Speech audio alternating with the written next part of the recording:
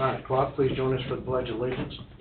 Pledge Allegiance to the flag of the United States of America, and to the republic for which it stands, one nation, under God, indivisible, with liberty and justice for all.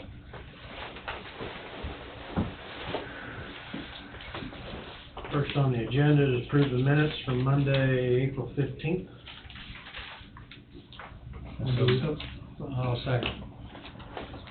Moved by Hughton, seconded by Meeks. All in favor, say aye. Aye. I'll abstain, I was absent. You said meat? Yep, Meeks moved, no, Hughton moved, Meeks seconded. Miscellaneous motions, moved to authorize direct the chairman to sign Coffee County payroll notice for Britt Rand, noxious weed, new hire, summer help, wage classification 5-1, wage of $14.29, effective date 5/15/23. I so moved. Second. Moved by Thompson, seconded by Meeks. Any discussion? Hearing none, all in favor say aye. Aye. Motion passes. Move to authorize direct chairman to sign Coffee County payroll notice for Damon Cook, laborer, noxious weeds, new hire, summer help, wage classification 5-1, wage of $14.29, effective 5/22/23. Moved by McCurry, seconded by Knight.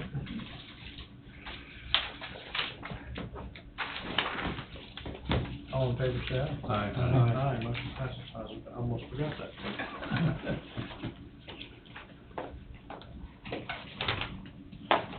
You got the originals for these, right? Yes, I do. Right over here.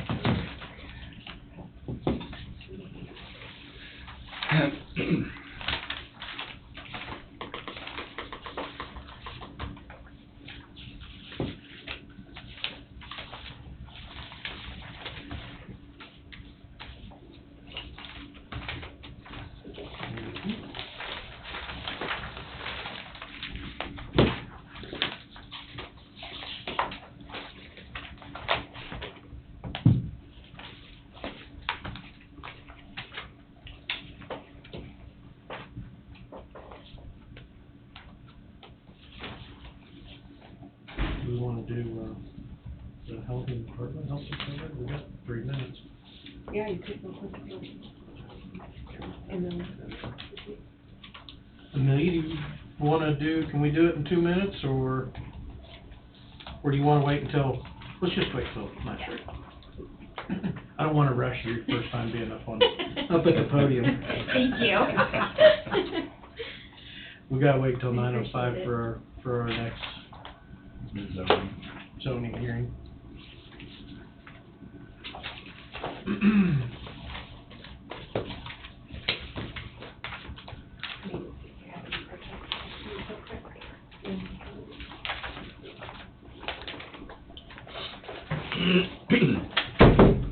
Heidi's putting us to work this morning. You know, someone's got to give you a little work, right? Might as well be me. It'll be a long day. For you. Yes.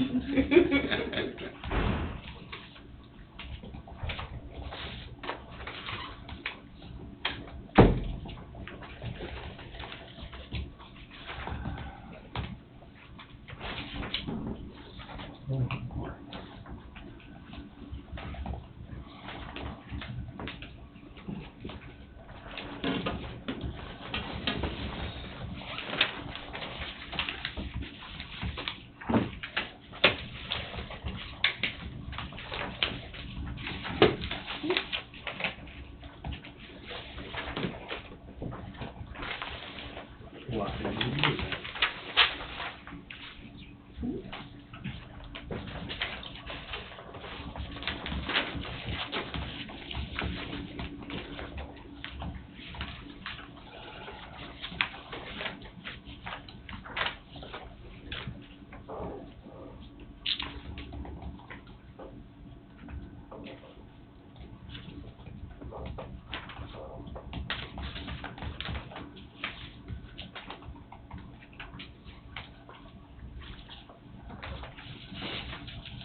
It's 9:05. We will hear zoning case number 2023-01. Call agenda item number 1, which is consideration zoning case Z 2023-01.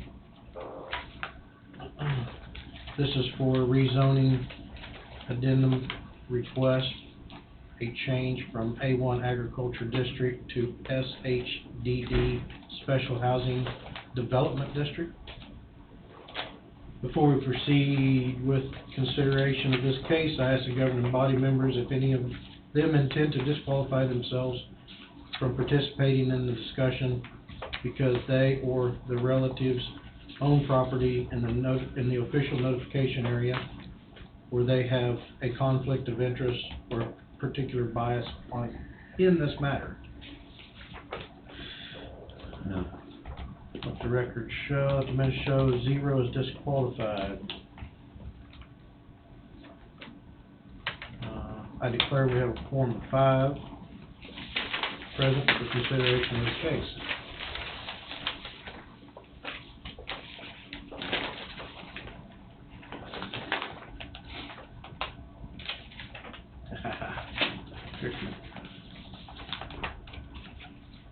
Protest petitions, has the clerk received any protest petitions on this case? No, we've not. I ask the governing body members if they have all received copies of the approved minutes of the planning board meeting for April 19th, 2023, which summarizes the public hearing on this case. Yes. Yes. Yeah. I call on our zoning administrator, Heidi Harris, to provide us with a report on this case and the recommendations from the planning board. Okay, so, you guys had already heard this case back on May 8th, 2023, and you guys decided to table it for more information due to water and sanitation. As of right now, I don't have any new information about those. Rhonda could be able to expand on a little more about it, but they need some more time to gather that information from you guys. So my recommendation at this time would be to table it again, so that way they can be able to have another discussion with the city of Burlington. And their next meeting for their city council meeting is on June 5th of, it's coming up in a couple weeks. So my suggestion would be to table again to the 12th of June and put on your agenda for then to continue until then to get that information so you can have all the information and make your decision. So the recommendation hasn't changed, so. Is there a specific reason why that information not available now? I would like you to ask the applicant of that. I'm not sure what their reasoning is behind it. We had our meeting, you know, I told you that we'd be going to the meetings, to the department heads and everything, and Louis Leonard was there and Jimmy Higginen, and so we talked to them. And they basically wanted to know what the county is gonna do, you know, kind of a back and forth. And so, they did say that, we would have to sign a developer's agreement before they'd even really tell us what our steps could be. And so we said, okay, we could, you know, take that to our board and do it. But then they weren't sure that we could do that. They're gonna look into their lawyer and see if we could do that as the developer, so. It's just back and forth, so that's kind of where we're at today. Their lawyer has not told us if we can actually sign the developer's agreement. Okay. I guess, Mr. Chairman, I'll make a motion to table this. Motion's been made to table case number Z 2023-01 by Mr. Huguenin. Go ahead, Steve. Second by McCurry, Until when? until June, what you said. Not June 12th? Or do you want Yeah, it later would be than the that? Monday after the 5th meeting, would it not? That should be the 12th of June. Let me double check. actually meeting the 7th, not the 5th. The 7th, not the 5th. Yeah, sorry, 7th, not the 5th, I apologize. Yours was the 5th. So the 12th would be the next Monday after theirs. Okay. So it's gonna be the 12th, Yes. until the 12th. June 12th would be your meeting, yes. Okay, moved by Huguenin, seconded by McCurry. Any discussion? All in favor, say aye. Aye. Aye, motion passes. Table, Thank you, Commissioners. you're not making us work too hard today. No. Thank you, You Heidi. want these Thank back? you. Thank you, Yes, Rhonda. please. Like, take the books back. And I'll bring it back. Stay paper that way.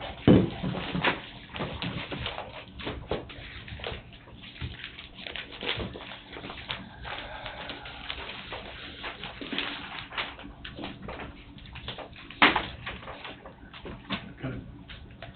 Health Department Administrator Amelia Merchant. Good morning. Good morning, all. Welcome. Oh, thank you. So I have some staffing updates. I did perform an interview last Wednesday for Susie Stroman, and I did request a motion for a new hire for her. I'm requesting 3/5 time for the, correct me if I'm speaking out of turn, but for the hourly wage of $29.87 with a hire date of June 12th.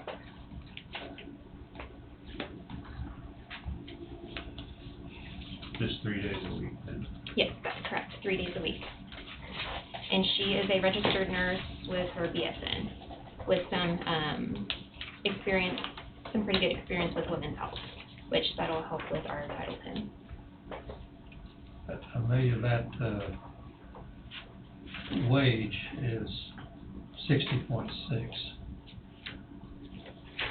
It was 65. I thought I just looked at, yeah. Oh, my apologies, it is 66. No big deal, but Yeah. it's step number 60.6. Mhm. I'll fix that in the motion then and redo your CP. Okay, thank you. Mm-hmm.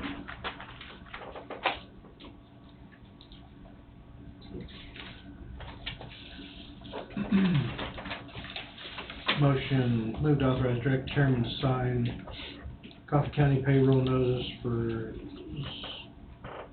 Suzanne Stroman, Stroman. registered nurse, health department, new hire, wage classification 60.6, wage of 29.87, effective 6/12/2023. I'll move. Moved by McCurry, I'll second that. seconded by Thompson. Any discussion? So this will help with the Katie Rich absence and, That's correct. Staffing. So this is actually, the 3/5 time was actually Katie's position. okay. And then, this upcoming Friday, I have another interview for a registered nurse, also with her BSN, that is interested in the full-time position. And she has, if I remember correctly, she has 5 years of public health experience, from the Wilson County area. Good. Good. Are these, of course, I don't know whether that's a man or a woman, but are these individuals some that you already knew prior to coming in, or? So Susie Stroman, she is one that I knew prior to. The one that I'm interviewing Friday, I had never met her before. Yeah, so, Sounds like you- Motion, Sounds like you got to hit the ground running. yeah, really, I did. That's good. any other comments regarding motion? Not all in favor, say aye. Aye. Motion passes.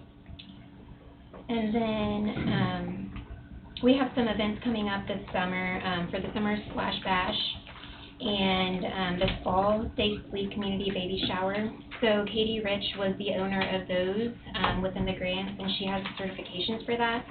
I have done research, and we're unfortunately unable to get staff members, trained in for the certifications to be able to put on those events.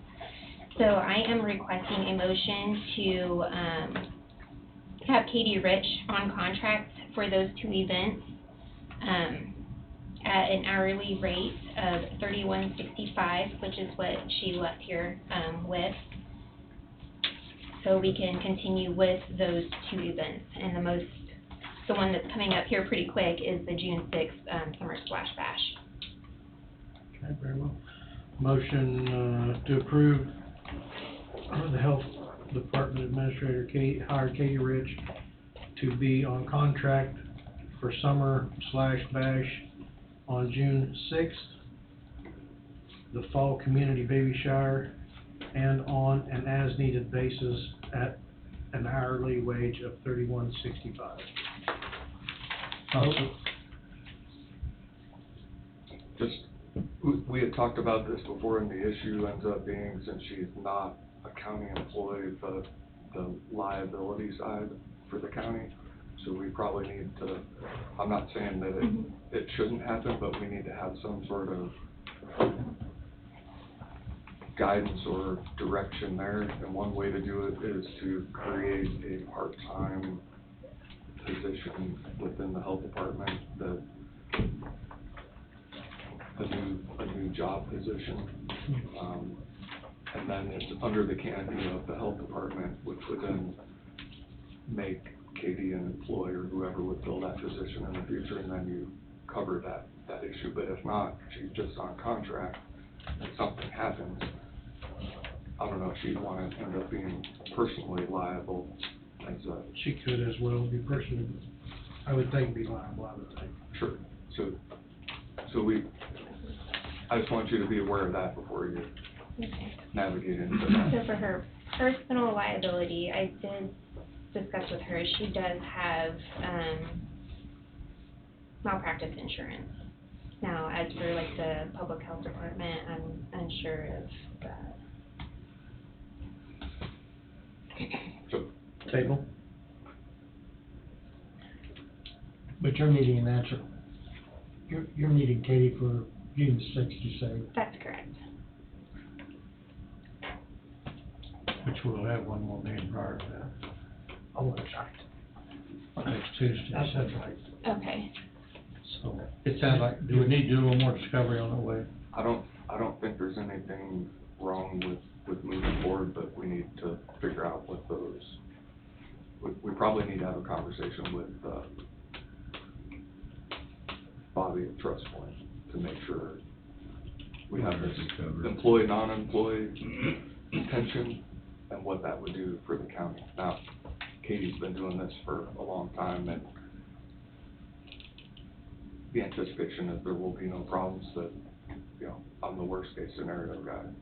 And what happens with the worst case scenario, we need to know ahead of time.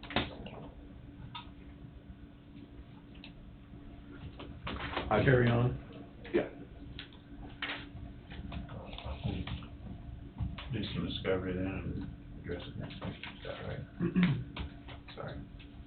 Or do we Or approve go ahead and and make then the do the motion. discovery? well, table it, I'll see if I Okay. can get the answer before the end of the meeting, but with the anticipation, I mean, it's gonna be resolved hopefully before.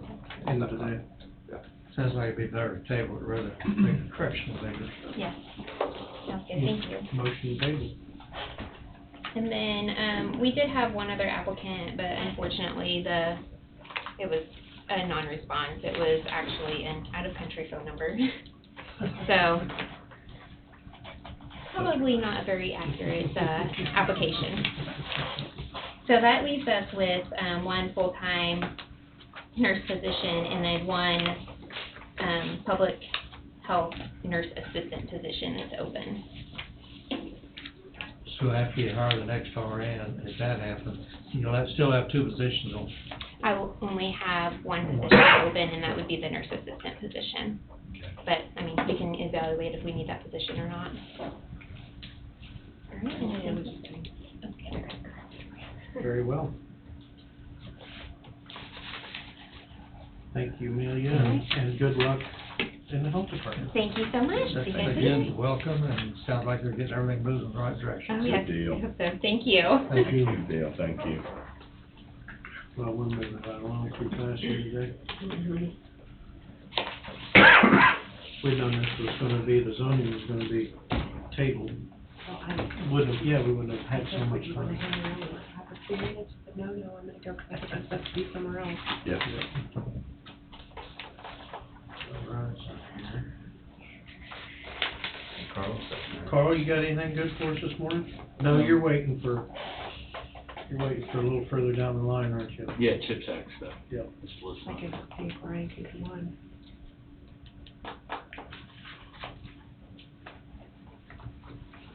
Chairman, Yes, sir? I have something. It's not on the agenda, and it may be something you can circle back to during the work Okay. session item. But Joe Serrano,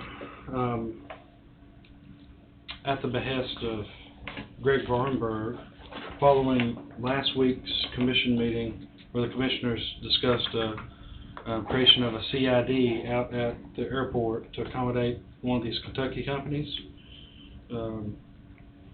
he has drafted a resolution and to create the CID, just statutorily starting the process. Again, there would only be one applicant or one petitioner, the county. The county owns the property. And it would start the process. As you know, there's a 60, 90 to 90 day waiting period for this. So the sooner we can get that process started, the petition started, the faster we can put it in play as the company starts to move dirt. They anticipate turning dirt late August, if everything works out right. I'd like to hand these to you at some point if after Wade's had a chance to review it, maybe get on the phone with Joseph Serrano during work session to discuss it, if the commissioners so choose. Well, I'm sure it was in the best interest from Joe to us, for us, to do something in this nature, or you, is that correct? Yes, sir. I mean, I was gone last week, I did not watch the meeting, but, The update is one of the engineer Saban, he has performed a boundary survey for the 8 acres that the commission mentioned. Obviously, 8 acres is a little bit more than what they probably physically need, but it's just enough if they did need to build an extra building on the fly or whatever, they could without having to come back to the commissioners. In this transfer of land, if they buy the land from the county, this 8 acres, I would like to have, work with Wade, put some clawbacks in place where they can't sell the property without approval from the commission. They can't make any changes to the property, i.e. if they add another facility down the road, they got to come back to the commissioners to do so. If they sell the property, they have to give the county first right of refusal. Just a normal clawbacks on industrial property that obviously the land is more valuable to the county in the years to come, as opposed to just letting people have full use of the property. The county would maintain some rights to protect the taxpayer. is this zoned industrial, or is this zoned? Not yet. It's exempt. So county property sometimes, I don't know why it's this way, but it is listed as exempt.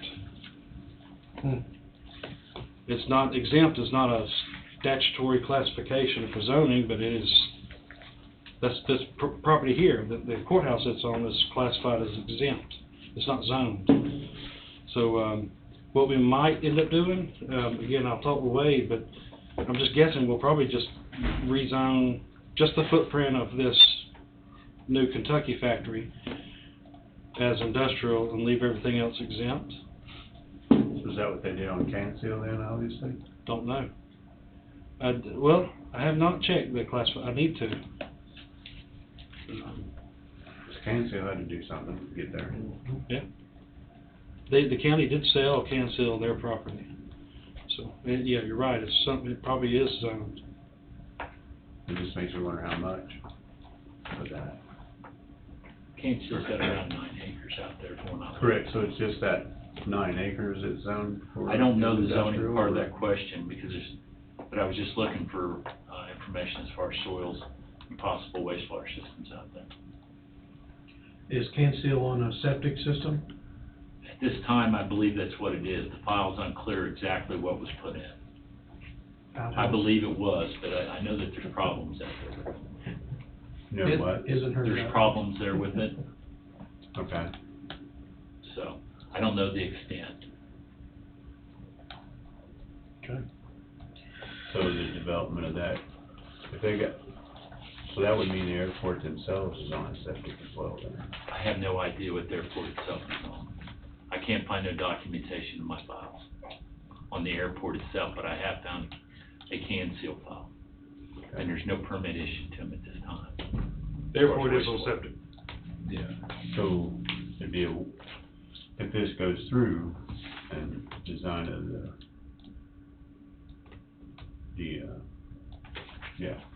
Community So- wastewater? yeah, community wastewater would be a win-win for the airport and can seal. Oh, big time. For everybody involved, for any future development.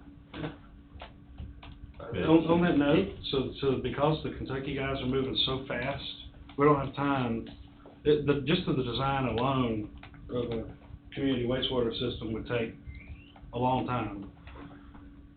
So we're proposing they just put in a cheap septic lateral fill, if it is permitted. I mean, they gotta go through the process of getting that done, but, you know, it may cost them 20 or 30 grand, they may lose 20 or 30 grand, by putting that in, but that's their only option, if they wanna move that fast. If 9 acres is enough to do that, though. Right. I haven't plugged any numbers in for it yet, because we gotta know what the soil type is and what the depth of the soil is there as far as the clay content of the soil. Because that determines how the water would ever work itself down into the soil, or it does its surface for proper absorption. Clay's a limiting factor for that. Right. This is on the southeast property, If you. of the property? On that, handout I gave you, the, second to last page, or, It'd be straight north of Kansas. Oh, it'd be straight north. Oh, okay, so it's on the high side. You know, it looks like county under this scenario will provide a new access road that far north. Would it be better to have an access off 75 if the state would allow it? it would, but that's another thing that takes a long time. I'm sure, but And money. it can still be developed at the long-range plan, maybe. Yes, sir. That's a great topic. What the plan is, to come to the commissioners with, is that we need obviously a service road from the existing entrance to get to this new factory. Right.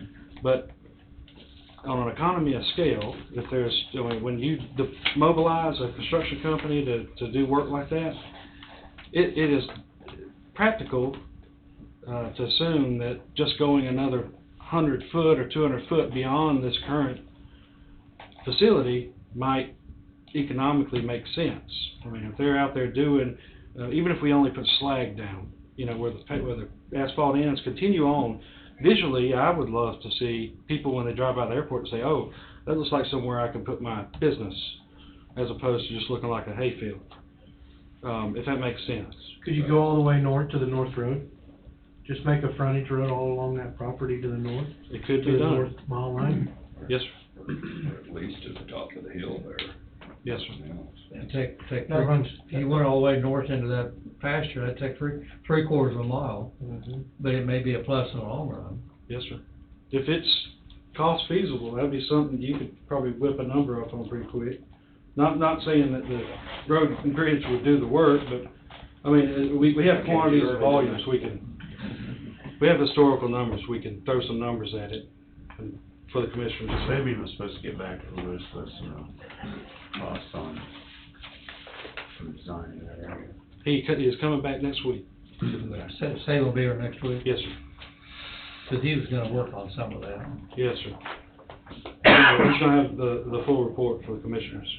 But we need to make sure if we're gonna do it right once. Yeah. That's the main thing. We have proceeded with a grant. It's a $750,000 grant. It can pay for roads or sewer.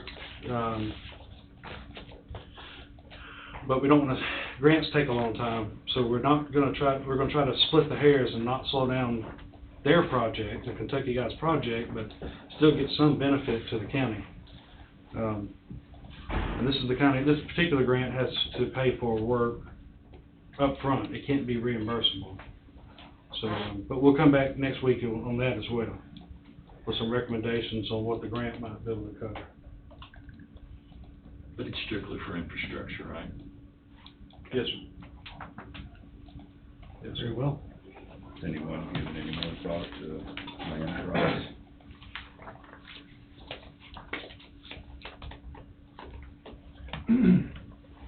Well, that's something we need to discuss, that's for darn sure, for that property there and then up north as well. You know, if they're wanting to move I think that's forward, probably we go. need to- I think we probably better try to tackle some of that in the roundtable or a work session maybe.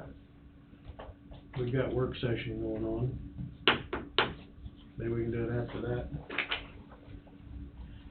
There's one more thing I'd like to talk about if you have another minute. Wade asked me last week, when we were talking about this deal, whether we would still do the rebate agreement, where we rebate a portion of their taxes back to them. Initially, I said no, but when we circled back, my objective is to make sure we benefit from what we're doing. That we, at the end of the day, if we spend $1,000, we make $2,000 in the long That's run. right.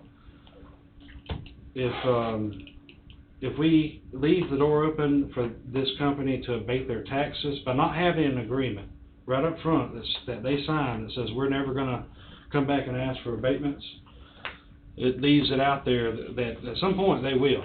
They have smart people working for them and they'll do it. So back to the rebate, the neat thing about this rebate agreement that we've already done with the other 6, 7 companies is they sign an agreement saying the Coffee County will rebate 30% of their taxes if they agree to pay 70% forever. And they never come back to the table and ask for anything else. That's limited for 10 years, isn't it? No, sir. No, that's rebate 30% for the. The rebate only lasts for 10 years, That's what but I was the meaning. agreement that they pay their taxes lasts forever. Yeah, but The 70%. But then it goes to 100%. 100% after It goes to 10 years. After 10 years, okay. That's That's right. what I was trying to figure That out. was my understanding before. Yeah, that's what I thought the other one was, that's why I was asking that. Can that kind of set a standard for every opportunity of business coming in? Keep them all consistent if we possibly can? It'd be good if you could manage it, but sometimes the situation might need. I'm sure there can be some exceptions, but I also like consistency too. Yes, sir. This is a good way to lock them in. That's an incentive, just enough of an Right. incentive for them to sign that document. They'll not come back and want it all taken off or something. And there's ways around the commission, FYI. An industrial entity can petition the state to have their taxes abated. You're gonna say the state could come in? Yes, sir. Yes. That's right, with commissioners not having to say so. Even with this agreement. No. With this agreement supersedes any agreement by the state. Sounds like it makes a lot of sense now. I would like to continue with the same agreement going forward personally. Oh, Sure. And if we need to tweak and split hairs later on, I would try to push that agreement, one agreement, Yeah. same for everybody. Yeah. That way the county, We need to it's be not a consistent. lose-lose for the county. Need to be consistent we possibly can on that. Yes, sir. Is this on the agenda for next week as well? To get The this petition? moving? The petition? It can be. I just needed to get it in front of the commissioners for discussion, so that it can be adopted sooner rather than later. So next week would be fine. And then you'd also mentioned at one point in time, and I don't know if this ties into this, the creation of the PDC. Is that gonna, because I know that has to happen as well, the Public Building Commission? Yes, sir. Okay. So that process, the commissioners already started it. You adopted a resolution months ago. That particular, the next step in that would be a public hearing concerning details of a project where the PDC would be used. And that's coming here pretty soon, within a few weeks, which is the financing of all these buildings out at BI.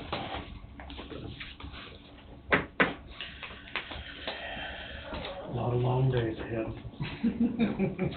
Thanks, Bobby. Yes, sir. Now, we'll hit our 9:40 Road and Bridge Superintendent. Ron Durst, good morning. Good morning. How are you guys? Good. Ron. I don't have very much today. A couple motions for summer help. Let's see that.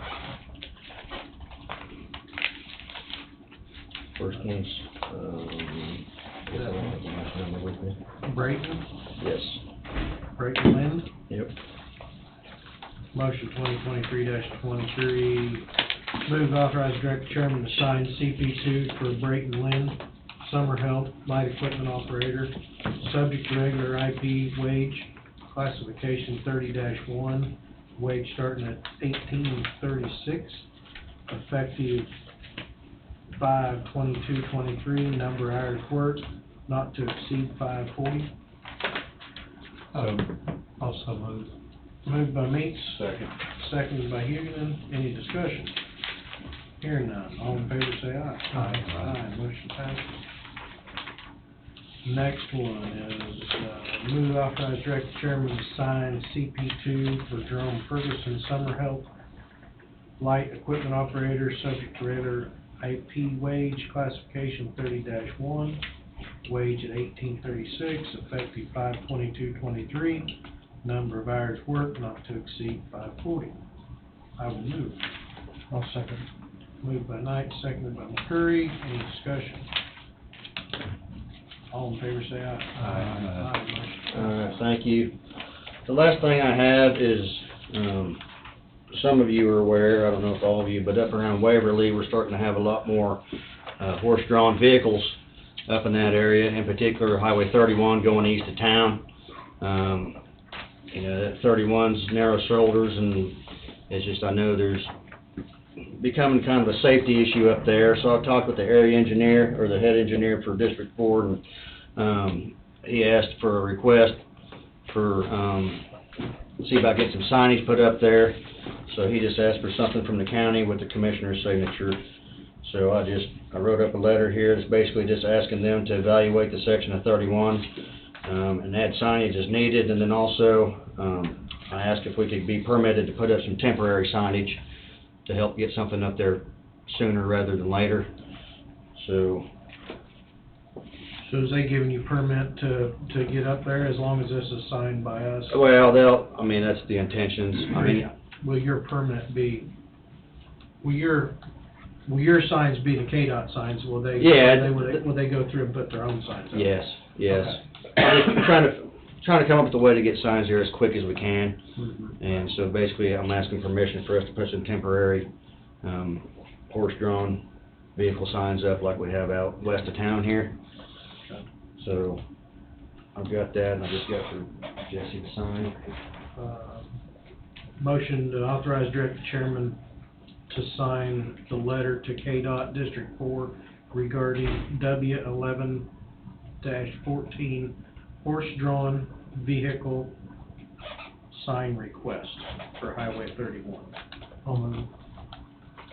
Moved by McCurry. No, second. Seconded by Meeks. Any discussion? All in favor say aye. Aye. Motion passes.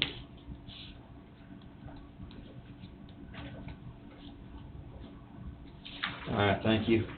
Sure. Yeah. You want me to sign this other one? That way you've got it? Oh, well, yeah, you would. I can just sign this one for you as well. That way you got it on.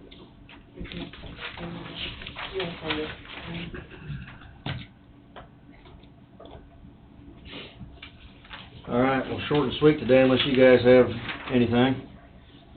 I traveled up Wayside the other day, or yesterday, going up to Baker University for a deal. I hadn't been on that road for a year probably, it just don't go east and north. The railroad redone that crossing up there south of Alsfield. Of course, it's a 45 direct angle. Yes.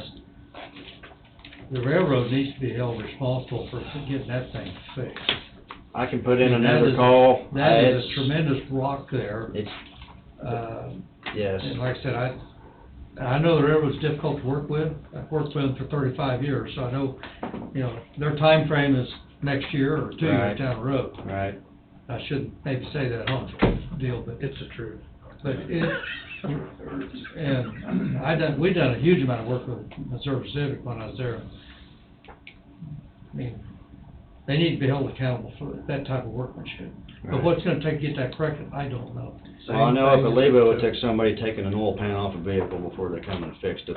And that was still. And that doesn't make it right, but I mean, that's, you know, I can reach out again, maybe try to find a new. few months ago and. Yeah, it's, well, I think it's about 6 months ago, 5, 6 months ago, but Where's your contact person at, do you know? I'd have to go back to the office and look. Is that UP?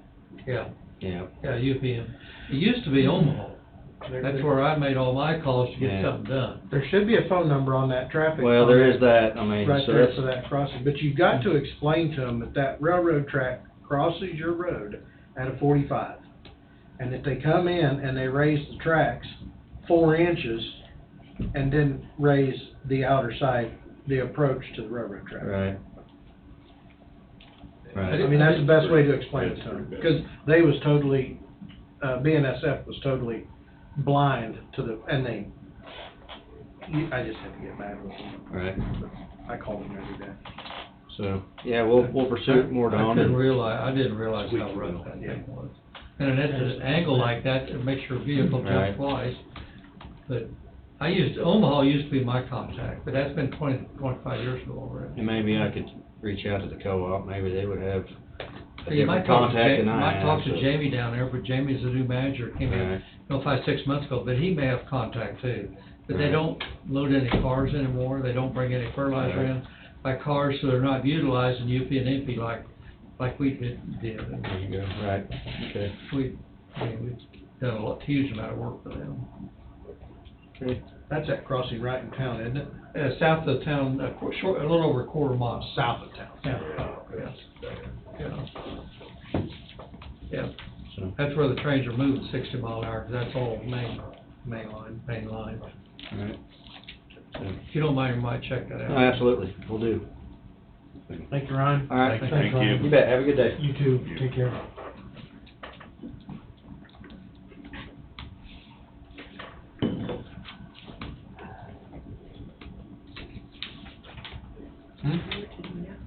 Photo us up, take a break.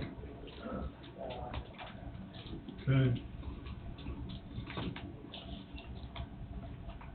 Banker's back there, he's gonna give us all money today, I think. Spectate. Oh, you're spectating?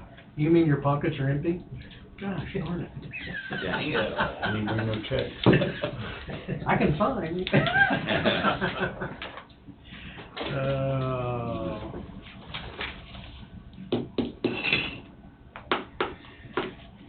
I guess we're stagnant until 10 o'clock. Guess we got a little bit of signature work here, so.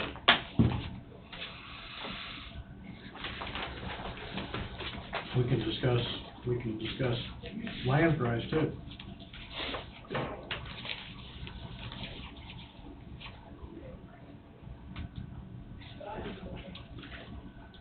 You know, this land price, of course, we know what we paid for the properties up north. To me, this is kind of a new, I don't know what to call it, new adventure for us to have property to offer out, that we wanna be fair to all these businesses. I just wondered, if it'd be worth checking maybe with Otto or Emporia, that evidently has done quite a bit of land selling, to get some rough ideas on how they proceeded ahead. And I don't have any contacts at either one of those towns to. The land would seem to me to be pretty valuable where it's at, but like I mentioned the other day, how do you outweigh the potential for the income, for the income? I mean, Yeah. so, is it expensive or next to free, or how do you judge that, And that may be something Bobby could help us out with all the contacts he's got. Well, he's talking about land values. It's a new experience for us. I suggest maybe talking to Otto or Emporia to see how they handle it. We're encouraging businesses to come in. Do they price something pretty good, or is it medium, or is it kept fairly low? Yes, sir. Because we don't, or I don't have any idea. Even if you charged a real big price, it's still relatively a small amount of money. They're all still If you're talking about acre, yeah. And, there's no precedent you're trying to establish. or maintain, for that matter. We certainly don't have anything in here in Coffee County for, That's right. Comparable. 200. And as far as setting a comp value or interfering with the real estate market, as you know, government transactions are not, you know, 296. part of the equation. I don't know whether Emporia or Ottawa or some other town gave you some leads on how they handle all their properties. I can't. But I can know call around Emporia and is get really going to the west, Yes, sir. and I'm sure that property's all being sold. Thank you. That's an assumption. And Ottawa's going gangbusters too. Yes, sir. Yes, sir. The resolution 900 you passed gives you sort of the ability to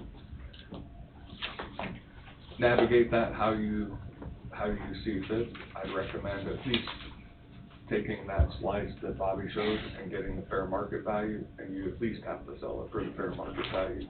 Now, someone will have to come in and establish what that fair market value would be, but that way you're transparent, open to the taxpayer, and if it's the fair market value you want to sell it for, then that resolution gives you that guidance and direction.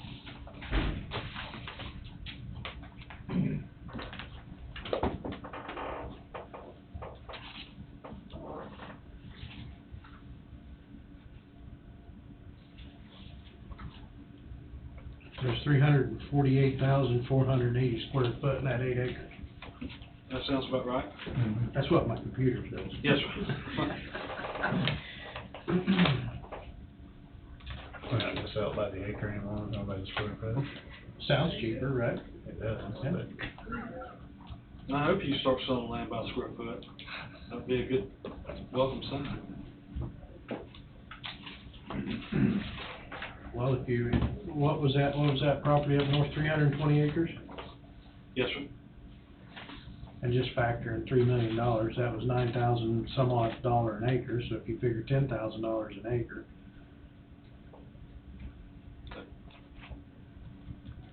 You divide that by square foot, that come up like $1.58 Yes, sir. a square foot. that's cheap. That's cheap. I mean, we're sitting right alongside of our. And you're sitting right alongside the airport, you're sitting right alongside 75 highway. Yeah, I mean, 8 miles from the interstate. I guess my first thought was, I don't know, maybe it was twice that much, but maybe that's the wrong thing to do. I don't know. Well, you don't wanna scare them off. I'm saying No, no. $5 to $10 an acre, or $10 square foot. $5 to $10 square foot. That's 20,000 an acre. At $5.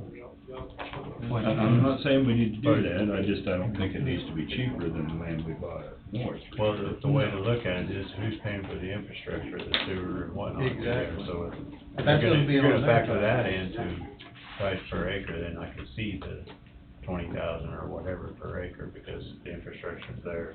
There's no, I mean, all they gotta do is hook onto what's sitting there, so. What's the road gonna cost to get? That would be where it'd be nice to have the cost, at least at the airport, approximate cost of what it would take to get a sewer lagoon there, or Sewer community system. sewer system there. As well as, there's real water there now, so that's not a major cost, it's just, and I'm sure the electric company provider's gonna have their own fee to get utilities to them, so. Yes, sir. That's what we need to factor in, what's that cost to get that going? That would help us determine a price easier. But next, when saving comes, next week, we can have, that allocated cost for you to consider. They were talking about like a prefab unit was the word I thought was used, if I remember correctly. I believe they actually construct those, I looked those up a little bit, they're not really precast, they're actually constructed. I'd say so. The sewer, the septic? They're like a, Fiberglass. just, oh, they got fiberglass ones too, I've seen some being actually built out of concrete. Oh, out of concrete, I haven't seen that. Being a concrete guy. I had to look Yeah, it up. that's the obvious material. I had to look it up, so. Yeah, we're gonna take a quick,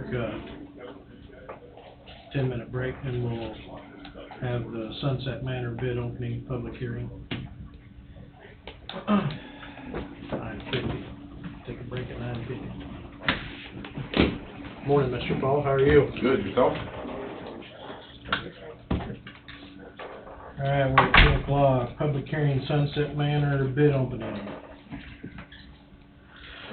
As we know, the bids were supposed to be turned in by Friday at 5 p.m. As of this morning, we did not have any bids. Angela with Trust Point did feel like, since we took that week that we paused and took everything down, and she had another 30 days, she does have 2 investors working together that she feels like they'll be turning in a bid shortly, and she has another investor as well that she feels they'll be turning in a bid shortly. So they need, what, 30, 60 Correct. days? 30 days, is what she 30 said. days. Mhm. That's what you need, it's what we need. Perfect. Do we need to make a Do we motion? got a motion to extend the bid openings for 30 days? And republish as Yeah, well. and it'll have to be republished.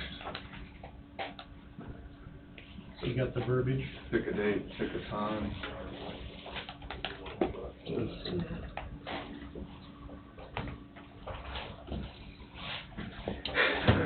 Like June 19th? Yeah. Works. That's a month from today. And that, if you use the same one that was used before. That was, Talking about the 19th of June then? yes. The bids to be submitted to Trust Point the following Friday by 5 p.m. By 5 On the p.m. 16th. Mm-hmm.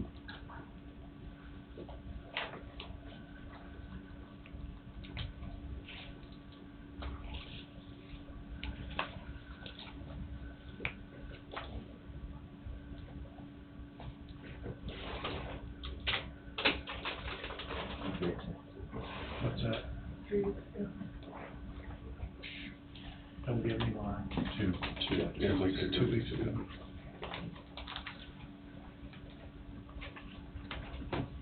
Eighth or the first.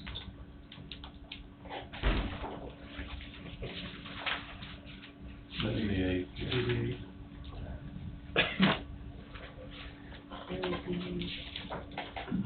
Yeah. It was 9:05.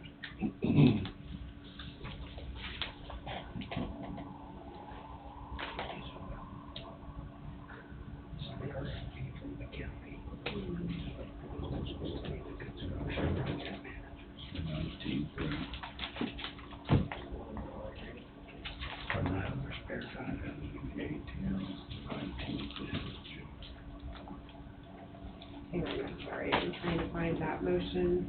Mm-hmm.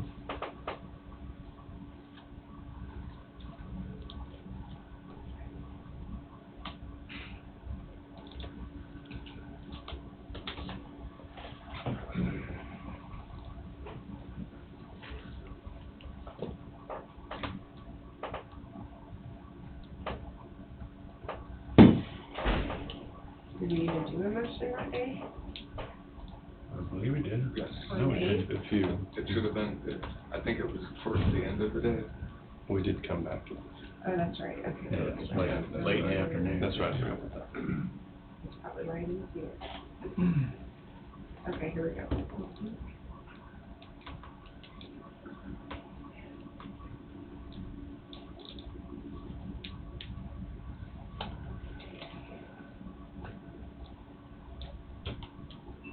So we're gonna do the same motion, just change the date.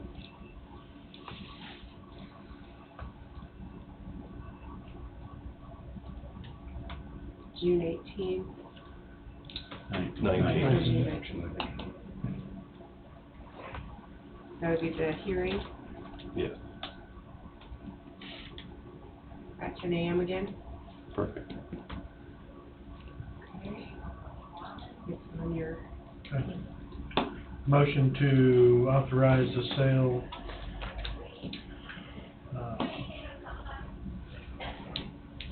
sorry, having a brain fog. Move to authorize the sale, disposition of the property at 128 Pearson Avenue, Waverly, Kansas, to be published 2 times in the county newspaper, with public hearing to be scheduled on Monday, June 19th at 10 a.m. at the Coffee County Commission Chambers. And will also authorize the Board of Trustees for Coffee Health Systems to move forward with the sale through a licensed real estate agent, broker agent. Your bids are due the 16th. Yes, by 5 p.m. Yeah, bids due June 16th by 5 p.m. Do you want that in the motion? Yeah, probably better. I will move. I'll second. Moved by Knight, seconded by McCurry. Any discussion? This Trust Point's got a sale on that. Do we need to have Trust Point listed? Other than just licensed real estate? I don't think you have to. I don't think. And it may not make any difference.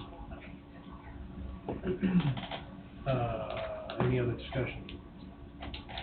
Hearing none, all in favor say aye. Aye. Motion passes. Thank you. And then we'll see you next week for the quarterly update and also the 2024 budget. Get some airplane lights and shine, like. On my way. Yeah, for the Sale. sale. That's right. We're Draw trying. people in. We're trying. All right, thank you all. Thank you. Thank you. 10:05, Deputy Secretary, Mr. Paul Hughes, Kansas Department of Commerce, CHIPS Act, update from the state. Would the commissioners prefer I be at the podium? Sure. Or- okay. Sure, as long as you prefer to be. Sure, so. You can stand anywhere you wish. Well, thank you for having me, Commissioners. I appreciate the opportunity to provide an update on the state's work under the CHIPS Act. And for those that, just real quickly for the record, the CHIPS Act is a $52 billion program with the focus of reshoring manufacturing in the semiconductor industry, but also there's work in other areas as well. Within the CHIPS Act, there are 10 what they call focus areas. This is everything from cybersecurity to biotechnology and a number of other areas that are the focus of that bill. And all of those areas were 10 aspects of our economy that were rattled when the COVID outbreak took place, international supply chains broke, and our nation discovered how important it was to have domestic manufacturing again. So that's the purpose of the CHIPS Act, it goes beyond just an incentive program to bring manufacturing here. This has strategic importance to our nation to make sure that we have these supply chains here in our country. So for the state of Kansas, we currently have a number of applicants that we're supporting through governor support letters, incentive offers, including the Apex bill for some of our semiconductor companies. We currently have 2 that have been announced in the state. One is EMP Shields, who's here today. The other is Integra Technologies in the greater Wichita area. And we have a third company that's looking in the Lawrence, Kansas area, and a fourth consortium, if you will, that's in the hunt. They've asked not to have their name dropped anywhere, but they're looking in the Wyandotte County area. These are all very large projects. 3 of the 4 are billion-dollar-plus size projects, so they're significant in scope. The challenge we have as a state, and other states have, is finding a site that's large enough with the appropriate infrastructure to be able to support any of these projects. Currently, we've got a project that we just announced recently. We've been working with Bobby on it, Bobby Skipper that is, and it's a $3.5 billion project, electric vehicle battery space, and we're having a difficult time finding 400 acres with 120 megawatts of power service and 1 million gallons of water a day. These are all huge requirements. And this is what all of our mega projects are starting to look like. All these dollars that are coming back to our country after we've shipped them over there decades ago, those dollars are coming back, and these are the size of the projects that we're looking at. So we're beginning some work to do some background to understand where these sites might be in the state. where we can get them set up quickly, and quickly being 12 months or less, to be able to service those sorts of projects. So there's a lot of work being done under the manufacturing aspect of the CHIPS bill. There's one other area of the CHIPS bill that is also very important for the state of Kansas, and this is called the Regional Technology and Innovation Hubs. This is a hub that's designed for workforce development. It's designed for product commercialization, helping new innovations get to the market more quickly. And it's a collaboration between industry in the state. Actually, we can choose any region we wish. We could even partner with neighboring states. But it's the industry that provides the direction to our state's universities, community colleges, and technical colleges. And then it's administered by the state of Kansas, where we're making sure that the reporting requirements are being done on time, that the matching funds are there when they're needed. And these tech hubs, there will be 20 of them in the country. And Kansas is competing for one in a highly competitive region. We're in the Rocky Mountain region, which is really for the Economic Development Administration, which is everything from Utah to Missouri and on north to the Canadian border. So we have some competing states that are there, but we really are uniquely positioned in that we have the semiconductor industry here. We know that's important to the EDA. And so we have those projects that are in the pipeline, and then the state is going to be pursuing that through our university partnerships, research and development work, and a number of other areas. So it's a the stakes are high on this, very high, because it has a national security implication. And this is, my personal opinion is that this is going to turn into a shoving match between the United States and China. And we're starting to see it around the island of Taiwan currently. I think that will escalate as they get further into moving this semiconductor industry back to the U.S. So it's important that as we engage with this industry, that we move quickly, we build the workforce that they're looking for, and the reality is nobody has the workforce they're looking for. We have to build it. And that's one thing that Kansas is getting very good at, because it's always prized higher education, is they're getting very good at creating a workforce that doesn't exist anywhere. So you'll hear more work being done by the state in that area as well. So just to kind of sum it up, we're working on the Regional Technology and Innovation Hubs. We're doing one application for all of the stakeholders in the state of Kansas, and that's what's been recommended to us. We're also pursuing these industry players in the semiconductor space, but you'll hear more around any of the 10 focus areas that are in the CHIPS Act. I mentioned those 10 focus areas because it's a great starting point for any community that's assessing what industries do they want to support. What do they want their community to become? And those 10 areas are what's going to be receiving the balance of the $52 billion in funding that comes, or excuse me, the $10 billion in funding that comes out of the tech hub and to support those industries. Those are dollars that are going to get infused in through those 20 different tech hubs that I had mentioned, and it's all with the intention of supporting those industries within the state's counties as well. So I'm happy to answer any questions or. So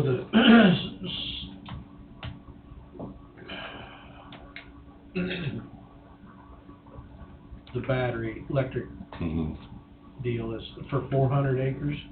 It's Commissioner Knight, that particular project, it's a 400-acre site that they're looking for. They generally begin with pretty generic specifications. It's a 400-acre site that they're looking for. They prefer a rectangular-shaped facility, and they need 120 megawatts of power and I think it was 1.2 million gallons of water per day. It's a lot. It's a lot, and it matters. Many of you know that I came to Kansas from Arizona, where the saying out there is whiskey's for drinking and water's for fighting. And how they use that water is important. If they're flashing it into steam and it's gone, then it's out of the ecosystem. If they're filtering it and returning it back to the ecosystem, that's a different use of that water, and we need more information from the client to understand what's really happening there. I was, Mr. Hughes, I was thinking they'd already broke ground on that Panasonic battery deal. Commissioner Meeks, Panasonic is well underway. This is a brand-new EV battery opportunity for the state. What tends to happen is once one of those announces, like a Panasonic, the other EV battery players understand Panasonic's already done the homework and found something they liked in Kansas. And it really shortens the list for them on where they've been shopping. This particular opportunity, the company that's behind it, has already established 4 EV battery plants throughout the Midwest, from Michigan to Texas. And they have 2 more that they need to locate somewhere. And that's what we're chasing after here, is one of those 2 facilities. How many employees?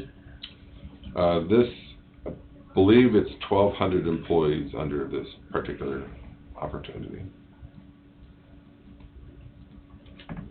Is that raw water or potable water they need? Good question. The water, they didn't specify what the water was for. Oftentimes for these EV battery facilities, the water is used for cooling as they're charging the batteries. So that's my hunch as to what they need that volume of water for, because it's not a water-intensive process, but the charging aspect of it. Seeing the power requirement and that much water tells me that they're charging the batteries and they need to keep them cool while they're doing that. So it would be in like an immersion, if you will, of the batteries while they're charging them. Non-potable, maybe? Yeah. You know, here, 3 or 4 weeks ago, we'd understood that there had to be an application in to the Commerce Department, DC, May 1st. The dates to, the target dates on down the road, are they more established now than what they were 6 months ago when all this kind of started? Commissioner Meeks, I've been chasing after the answer to that question for some time now. The dates that we've been getting from the U.S. Economic Development Administration have been very general in nature. We're working with one timeline now for a program called Recompete, and they're telling us to expect that late summer is the timeline that we're getting. And it's generally not until they'll open a comments period and ask for public input of how a program should be run, or qualifications, anything that the stakeholders would want to have say in that program. And normally when they go to that comments period, you're within 45 days of seeing the actual deadline date drop.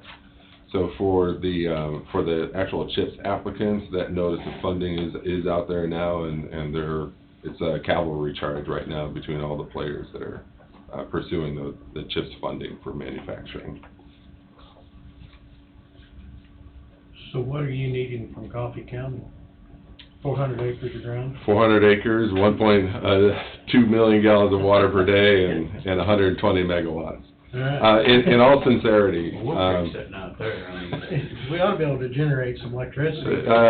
with Wolf Creek, that might be actually an excellent starting point. There is I would say a mindfulness that these large mega sites are having difficulty finding a home.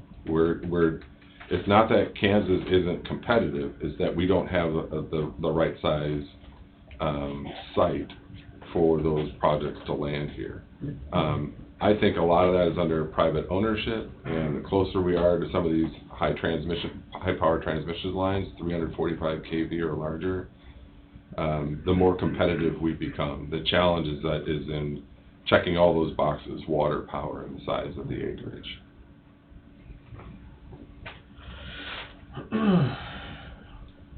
A lot of interesting things coming down the pipeline. There's a lot, and it's important that a community understands what it wants to be and what it doesn't want to be as it relates to these opportunities that come around.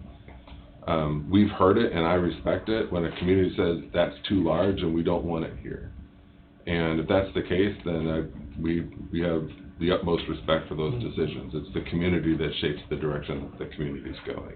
But if there's an interest in pursuing that, we'd like to partner on. Yeah, I mean, you look at, what could possibly happen up north with the cluster and the CHIPS deal. There's a lot of employees there that's going to be needed, up to 2,000 employees, roughly. Right. But that might be 10 years down the road. might be 15 years down the road, who knows? True, those hiring patterns, we're kind of balancing a couple of data points when it comes to workforce and the future of work.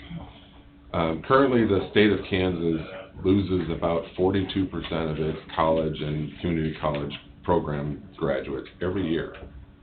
That's about 16,000 people, and that are leaving the state to find opportunity elsewhere. And the concern that we hear on these larger projects is when we're hearing that there's 2,000 that need to be hired, or even 4,000 need to be hired, like in DeSoto. Those numbers are there. We're seeing those people leaving. So we currently, those 4,000 are generally hired over a 3 to 5 year time horizon. And over that same 5 year time horizon, you're losing 80,000 people as college graduates going elsewhere. So there's a big delta there. We have to try to get that into balance. These are big numbers, and they're a little spooky, but once we start breaking it down into where they come from, the programs that they can go through, all of these companies want to get going quickly. So they're not looking for 4 year program completions and PhDs. They're looking for somebody that can complete training in 18 to 24 months. This project you're talking about, how many employees it would need approximately? The current opportunity that we're looking at in the EV battery space is about 1,200 employees. We know that Integra, I believe, is at 2,700 employees. Panasonic is at 4,000. It's a poorly kept secret that they're looking at a second facility in Kansas, and that would be another 3,000 employees. All in, I think we're around 16,000 net new jobs in these new industries within the next 5 years. Yeah, correct. I know it was mentioned about the EV project a few weeks ago, having a conversation with Skipper, and I guess my immediate concern was, we're working on the CHIPS Act up north, and it needs a lot of water, it needs a lot of electricity, it needs a lot of things, so I just wonder if adding something like that to our community would be a strain, or, do we have everything we need to do that and this, is where I'm at. That's a fair question to be asking. I think it's prudent to be asking that, particularly when it comes to water and power. Right. And then, I think even within industry, there are some choices to make. This is a high power requirement for the EV battery location, but there are also high powered data centers out there. And so the question is, do we want these high power users that don't create jobs, or do we want these high power users that do create jobs?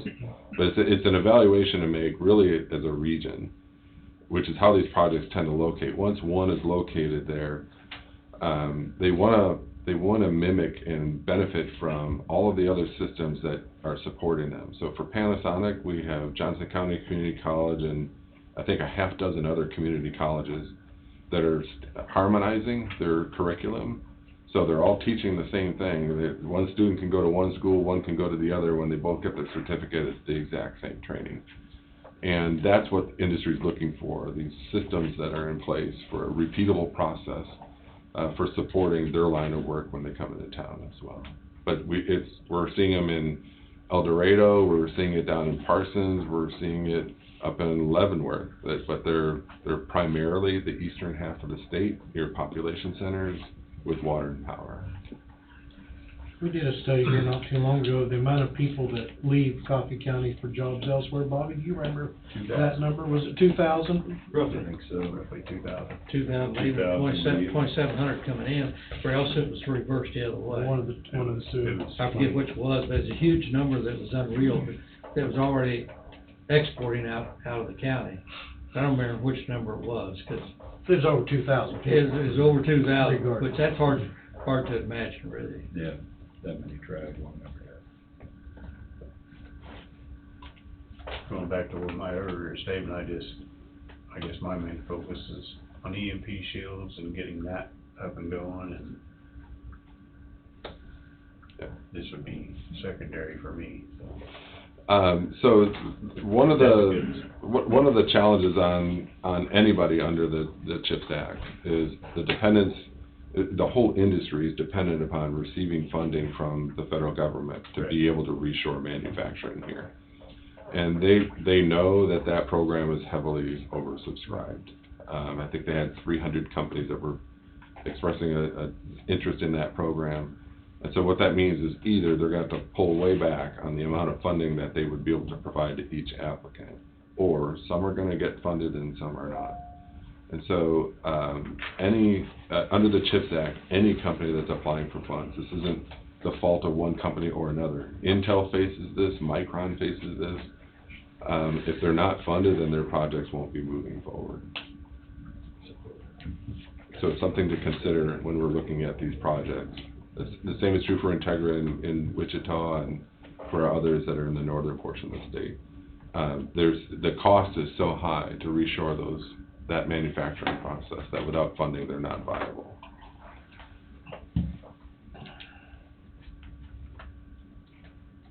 Justin? Yes, sir. Should we be looking at the water part of this as a regional project with some of our partners? Would that be wise for us to start doing? It would be, particularly, we've got projects that are looking throughout the region here on water needs.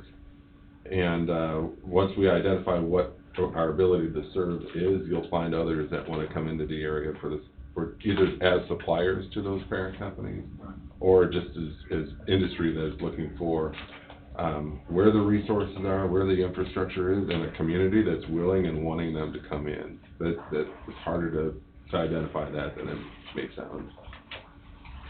Thank you. Thanks, Carl. Commissioners? Yes.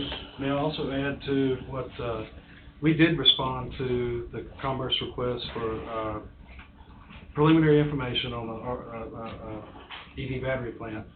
But we do, because we have been going through this exercise with the CHIPS Act at VETO, we have hotlines open with all the right people and all the right utility departments. So Fort Rivers has jurisdiction in the site that we proposed to Commerce. They have guaranteed on letterhead service to meet the service required by a certain date. Water is also, the capacity exists to serve out of the Neosho, out of our current city of Burlington. We also have that stated. We can also tap into the Marizine Basin, also working with one of our local partners up north. We've been meeting with Public Wholesale District 12 since September on having a regional plan with them to service not only Coffee County, but all the adjoining towns and rural water districts. Excellent, excellent. Thank you. Kansas Water, I want to mention that. Kansas Water Office has been great to work with. Earl Lewis's group has been fundamentally sound to us in getting this developed. He's been great. That's good to hear. Earl and I are on the phone pretty often. When there's an M behind the daily water requirement, my first call is to Earl, so I'm glad to hear that. Earl and I are on a first name basis. Good, good, very good to hear that. Well, I'm not gonna speak for everybody, but I'll speak for myself. I'm not afraid of industry coming in. I want the right industry, you know. Agreed. You know, of course, I wanna make sure that our homegrown companies are taken care of, and hopefully they can get their projects off the ground. But it kinda sounds like to me, through what Bobby said and what Carl said, that the water's available and the power's available for the EV side. Right. And apparently the property's available, so. Correct. So we're in a pretty competitive position right now as compared to other states. We see companies that are leaving other states because they're not getting support that they need to effectively compete under the CHIPS program. So we're fortunate to have a governor that is interested in seeing economic development in the state and watching the state grow. We're fortunate to have Senator Moran and others and Senator Marshall, both of whom are competing heavily to make sure that Kansas gets its share of the CHIPS Act. So there's huge opportunity here. I'm with you on industry coming, like I say, I want to protect homegrown as well too, so. My theory is if you're not growing, you're dying. We need to grow. I think there will be a recalibration on the kinds of industries that are here in Kansas. And if we're effective as a state in growing the workforce that doesn't exist anywhere, we will always have emerging industries coming to Kansas. How can our electric grid right now, just like you're adding, what do you say, 120 megawatts. 120 megawatts, for the battery plant, and then I'm sure if something happens up at the Vito Junction area, there's more electricity being used there. You got more electric vehicles on the road, there's more charges. What's Kansas doing to bring good, sustainable energy? Is there gonna be maybe some power plants, nuclear, or? Great question, Commissioner Knight. So a lot of the work that's being done, I've just kind of republished an article on this over the weekend. The issue for really our nation is that the power generation capacity is there for both, especially in the clean energy space, whether that's wind or solar or whatever the case may be. The challenge is in the infrastructure to get that plugged into the transmission to basically the grid, to be able to take power that's being generated here in Kansas and getting it shipped elsewhere. And many of these projects come with a clean energy requirement, and so that's what puts Kansas on the map for them, is that we have a good amount of that type of generation. But our nation as a whole needs to make major investments into its electrical grid to be able to carry all this extra capacity. Is wind the answer? Is solar the answer? I think it's going to be a combination of elements. That's the answer. They all have their strengths and their weaknesses. For solar and for wind, your energy source is free, but there are other aspects to how those systems run. There's nighttime and zero wind conditions on occasion, and that's where industrial scale battery storage of power needs to kick in. So this grid needs to be of a different design than what we have currently. I just look at more electricity use. We've got Wolf Creek sitting here. There's other nuclear plants throughout the country. There just hasn't been one built forever and ever and ever and ever. It's the issue is the permitting process to get those facilities online. It takes decades, as I'm sure the folks at Wolf Creek can tell you, to get a new facility up and running. I know it's been a blessing to our county. Indeed. I don't have any questions, any more questions, Paul, unless the rest of the board. Okay. Just appreciate You know where I live.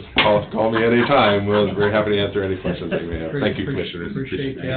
Thank you, sir.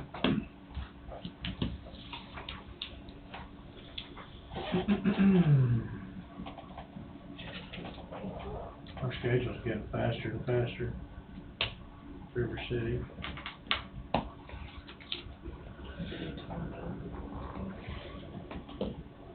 Yeah. Sheriff, you got anything you want to bring to us early, or do you want to wait till after River City? Wait and get a picture up there. Yep. He's the operator of that thing, so I just mess it up.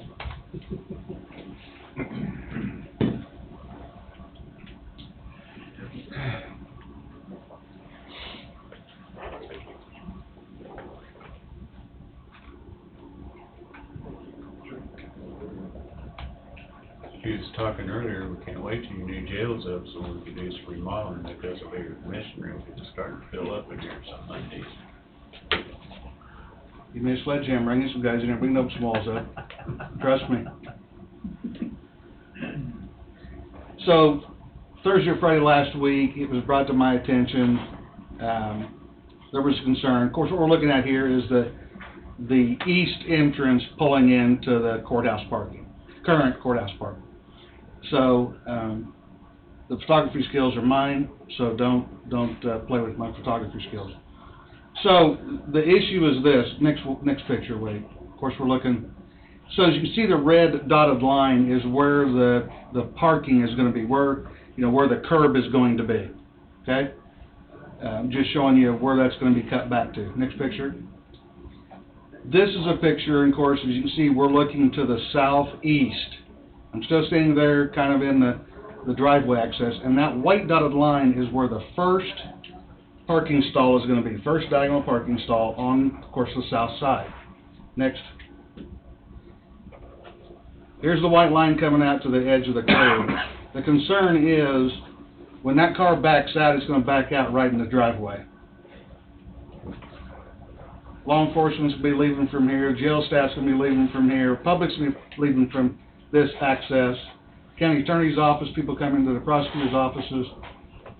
That's the concern, is if that's the rear as it comes out into the street, and they're backing around right in that intersection. Next picture.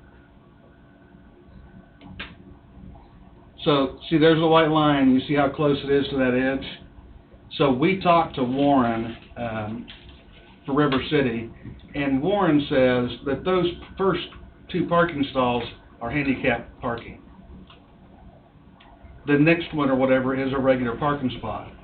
He says that they can eliminate one of those, the first regular parking stall, and just move these down and give, a little room there, so they're not backing out into that driveway access.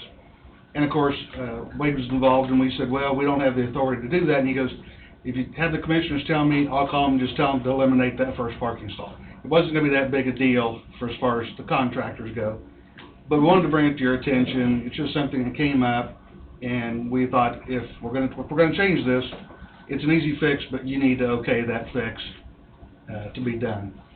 So You're just losing one parking spot. You're losing one regular parking spot, that's right, and we're moving this down one slot to give enough area to back around safely. So they're not backing into that intersection. So it'd be deduction in quantities of concrete, asphalt, and everything for that one stall? It's just one stall, yes, sir. So it would help offset some of this possible change order? Whatever, sir, you're talking above my head. I'm just thinking, I think there might be a safety concern here. Well, I see your safety concern. I just started thinking out loud that Yes, sir. we're reducing quantities in that area, and I see this change order is upping some quantities in another area, so. And it's just one spot. We're not eliminating 10 or 15. It's Right. just one spot, and it's eliminating a regular spot, not a handicap. Right. Yeah. Tom, once we get the new jail built, chances are there's only parking spaces back west now. It'll only have the north one still available. Is there anything, make this an entry only, then going out the west side as an exit? Because your parking is really gonna change to the west once the jail's up. There won't be too many, because right now the north lot, all the cars are going in, so they're gonna be going out the west entry. The sheriff's office cars are west of the sheriff's office or the new jail, those will all be going out the north, the west entry. To me, it'd make this an entry only, because right now they're currently, all the cars in that north 2 lanes, it'll still be there. Those are all gonna be going out the west. Is the west two-way street? Well, if you have that first Yes. parking slot, we're gonna leave, in front of the new build. Yeah, in front. If you do that, then all you're gonna have to straight, and that's all it'd be, is paint the diagonal lines in one direction. If not, the way it's parked now, it's access for both sides. Both the west, right now, it's set for entry in either side because they're, different diagonals. But the parking is all angled parking headed to the west, correct? I know the second set is all Northwest and southwest. angled parking to the west, and I think the north one is too. I never parked in the north angle. So One of they're the all problems going you're out. gonna run into with that access right there, that is an area where a delivery truck is gonna back in, so you can still come into the west side of the courthouse. We're not gonna lose those parking spots right there in that area, so it's still gonna be a to and fro, I Yeah. believe. Eliminate one parking spot, probably not.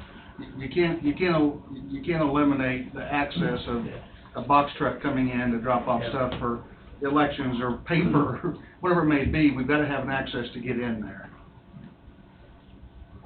Well, they can still get in there, and they can also leave the west, so it's just what is most functional. Yeah.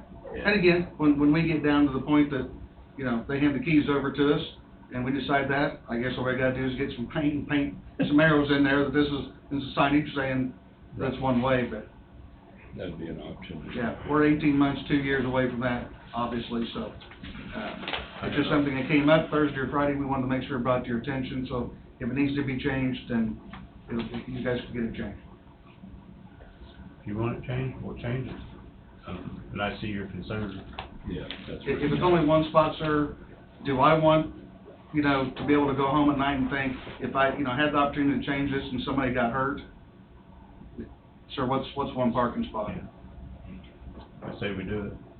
Yeah, no matter what you do, it's still gonna be pretty close there, but at least the person coming out would have a little more time to, Yes, sir. both of them to see each other. Yes, Well, sir. you have a problem here, this person's gonna shoot out of there quick, and the person that's backing out's looking and don't see anybody, and then they put it in reverse, then they go back out, bam, there's a person flying out of the driveway. In that intersection is gonna, they're backing out into the intersection.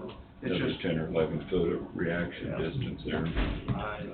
If I could say, because I'm afraid I'm gonna lose this anyway, if that handicap parking spot became a van accessible, where they need that area over the side, you could move that parking spot over and use that area.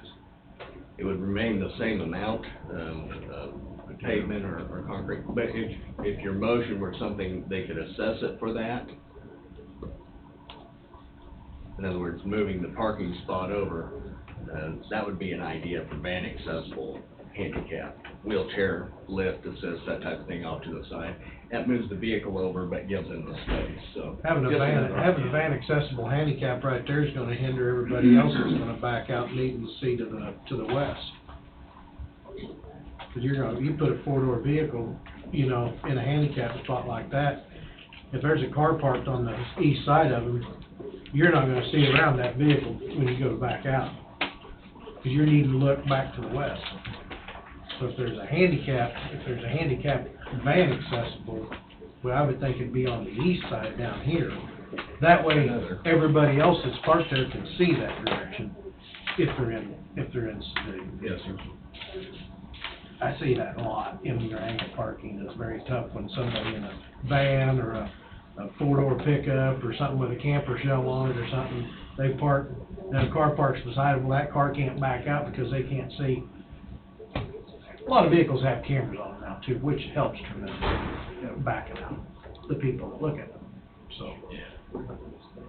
I don't have a problem with changing it, I truly don't either. It's one parking spot. yeah, that's what I said, one parking spot. And again, I don't care if it's 5 or 10. If it's a safety issue, we need to fix it, but all it is, Warren's already said, it's only one spot. We can eliminate that one spot and move it over, and it's not a big deal, so. We don't gotta reinvent the wheel, just move it. That's correct. All in agreement? Do we have a motion? So they'll send a new change order, because we're in the change order world now, where you get the new design.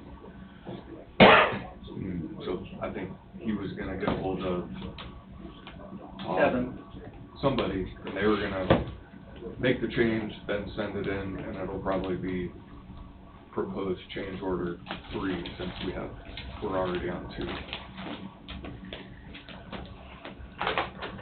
The way the We'll remember one of these days we was on number 2. Wait for the jail. Number of change orders on that. The parking diagram that Riverside has got drawn out, that north 2 parking lanes, they've got this set up where all the vehicles are gonna be coming in from the west entry. So, on the new one, on this right here, so they're all coming in the west entry. So Riverside might wanna reverse that around. Because with this diagram, there'll be hardly any vehicles coming in the east parking, that east entry. That there is just reflecting what's existing now. Okay. So this could be. Not what's in the end, and we'd have to pull that one of those other drawings, see what's in the end, which is somewhat irrelevant to me, because you're still gonna have to and fro traffic coming out of that entrance, like you said, so. So with this diagram, all your parking on the north hill, which is about 20 parking spaces, every one of them will be coming out the east entry. So we may want to reevaluate that part of it.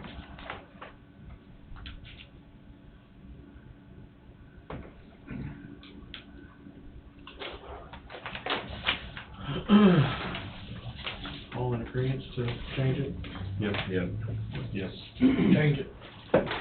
I will send Warren an email and let him know that that's your decision, get us a change order for all that. He's coming in.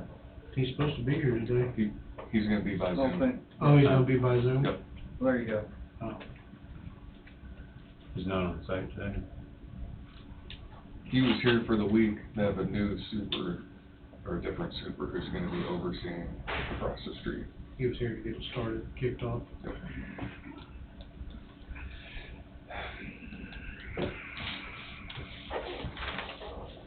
Oh, we got 5 minutes. Where you got sheriff done, right?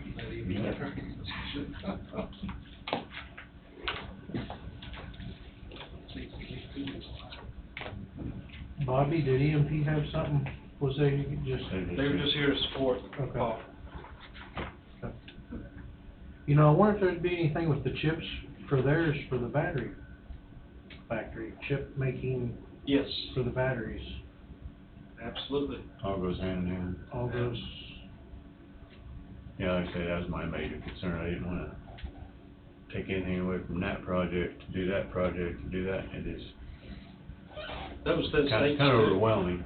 Yes, sir. This EV does not affect, ironically, the two different water basins, or two different electrical distribution systems. And where was that EV thing? Airport. Okay, that's right. Sound like we need to get the Kentucky people going at the airport sooner as opposed to later. Yes, sir.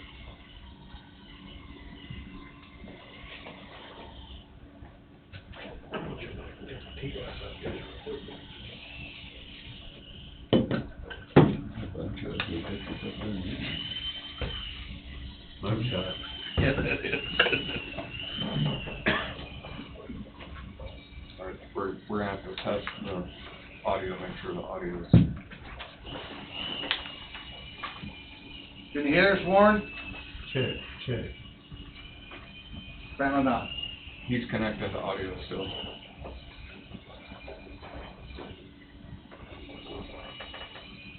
Can you hear us, Warren? Yes.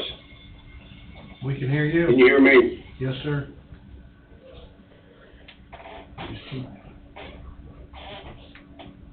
Guess we can go ahead and fire away. Warren, this is Tom Johnson. We just got done talking to the commission about that parking, that single stall, you know, there on the east entryway that we talked about last Thursday or Friday. Eliminating that stall or just moving it over to the east. Remember that?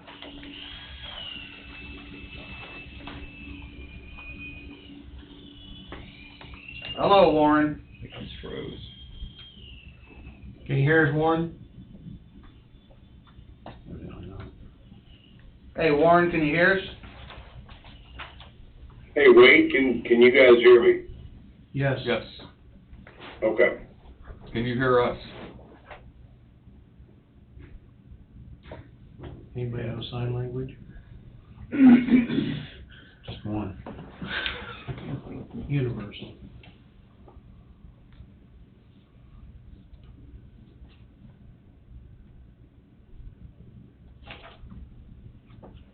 Go there to the far left at the bottom, Wade. Pull up your, see your your microphone there. There's a drop down menu right beside the speaker. Click on that. There you go. Which is the input device, it's the, what you call it. I wonder why the hell he was hearing us to begin with. Yeah, I'm not sure.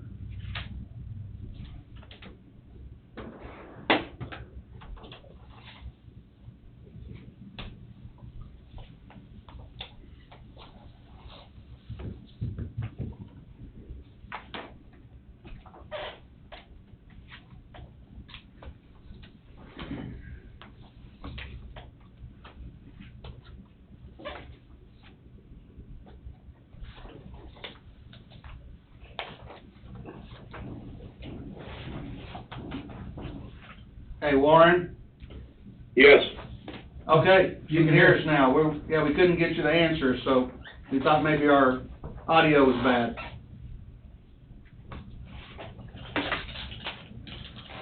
Can you hear us okay, Warren?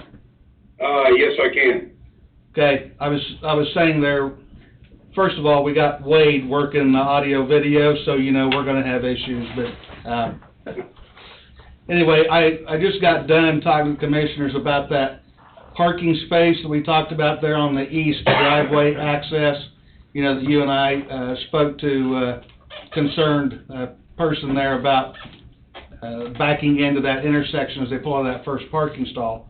And the commissioners are all in agreement about moving it like you spoke about, just moving it to the east one stall, eliminating one regular parking spot, but still keeping that handicapped spot. So they're all in agreement to do that, so whatever we need to do to get that change order made or whatever is done, the commissioners are in agreement of doing that.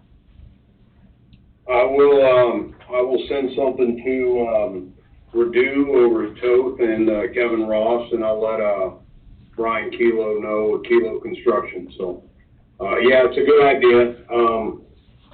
Yeah, there's currently 2 handicap spots and 1, non-handicap spot, so we eliminate 1 non-handicap spot there, so. And that's it for me. You're in their hands now, buddy. I can't help any longer. All right. All right.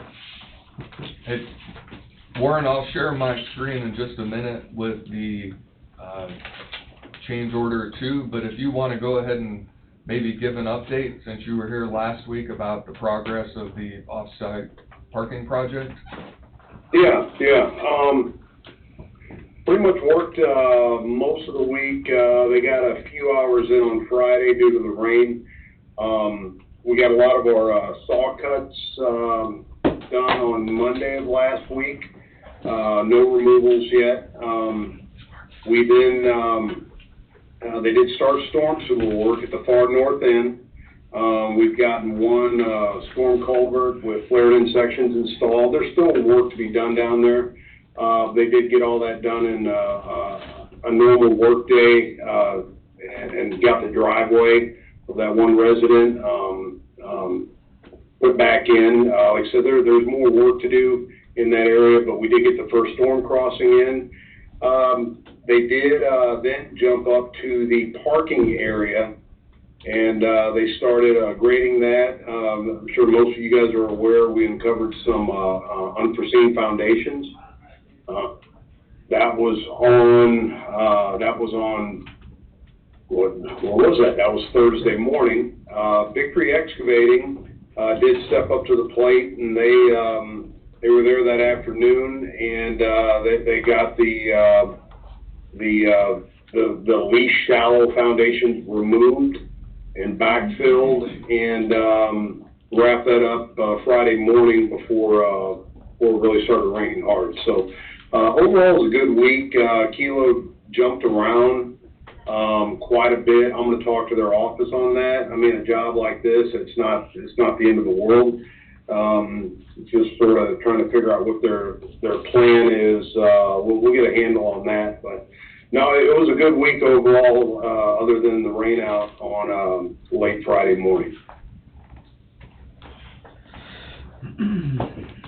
So Warren, instead of July 4th, it's now July 5th, right? Between July 5th and August 5th, yes, sir.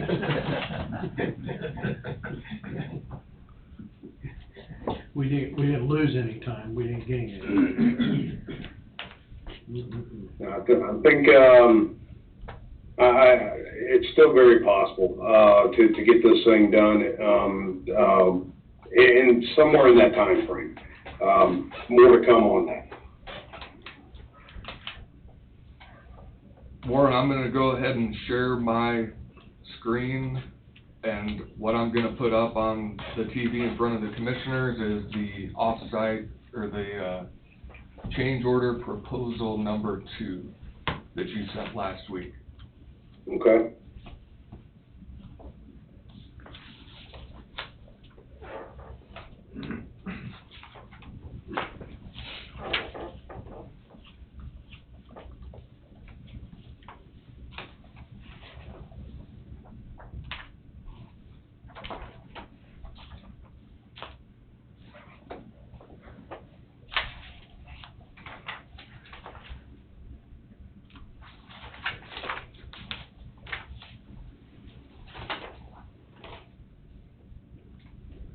Actually, do you have it, Warren? Because I just canceled mine out.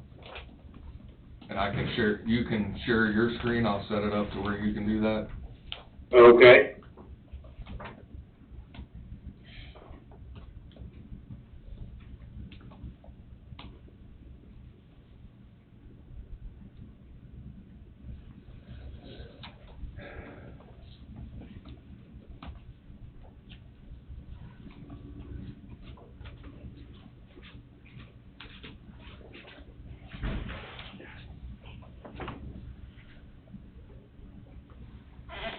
You see my screen?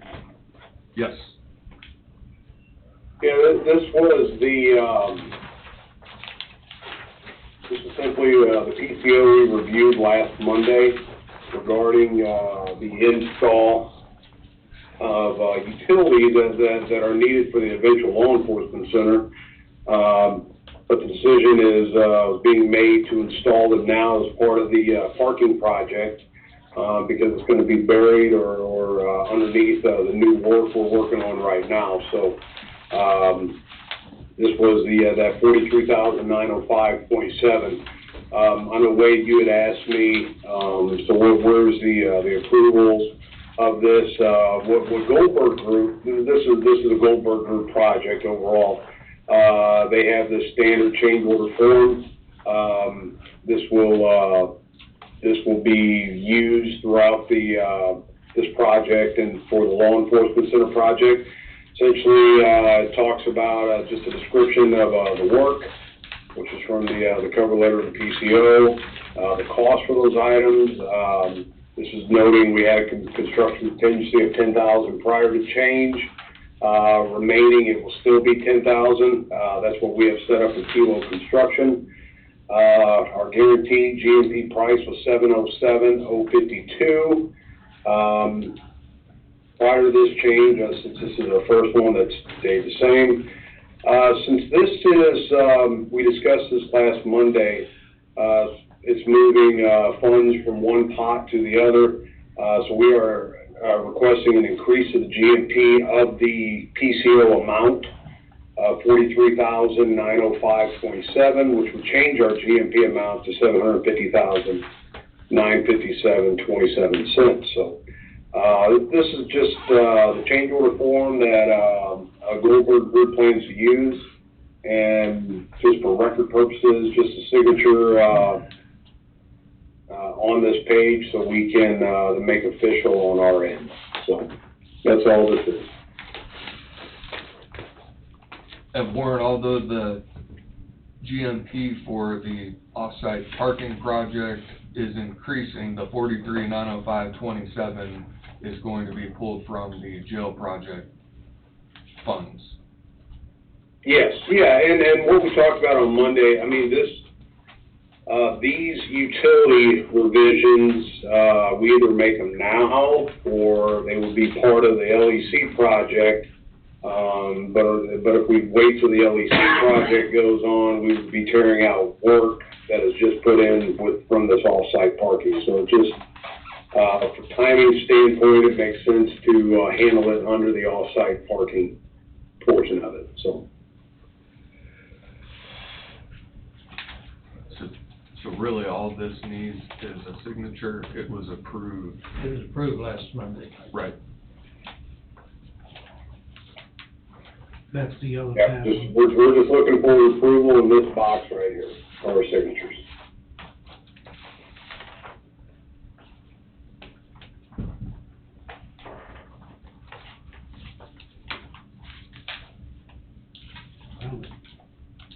So we need a motion to move to authorize Director Chairman to sign revised, change order 001.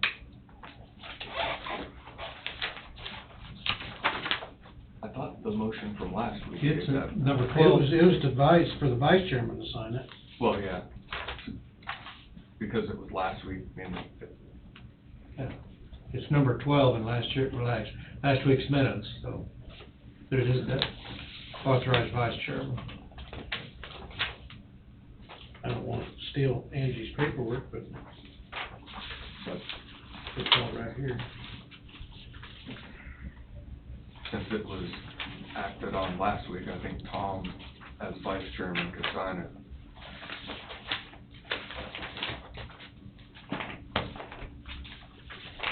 She's got 2 copies here, so I'm assuming she wants 2 signatures.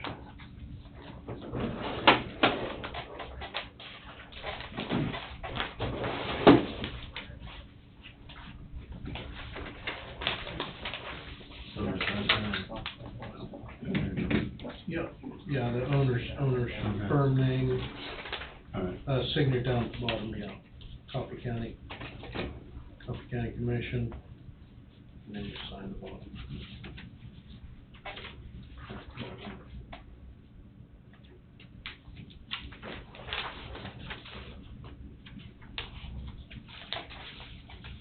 Actually works better with him controlling it.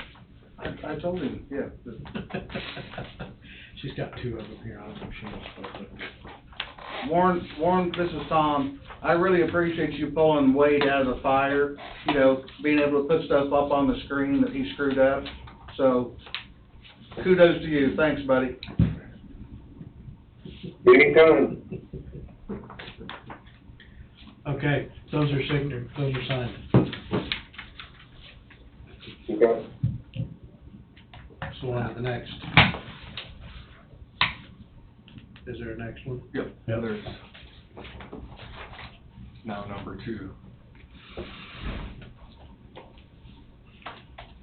Right here. Yeah, I'm trying to. It's on the east side of that courthouse parking lot. They're doing a piece of storm sewer pipe here. And it's solid asphalt, and they're patching it and leaving dilapidated asphalt here and here. Well, the change order is to remove this dilapidated asphalt and do it all, as opposed to piecemealing. Cosmetically, it's gonna be way better. Hey, Wade, can you still see my screen? Yes. Okay.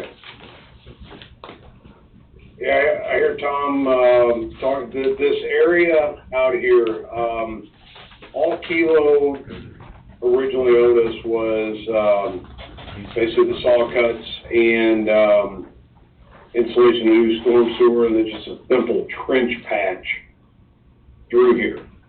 For those of you who have, seen the condition of this existing, I don't know, we'll call it off-street parking, or shoulder parking. The asphalt's pretty torn up, and to discuss, I mean, we're putting a new parking lot here, new curbs and gutters, new entrances. We would have a nice new asphalt patch in between, pretty torn up existing asphalt, and essentially paving. They've already saw cut for the trench already, but then doing some additional saw cuts, removals, including the existing asphalt, getting it cut to grade for new 6-inch asphalt pavement, and basically making this entire entrance to 6th Street like new. We call it a betterment. It's just talking with a few individuals, and I've seen this happen before. It just looks like a mistake when we don't do it right. I mean, where we're building new out there, let's make the whole thing look new. So, long story short, this is a PCO number 2 to completely pave that east area, east of the parking lot, with a 6-inch asphalt pavement as similar to other places. So, and this is submitted for approval. Has it been We have okay the quote from Kilo of $14,750 with our markup. Kilo's quote here. Notes includes saw cuts removal of additional area proposed on the attached sheet, and his email he sent to us on Wednesday, May 17th. Has the city approved paving of their street, other than what was already presented? So I'm having a hard time hearing you. Say it So again, was please. is the city okay with us paving their street or all of their street? Well, we're not, we're going to the edge of their street. This is, to what this is like, this is, on the south side of the parking lot area. It's similar, I don't know what was, it's like it was, off-street parking. It's similar to what we're doing here on the south side of the parking lot. It's just a paved area. This entire area is paved where we're cutting in this new storm sewer. So, yeah, it's essentially from this new work, from the new sidewalk, from the new drive entrance, out to 6th Street. We're not paving 6th Street, but out to 6th Street. Okay. Paving all of this new instead of the storm sewer trench. Just basically an apron on that, yeah. Okay, I was having a hard time picking up the sticks he was dropping, so. I mean, This is already, this not on was the already in city's the plan. property. No, it's not. No, it was not. It goes right up to the edge of the road. I didn't know. There's like a construction joint, if you will, there, of two different I didn't know asphalt how that projects. works in the city, if the gutter portion of it was part of the city's or what.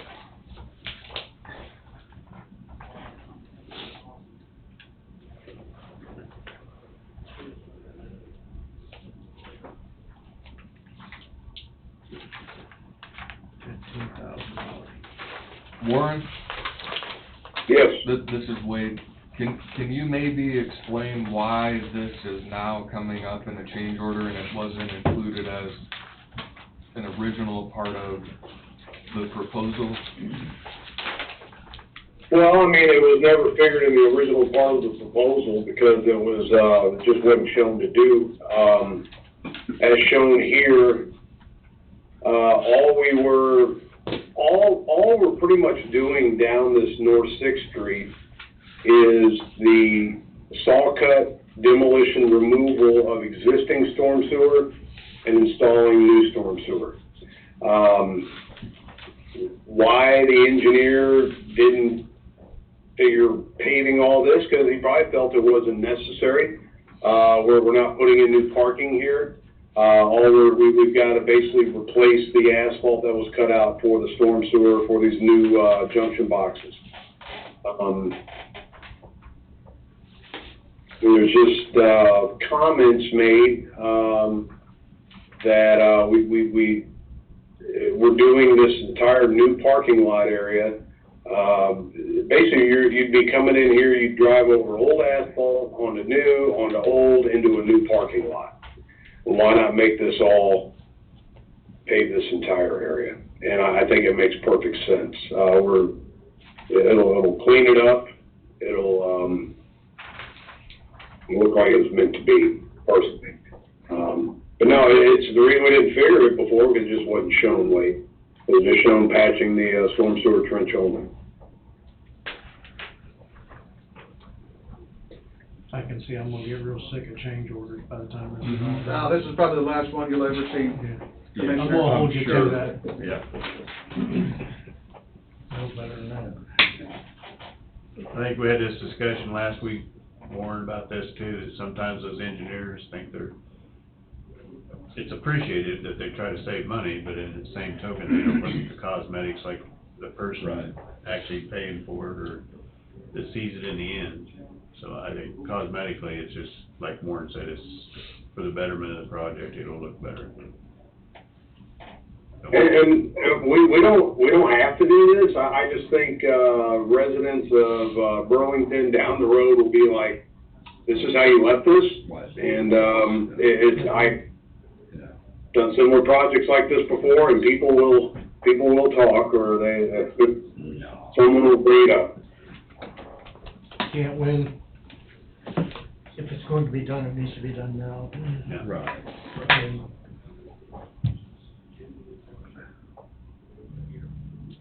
Think we get any credit for taking this other spot off out here, thank them if everything.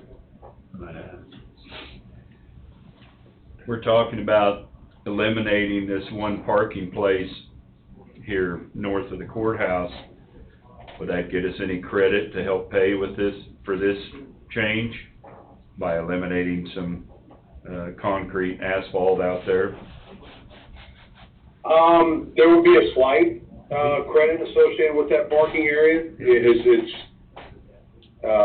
square footage or square yard of, pavement. It's not the same amount. Let's see if I can pull up that drawing real quick. Where we're talking about eliminating that. Wasn't expecting it'd be all of it, I just didn't know if there was any adjustment possible there. We can talk to, Kilo about it. Yeah. With only one spot being eliminated, with 3 being there, you're still gonna have to cut in there and everything. That change order would probably be a credit, but it'll be a small credit, I'll bet on that. Yeah, we've already done the, pavement saw cuts out there, so we've gotta undo that. Here is the spot we're talking about. Saw cuts have already been, have already occurred here and here. You still have, I mean, you're gonna reduce this much concrete, that's it. You eliminate one parking block. And essentially this little square of, or trapezoid of asphalt, that's it. Right. I mean, yeah, is there a credit there? There is, it's not gonna be much, but there would be a credit there, yes. Okay, thank you. Gotta be give and take.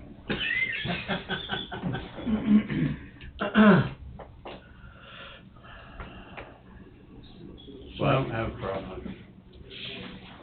Decision on the table. I don't have a problem with it. Like I say, it just, I think it's gonna look better. Just, if you go over and lay eyes on it, Exactly. you'll see why. It's just all broke up. Yeah. Well, And then also, along with all that, forgive me if I'm speaking out of turn, Warren, but several places where they stop this far short of a piece of curb that's dilapidated, and they wanted to stop here, so we're gonna have some curb additions as well, so that's in that $10,000 fluff, if you will, that was in the contract, so. Yeah, we currently have a unit price set up for Kilo Construction at $35 a lineal foot. And, what Tom's talking about here is part of the demolition, this corner of the project's a good example. We have a saw cut here, then we jump over another saw cut at the new inlet. And then existing, curb and gutter, then another saw cut here. I know at this particular location, this section of curb and gutter is already cracked up. It needs to be replaced. So little 4 foot, 5 foot, 5 foot section, 6 foot section here and there. If it deems like you'll get a better product, we're going to handle those extras, on a unit price basis with Kilo, using their $35 a unit, $35 a lineal foot for additional curb and gutter. So yes, we plan on doing this. It's not gonna happen everywhere, but, I mean, at this particular corner, it's very broken up for what we're removing. Again, I think the engineer thinks, they're gonna save money in the long run, but it's just gonna look like, why did you leave this and you put all this in new? So. I said that to say the same thing about that asphalt, we just might as well do it. Yeah. Oh, I agree. If it's not done now, it'll have to be done later morning. Exactly. Yeah, and then it's still, Prolonging and that's- Yeah, and it still right, won't match, right. you know. Well, how much is that old asphalt gonna get chewed up by bringing mixer trucks in or big trucks in and driving equipment over the top of it? And by the time the construction gets done over there, it's liable to be dilapidated and junk anyway. Right. Be much better to lay the whole It's thing. also the corner that everybody sees when you come to the courthouse. And if we're gonna do it, we need to make it attractive for everybody. This change order number 2, also move to proceed ahead with it.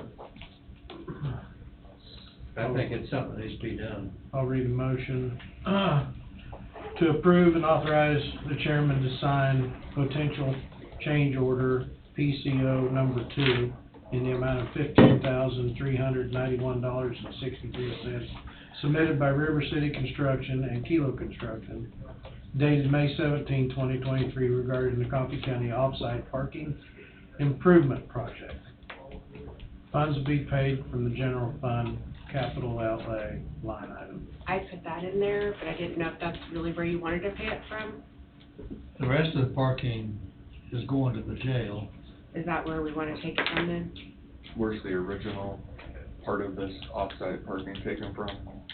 I know it came out, but I don't remember. I gotta go look.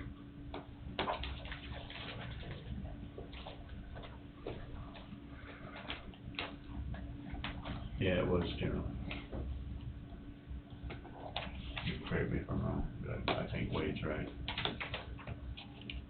Comes from where, Tom? General. Originally, we were taking it out of there.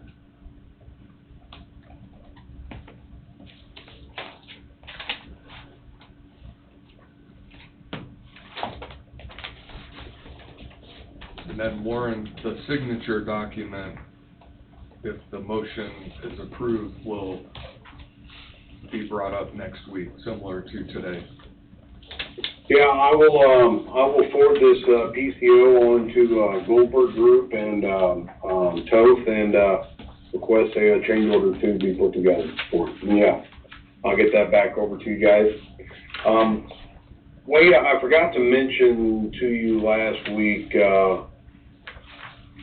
we reached out to the civil engineer regarding, making wider the parking spaces. I know we've got 11-foot spaces currently in that the parking lot west of the courthouse. I'm going to read we asked that question to Redu, his response.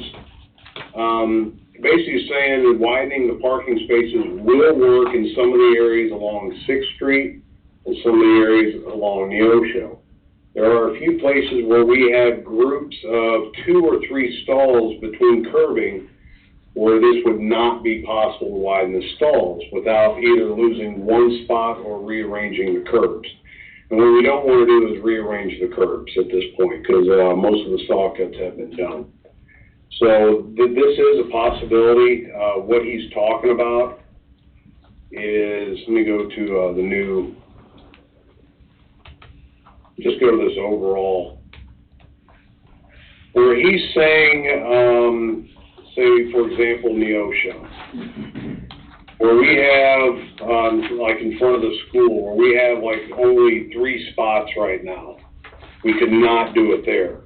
Or a 4 spot, we cannot do it. But where we have a longer run of spots, yes, we could modify the striping to make a wider spot. The north side of the courthouse, or what we were talking about here, we probably could not do anything immediately north of the courthouse and the new law enforcement center, but we probably could on the other side of the street, widen the spaces here.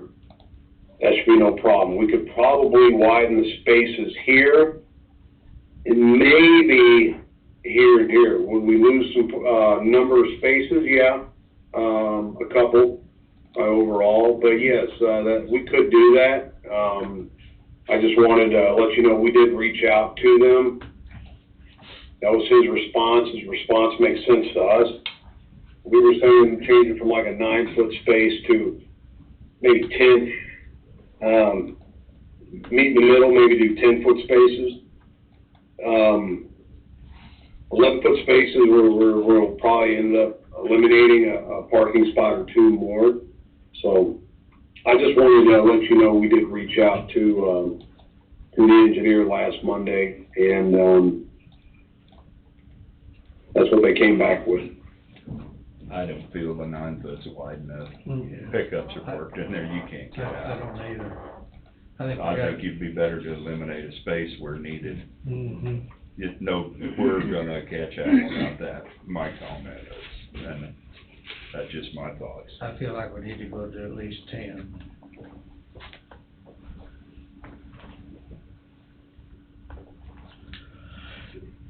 Vehicles are getting bigger, you know, you got a dually pickup, you got a 3/4 ton, whatever, half ton, I mean, a van.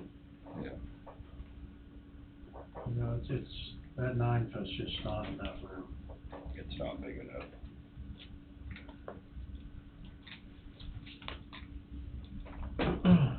Get some people. I will talk to them about, this north side of Neosho. I think the spots that we could, no problem doing it is here, there,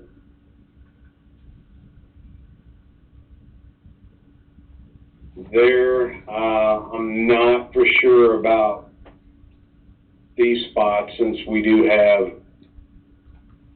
we'd be encroaching on some handicap spacing. These are, I'm just not sure yet.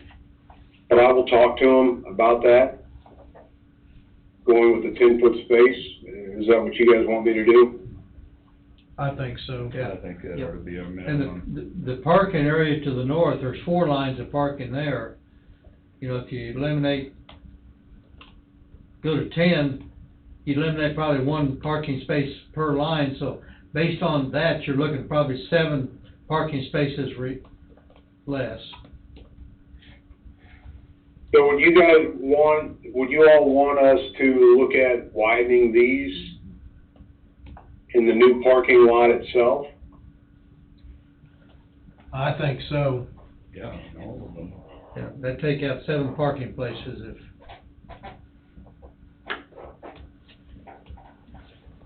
if you took. Not everybody drives a smart car.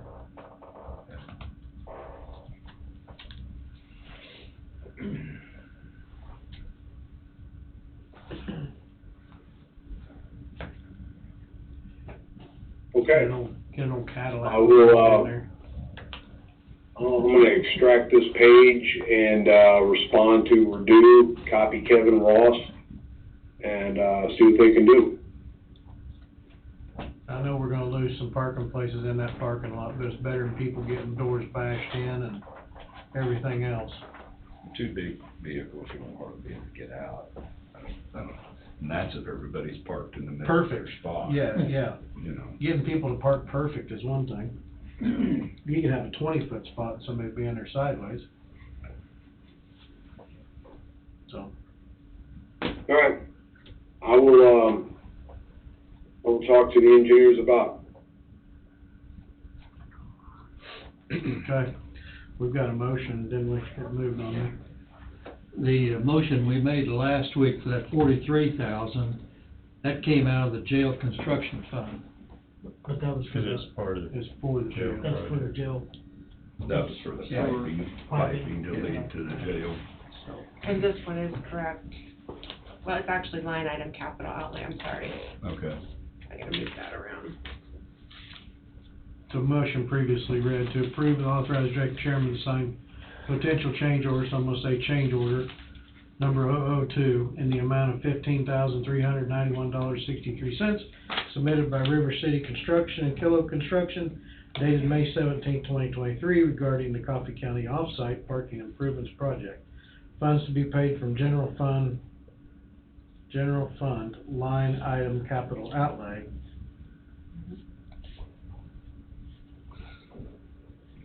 That's it. I so moved. Moved by Huden. I'll second. Seconded by Neats. Any further discussion? All in favor, say aye. Aye. Aye, motion passes.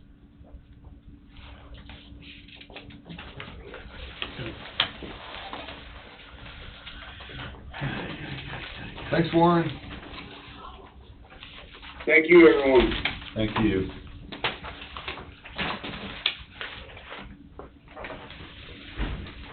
Yeah, I get off of here. I'll get you off. I'm shutting it down, so we'll talk later. Okay, thanks a lot. Take care. Yeah. Well, he'll probably send a new one of these, won't he? He'll send a new one of these change order Yes. forms for next week, so I don't need to sign anything No. here. Oh, okay. Not The, yet. the thing you signed this morning is the next thing, piece of paper to follow. And you'll sign that. Just killed another tree. I do. That is the end of our book, isn't it? No? It's Skipper. Well, it's not, it's not the, yeah, all this good. Thanks, Sheriff. Thank Take you. care. Thanks, Sheriff. All right, now we begin the work I erased session. it. There's a lot of documents on there, secrets. Work session, building code, permitting, licensing, plan review with Nathan Strotter and Bobby Skipper. Yes, sir, thank you, Commissioners. Hello again. I'm gonna try to make it quick. Would the Commissioners like to break for lunch? You got another item after this discussion, correct? We've got 1 o'clock. Okay. Not till 1, yeah. I'm gonna try to be done by 12, You if can be that's done by okay. then? You're fine. This discussion is something that is a can that's been kicked down the road for years. And it's a difficult discussion because it's complex, and it also involves a lot of emotion from different people in the community. So what I'm gonna propose to you today, I'm gonna ask that you just,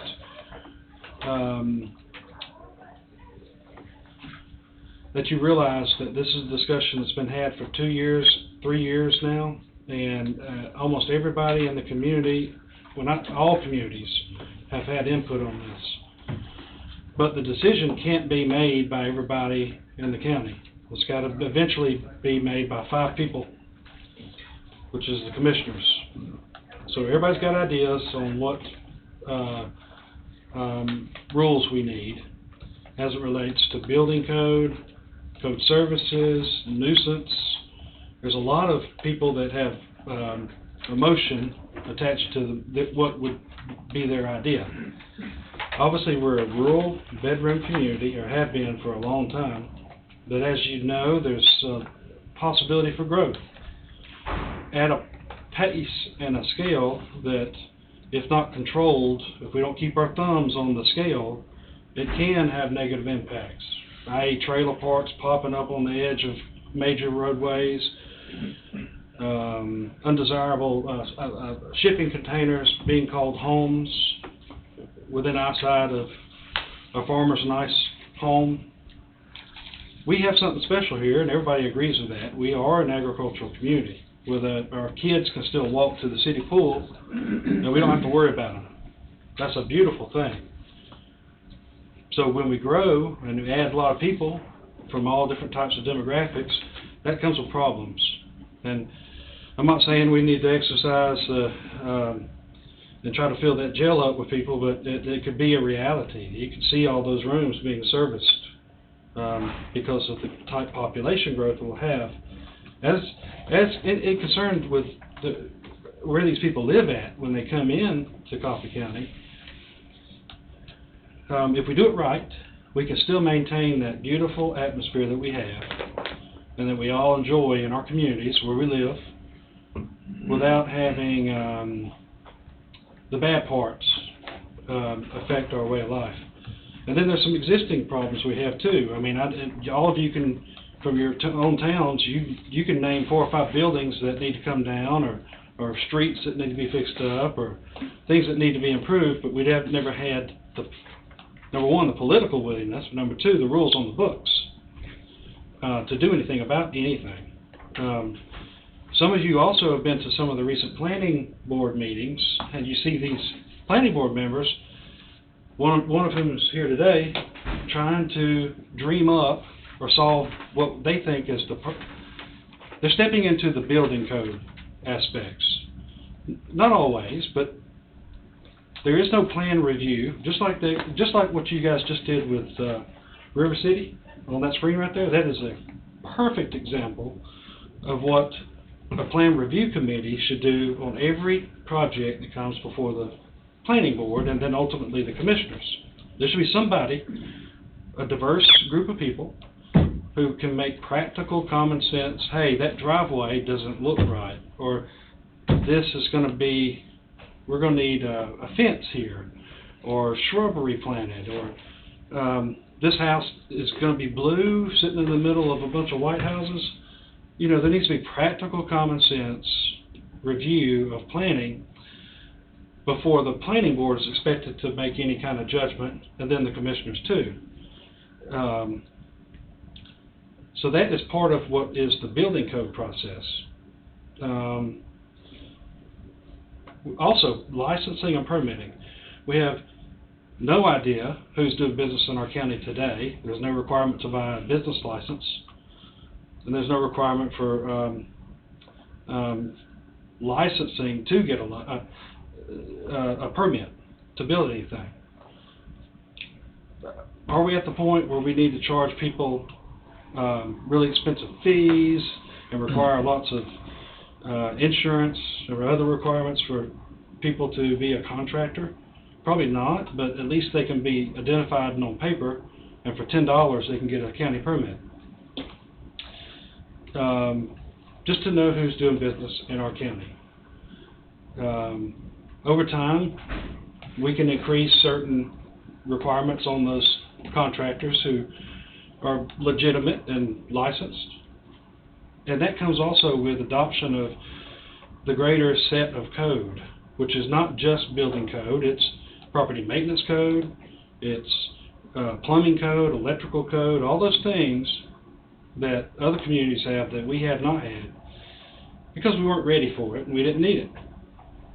But now, if we don't do something and move towards that direction, if there is any progress that you commissioners make and actually land some significant jobs and new population, we're all going to have our pants down, or get caught with our pants down. We need to be proactive and start doing the hard thing and pushing some of this stuff through.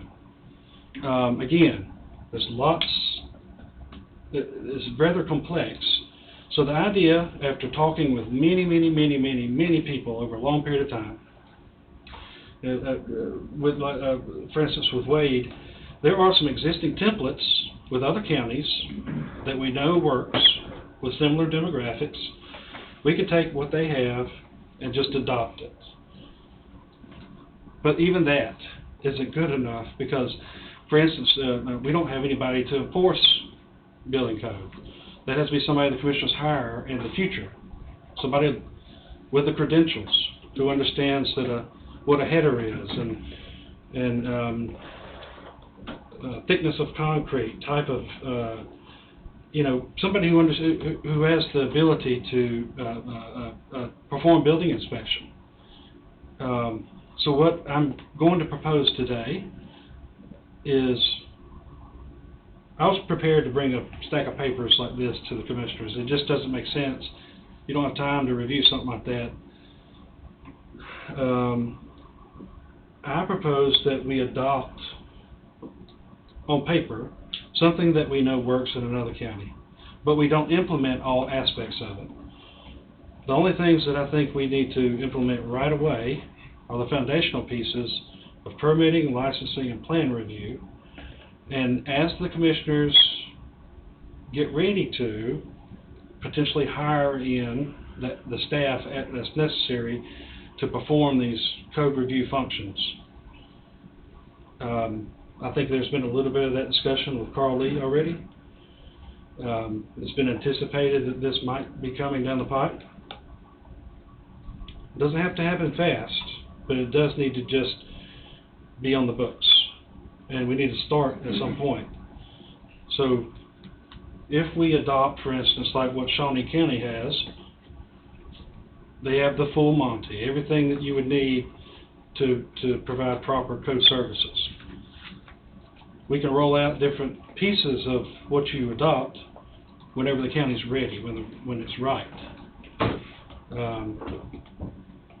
But I could immediately start, even at a policy level, with requiring licensing, permitting for construction, not permitting for zoning, but permitting for construction, and plan review, which would be an assortment of a realtor, a banker, a construction person, anybody who would provide the time to take a look at something before it goes to and make recommendations before it goes to the planning board. Where, as you've noticed, the planning board, it can do those things and make those recommendations, but number one, they're not suited for that, and it puts the meeting out to midnight a lot of times. Even here, I mean, for reviewing a lot of projects, it would just eat up the time. So this plan review committee would make solid recommendations and perform a proper review, unbiased review with recommendations that then goes to the planning board. When they have a hearing and they review an application, they can then make a competent decision. They don't have to move with what the plan review committee says. They don't have to abide by anything, just like y'all don't. But those things, those competent, practical decisions would be made beforehand, recommendations.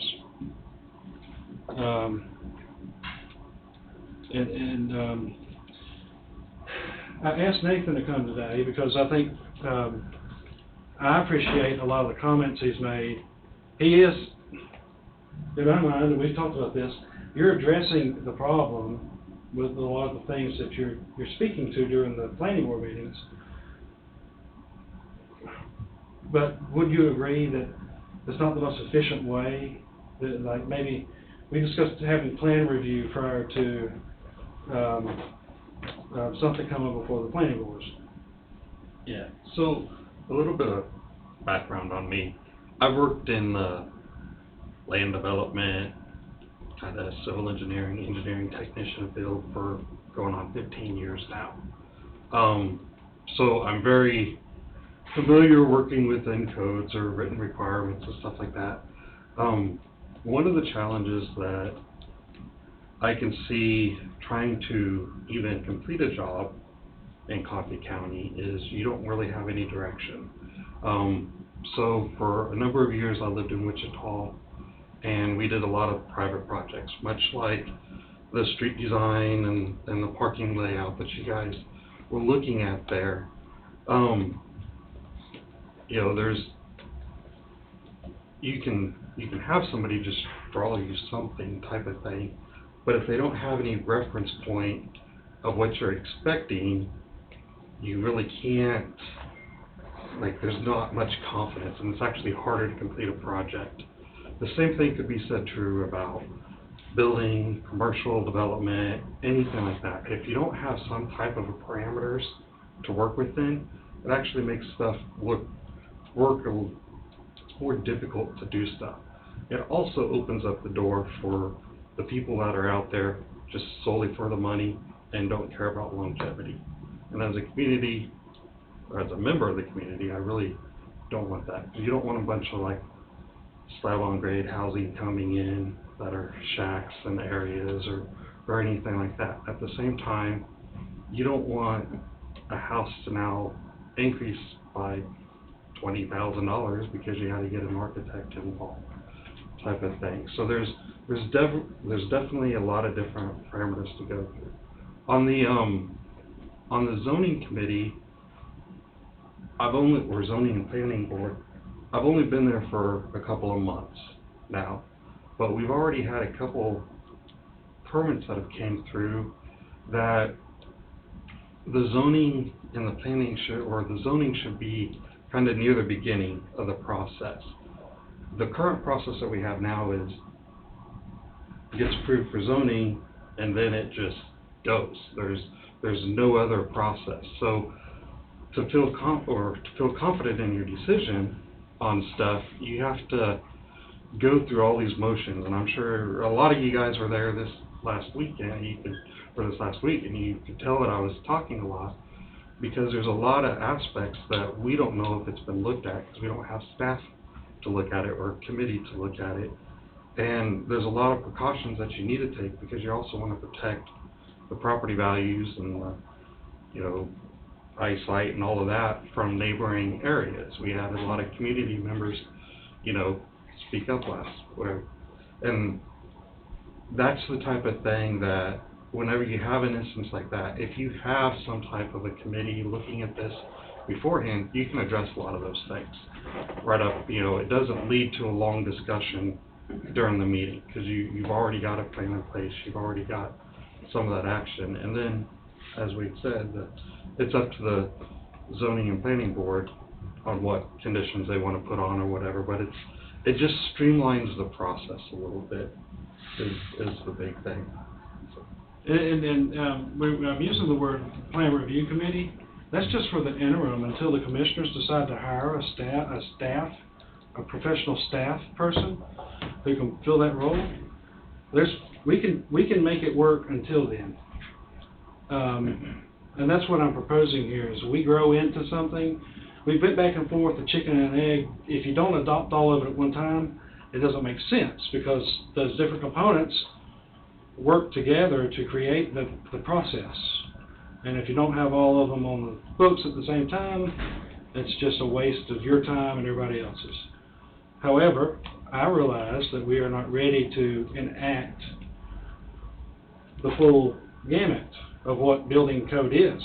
There's a lot to it, but and we don't have to right away. That's the good thing about it. But we can take what works from another community, adopt it so it's on the books, and maybe set a timeline on ourselves within the next year or two. We start enacting those different pieces of maybe the property maintenance first to coincide with the nuisance, and then maybe get in once the commissioners deliberate and decide to or not to hire a professional staff for this purpose, enact the plumbing, electrical, and building code pieces. But at the basic level, the functions of plan review, like Nathan's talking about, would streamline so much of the discussion, even meet some of the citizens' complaints. I think the citizens that were at the last planning board meeting, they just want to be heard. They just like the way their voice sounds maybe, but they did have some merit to what they were saying. That it is true that and I reminded them, the function of the planning board should not be that, to know what's going on 100% of the time. The stuff that comes to them is for that purpose of review. Well, it is true, they had not had a whole lot of insight into the mechanics of what would be the CHIP project.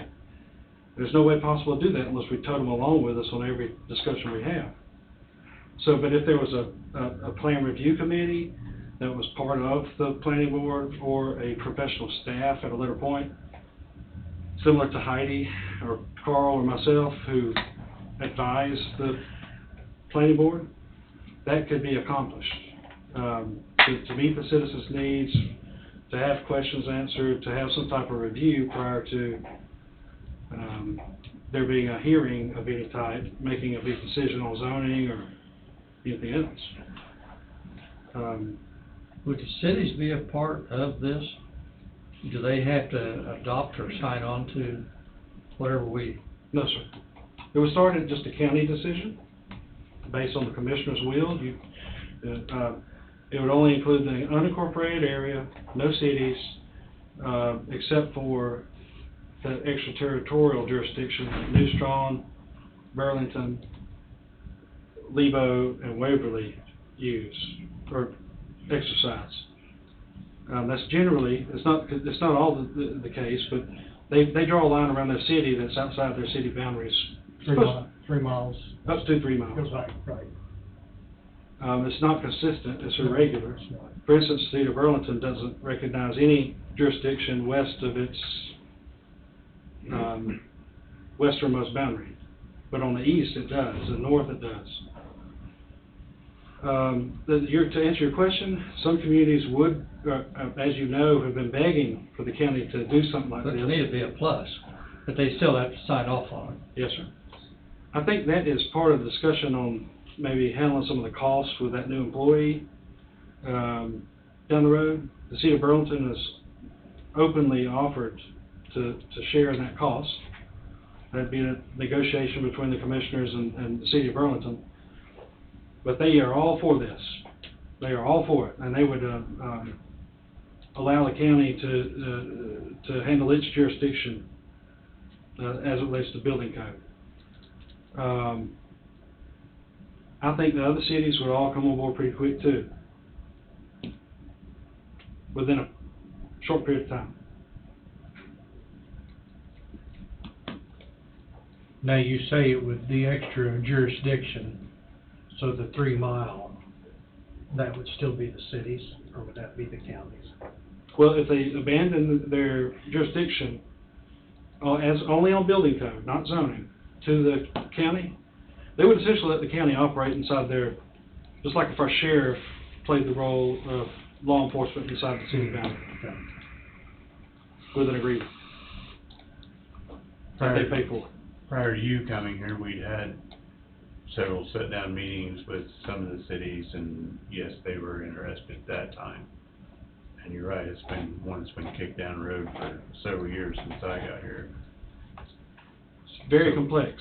So I guess my original thought was there is a International Property Maintenance Code. My thought was you could start out with that, and I know Wade's got the legality part of it in mind, but I didn't ever know why you couldn't just adopt that and use it as a guideline and just basically enforce it. But yeah, you need somebody in place to do that. But all that being said, Carl Lee is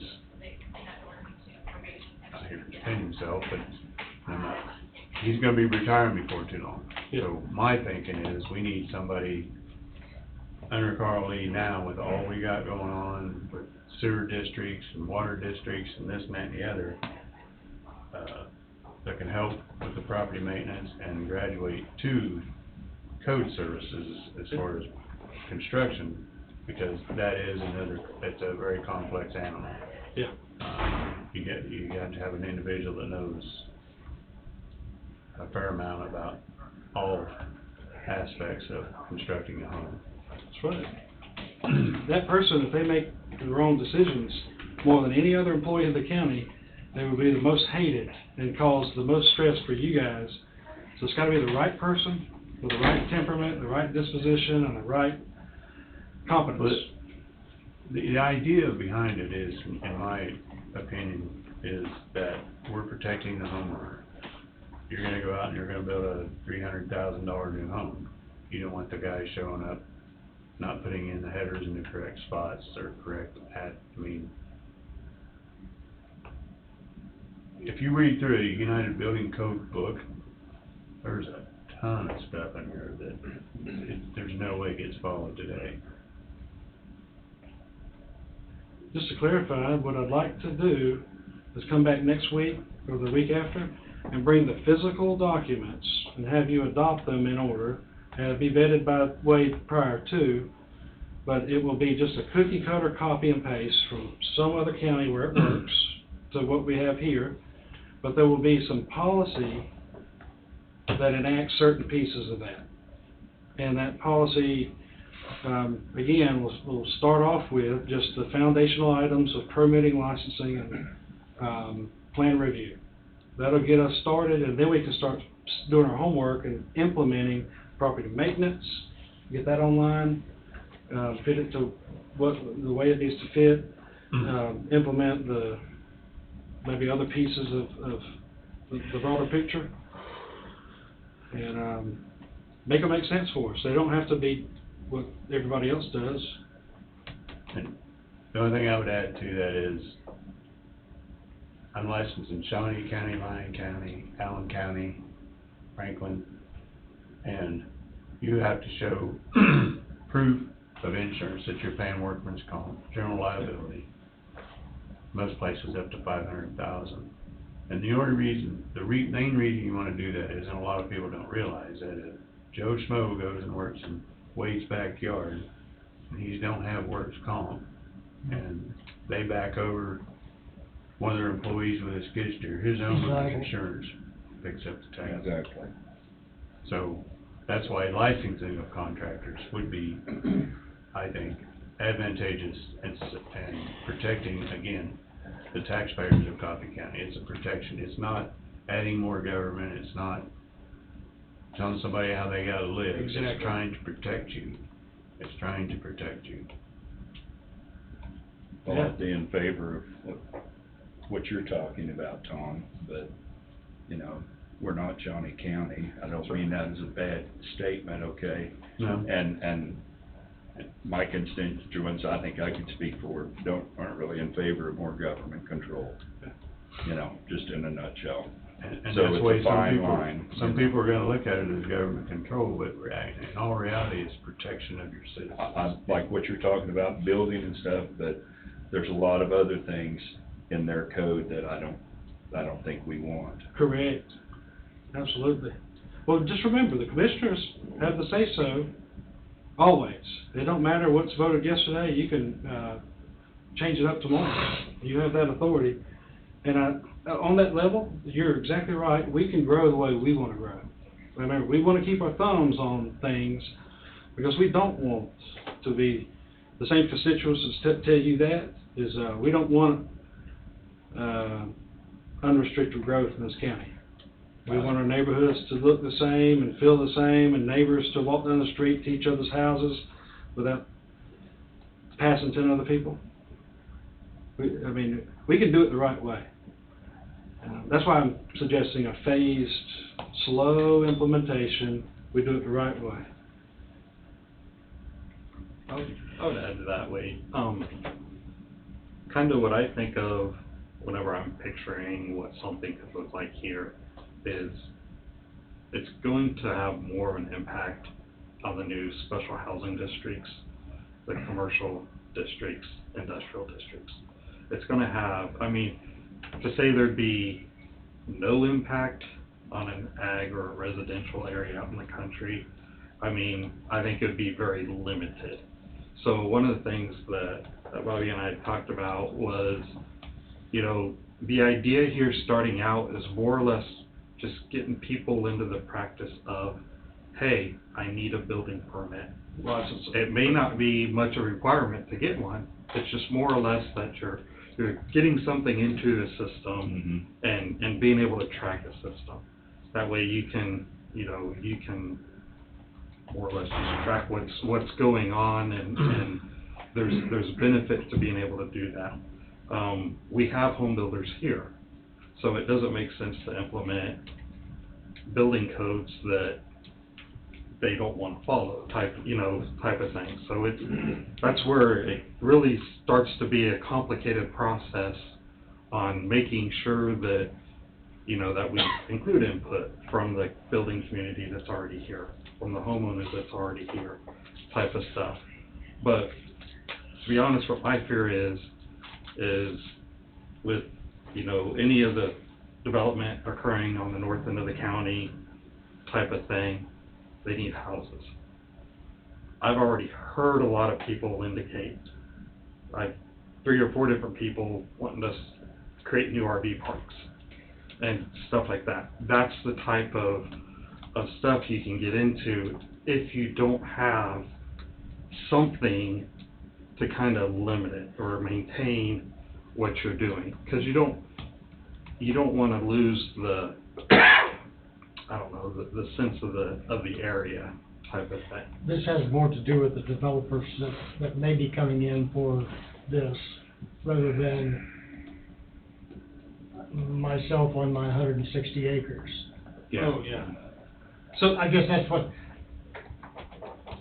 it has more to do with the developers that could be coming in. So the mechanism for permitting starts with when somebody comes to Heidi and says, I want to put a barn on my back 40. So she asks them certain questions, fill out your permit, or fill out your application for a permit. If it meets certain criteria, sometimes it's automatically granted, but if not, if it requires approval, it goes to the planning board for review for that zoning permit. Now, coinciding with a zoning permit, which is where we get muddy, you've seen it at these past few meetings with the overlap trying to get into the building side of things. The zoning board should not be delegating the structural integrity and outline of what a barn is, right? That's your decision. Right. Not right. So that zoning permitting should stay in its lane.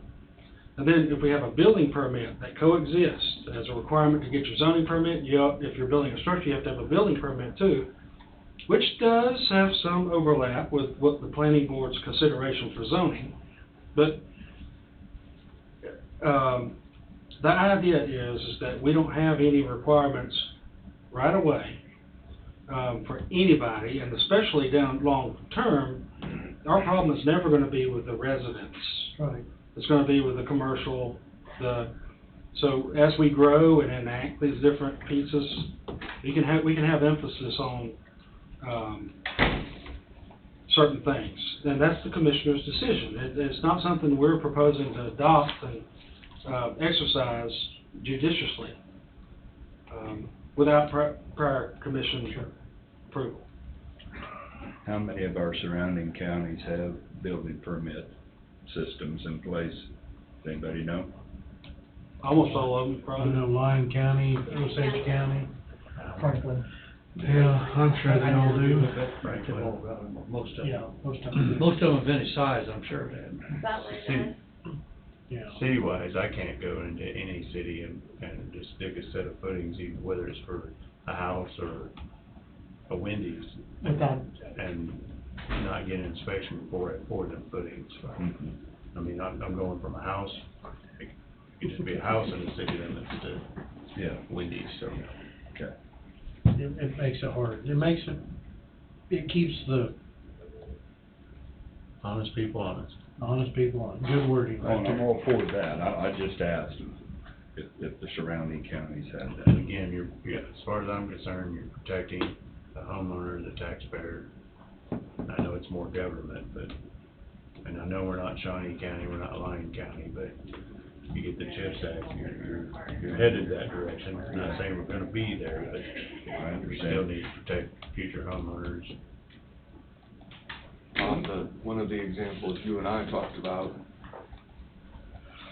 if you build a house and you pour concrete for the basement and an unincorporated area, there is no sort of vetting of who does that. As someone, and I'll use myself, I have no idea what a foundation should look like. I have no idea how thick that concrete should be. You do. So someone could come in, pour that concrete, and to me it looks fine, but years down the road, if it's not done right, what happens? The walls start cracking, the foundation goes away, and then you got a dilapidated house that you're dealing with a lot of those in your county now that need to be removed. I'm not saying because of shoddy workmanship, but we're just leaving room for more dilapidated houses for future generations, so.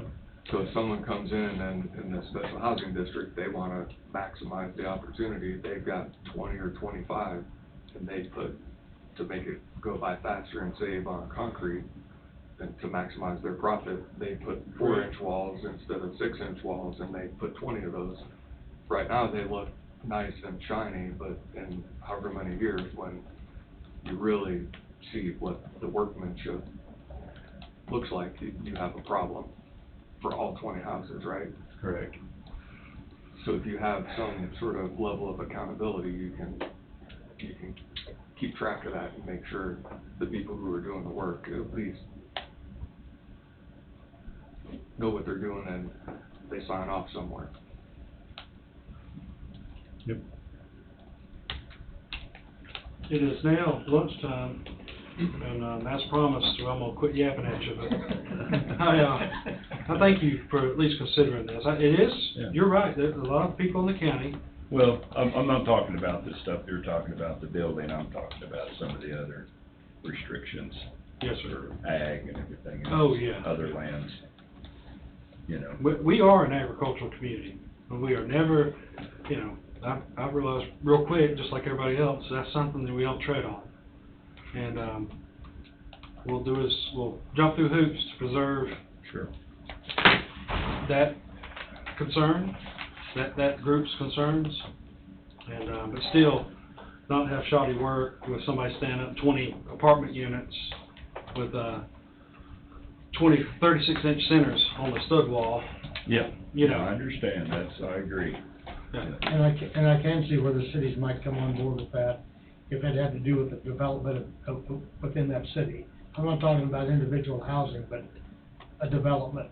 Yes, sir. And that's where this would be advantageous for us to have something like that. Yes, sir. As we grow, we're gonna have to add a little more government. I understand. agree. It's a given. Protect ourselves, But, protect. but I don't wanna see the rights taken away from individuals. I just don't wanna see any more rights taken away that. Well, that's true, but just like he said, studs on 36 inch No, centers. and Tom, I agree with that. My mind went straight to concrete, to where a lot of people don't realize that concrete is somewhat of a science, to where there is a water cement ratio. You break that ratio, you've taken a 4,000 PSI and took it to a 2,000. Now, how long do you think that's gonna last? Not arguing So- that at all. No, That's and not when my- we were So going- there's where our minds are headed, am I correct? Yes, sir. And when they started talking, when I understood what they were talking about, that it was developers more, I mean, coming within. And I saw actually the individual homeowner protected as well. Sure, but, sure. You know, and there's not one place I don't go that I don't have, my minimum fee to be licensed, $50. So, We can implement it, and the commissioners can take time to make it exactly what you want it to be. It doesn't have to be, you know. Yeah, I would just say, a lot of times, whenever you're dealing with some of the building codes and whatever, or like that code book that he has there, a lot of jurisdictions will adopt but modified, or whatever, and what that is where you meet the individual community needs type of thing. An interim sometimes that's handled into that is it's adopted, but also we retain the right to make the final decision on anything. Because it doesn't make much sense to have a book that you're not following parts of it. I mean, from an aspect, somebody can come in and just completely tear your practices apart then on why are you enforcing this but not this, that type of thing. So I definitely think just making sure that we, you know, it needs to be a thought process, and I think we're all on the same board that you need the ability to retain the individuality of the community and type of stuff. But at the same time, it's a way to really, to know on a more defined level what's going on in your community, so you can watch for trends, so you can, you know, watch an area that was originally a $200,000 house area, now is declining in value because they're building a bunch of, you know, $80,000 houses, or barn dominiums, or whatever type of thing.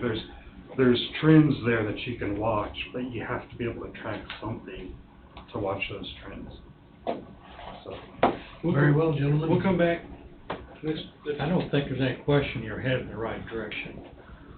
I guess, I just lost my train of thought. I don't think it's any question, but I hate to see a target date set at 1 or 2 years down the road. If we set it at 1 year, it'll be 2 years before we get it. That's kind of the way things, I'm not saying we act that way, but that's the way things kind of happen. I think we need to, you know, get started and maybe expedite it fairly quickly. And I don't know what that quickly really is, but I don't like to see a target date set too far down. I'll say this, within 6 months, you're gonna want hammers in your bag for the commercial stuff. Mhm. You're gonna want it. With everything that's gonna be happening. It sure looks that way. Nathan, I want to thank you for sitting on the planning and zoning board. I've only made it to 1 or 2 since you've sat on there, but I like your comments and concerns. As I said, as a board member or whatever, or whenever I was on the other side presenting to boards or whatever, it's very common that board utilizes their staff for staff recommendations, whatever. That means you can either adopt the recommendation, revise the recommendation, or flat out reject type of thing, but it's the comfort level of knowing that somebody's, you know, put through the thought process and is thoroughly vetted an item before it comes in. So you don't get an instance of, hey, we want to build a 500 unit apartment complex. Oh, what's it going to look like? Don't know yet. You know, that's not when you should be given the okay to move forward. That's still in the preliminary stage. All right. You guys want a break for lunch? Yep. Break for lunch, come back at 1 o'clock? We will recess until 1 o'clock. You coming back, Wade? Yep. Yep.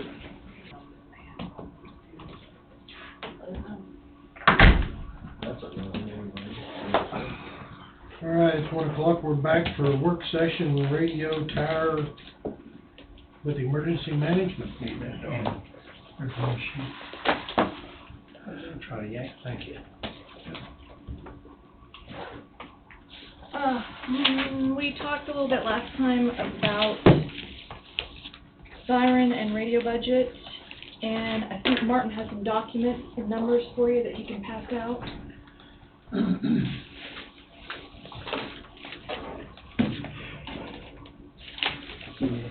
Yes, if you have access. Yes, absolutely. Thank you, sir. You're welcome. You're welcome. Thank you. Uh-huh. Thanks, sir. Yep. Should I leave a copy for Wade? Yeah, Wade, is Mark gonna be back on today? Mark didn't think he'd be back, he had some other, Okay. Leave a copy for Mark? If you would. And he had some other responsibilities. then this one is the siren as far as the batteries go. Battery backups. Yeah, for both the RTU and the sirens. The RTUs are the littler cheaper ones. Yeah. Yes, sir. Thank you. Thanks, sir.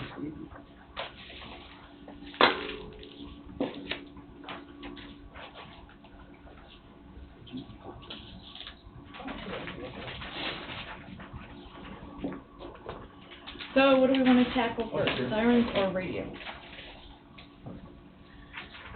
Might as well hit the radios. Hit the radios. Okay. So this document should look familiar. I think we passed it out last time to you guys. This is kind of the numbers that Martin came up with on what we would like to budget for radios. And as of right now, everything's just kind of coming out of the general fund. I don't have anything budgeted in my EM budget for radios. I don't believe that Dawn has anything budgeted in her sheriff's office stuff for radios. We've just been kind of paying things as they come up. So I'm looking for guidance on how we want to do this. Do we want to make a separate budget? Do we want to add it to mine, the sheriff's office? Didn't you talk earlier about making another account? Yes. Talked about it. But we Talked didn't. about it. Yeah.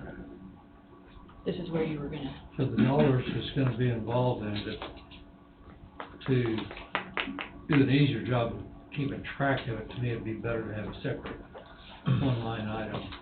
I don't know what Angie thinks, but, because we're gonna be talking about quite a few bucks coming into this project. Be easier probably for the auditor to audit. But would it be easier for that and harder to track? Would it be harder to track unless if it was going through EM? She's gonna get the bill, she's gonna look at it. I'm not saying Angie doesn't do that, but would it be easier to go through emergency management in that, Angie? Well, I think, Because you're already flooded with bills. right, and we already have line items, I think pretty much enough for radio things under contractual commodities and capital outlay. We've got a couple of, like, radio supplies or something, but, I mean. The thing is I'm not gonna be able to, like, make any more special names probably than what we already have set up, because, I mean, I could do a whole different department, like radio department. Well, and that's kind of what I was thinking. But- Maybe we should just take that out of the EM stuff and just make it its own thing, and then Dawn and I both could pay out of it. We would both have the ability to sign off on I stuff. mean, we've got the committee, the group here that brings stuff up. And you could review the bills and ensure that they're correct. You got what you ordered and you're paying what you're getting. Right. Instead of, I'm just looking at what's coming down the pipeline with the jail and so on and so forth. It's gonna be overwhelming with changes and invoices and so on and so forth. If we run it through the EM department and the sheriff's office, you all can analyze the bills that are coming in. Right, and we're doing that now. I was gonna say, you do that already. Yeah, we're doing that now. So how, where's the money coming from? Is it just General, that general? everything So comes out of nothing general. has been designated for? I mean, like Andy said, there are a couple of line items under emergency management. I mean, but we could, like, if there's some other radio, I could tell you what some of them are called if we have. But like, if you're wanting to say, name one handheld radio holders, cases, I'm not. Oh, no, no, I yeah. won't be able to do that. It would just need to be general, like radios, radio supplies, And that's what I'm saying, I think you kind of already have that under emergency management, I don't you? might. Or don't you? I don't know. Might check that. And let's hear real quick. Because radios amount to either mobile or handheld, and then your supplies would be a separate item. Yes. As far as. Right. And then Dawn's got all these contracts that she pays, out of general also, the 1, 2, 3, 4, 5 that we know of right now. And those total, you know, over $194,000 a year, just for the contracts for the Motorola system and everything, so. And that's through AT&T and two in there, one through AT&T, I think we pay. And that one may be 911, I don't know. Oh, if okay. that's- That's probably 911. Yeah, maybe. But I mean, if you guys are wanting a separate department to just be radios, I just know I don't have it in my budget for this. So we can either bump me up.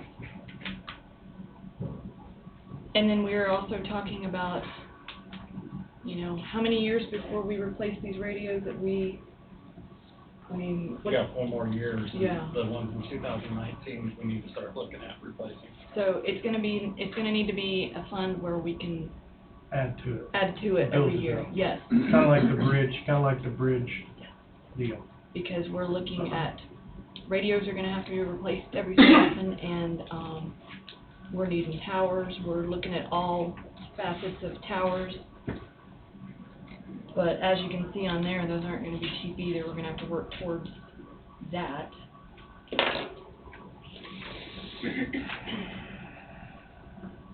So I'm just wanting to know how to go about this. How long does it take to get a tower system going? I mean, by the time you find the property to put the tower on, get the contractor or get bids to put the tower up. You're looking at a year process. I'm gonna say a year and a half to maybe two. Yeah. You know, so, and we're needing 2 of them. Three, sorry, I don't have my glasses on. That was gonna be my next question. We had a 195-foot tower. How many of those do we need in these? I'm assuming it's one. On the 195 foot, I put each, and that's 954 each. Right, And so they how were talking many about- eaches are there? There's supposed to be 2, in the past, it was talked about 2. One in Leroy and one in Gridley. Right. And then the taller one out north of town. That's the quote that was from 2022. So. So you need 2 125s and 1 400? 195. 195 and then a 400, yeah. 2 of the 195. Yeah. Yes, sir. So like Leroy, Gridley, Leroy. So which one would be a priority? Well. I know they all are, but I don't know. you're operating without them now, so that's what leads up to that question. Not very well either. Scott has a story from Gridley just Now I remember that. just last night. He's got a story that they couldn't. In my opinion. Couldn't communicate. I can't get into the details, but last night we did an operation with the sheriff's office.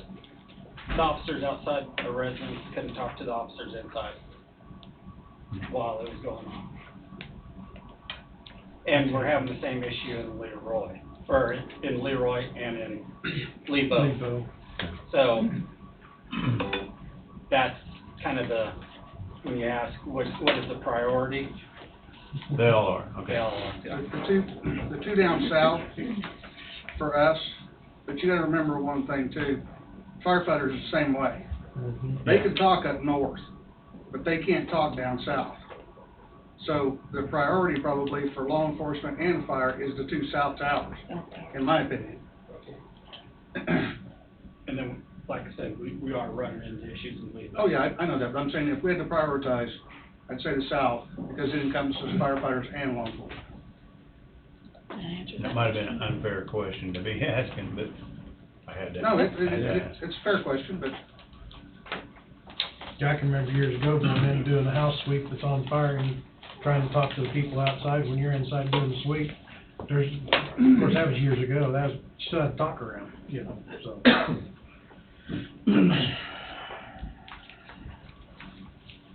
So our lines we have that are, the object lines are radio maintenance repair, radio equipment,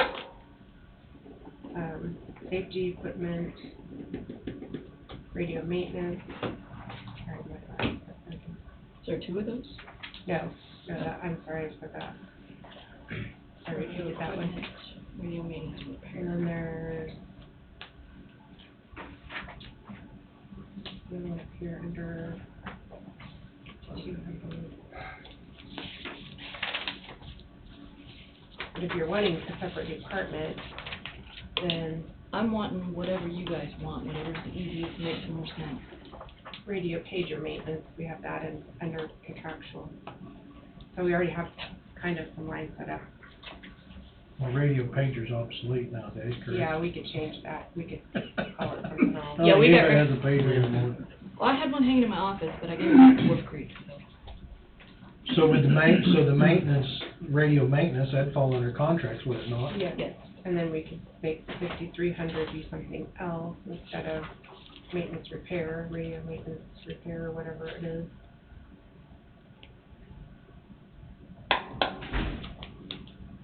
These numbers you're showing here, this, the cost in a 24-month period, or 12-month period.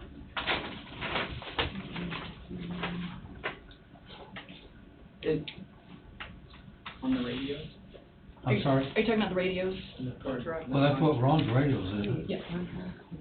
You were asking. If I added all these totals up correctly, this page here, the radio page, got $3.5 million in it, correct? Right.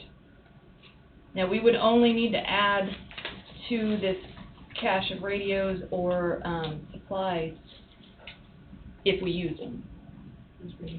If we use them up, let's say a fireman drops a radio and we have to give him one of ours that we have on hand, then we'd have to replace that. But if we don't replace it, we'll keep those radios for the life of the radio. The contracts are yearly.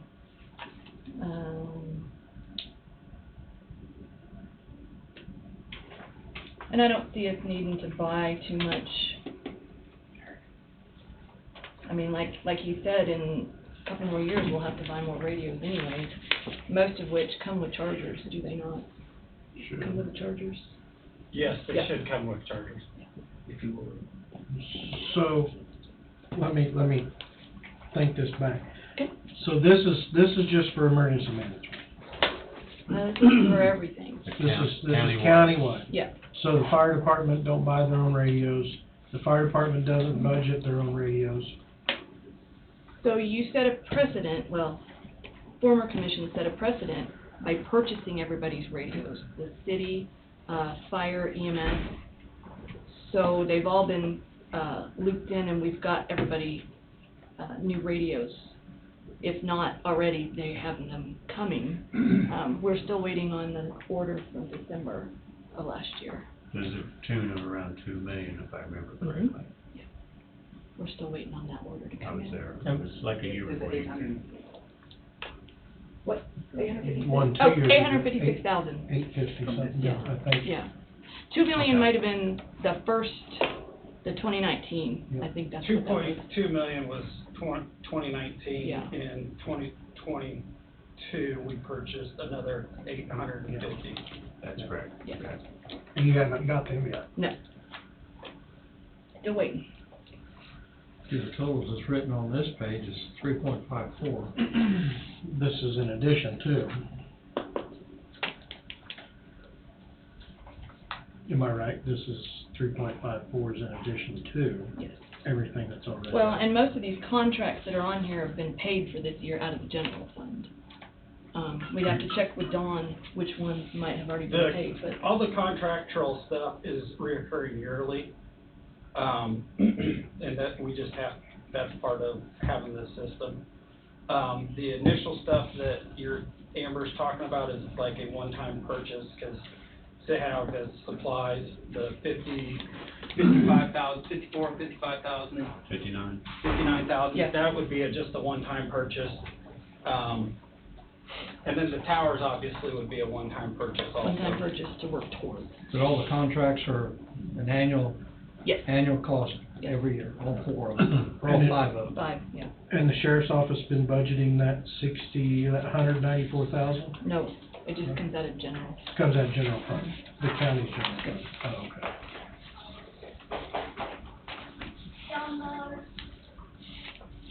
I think courthouse general. Courthouse general. Yeah.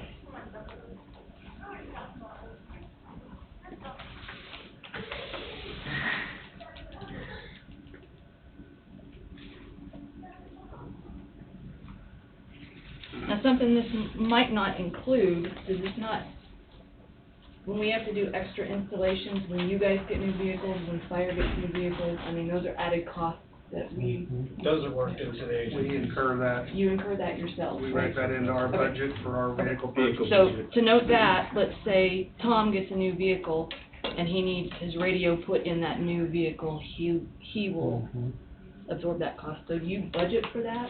That's correct. Do you budget for radio? Not only do we have to budget for the install, we also have to take, when we take it out of the old vehicle, so we're paying, you know, to have them uninstall, because if not, you're cutting wires and replacing, and, you know, so we have a professional company, and they'll do it cheaper than what we can do. I can't get 2 guys on a car for what the company does it Just to for us. start the account.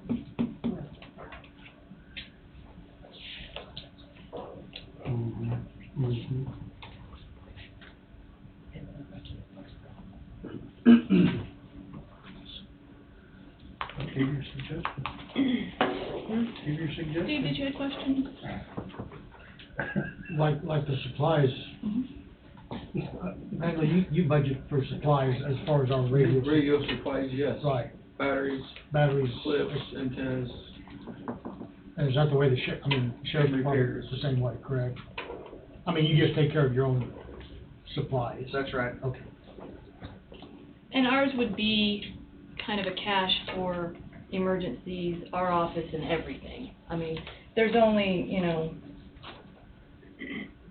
12 batteries. Well, we're down to, how many batteries do we have left right now? Do we have a good stash, or are we about out?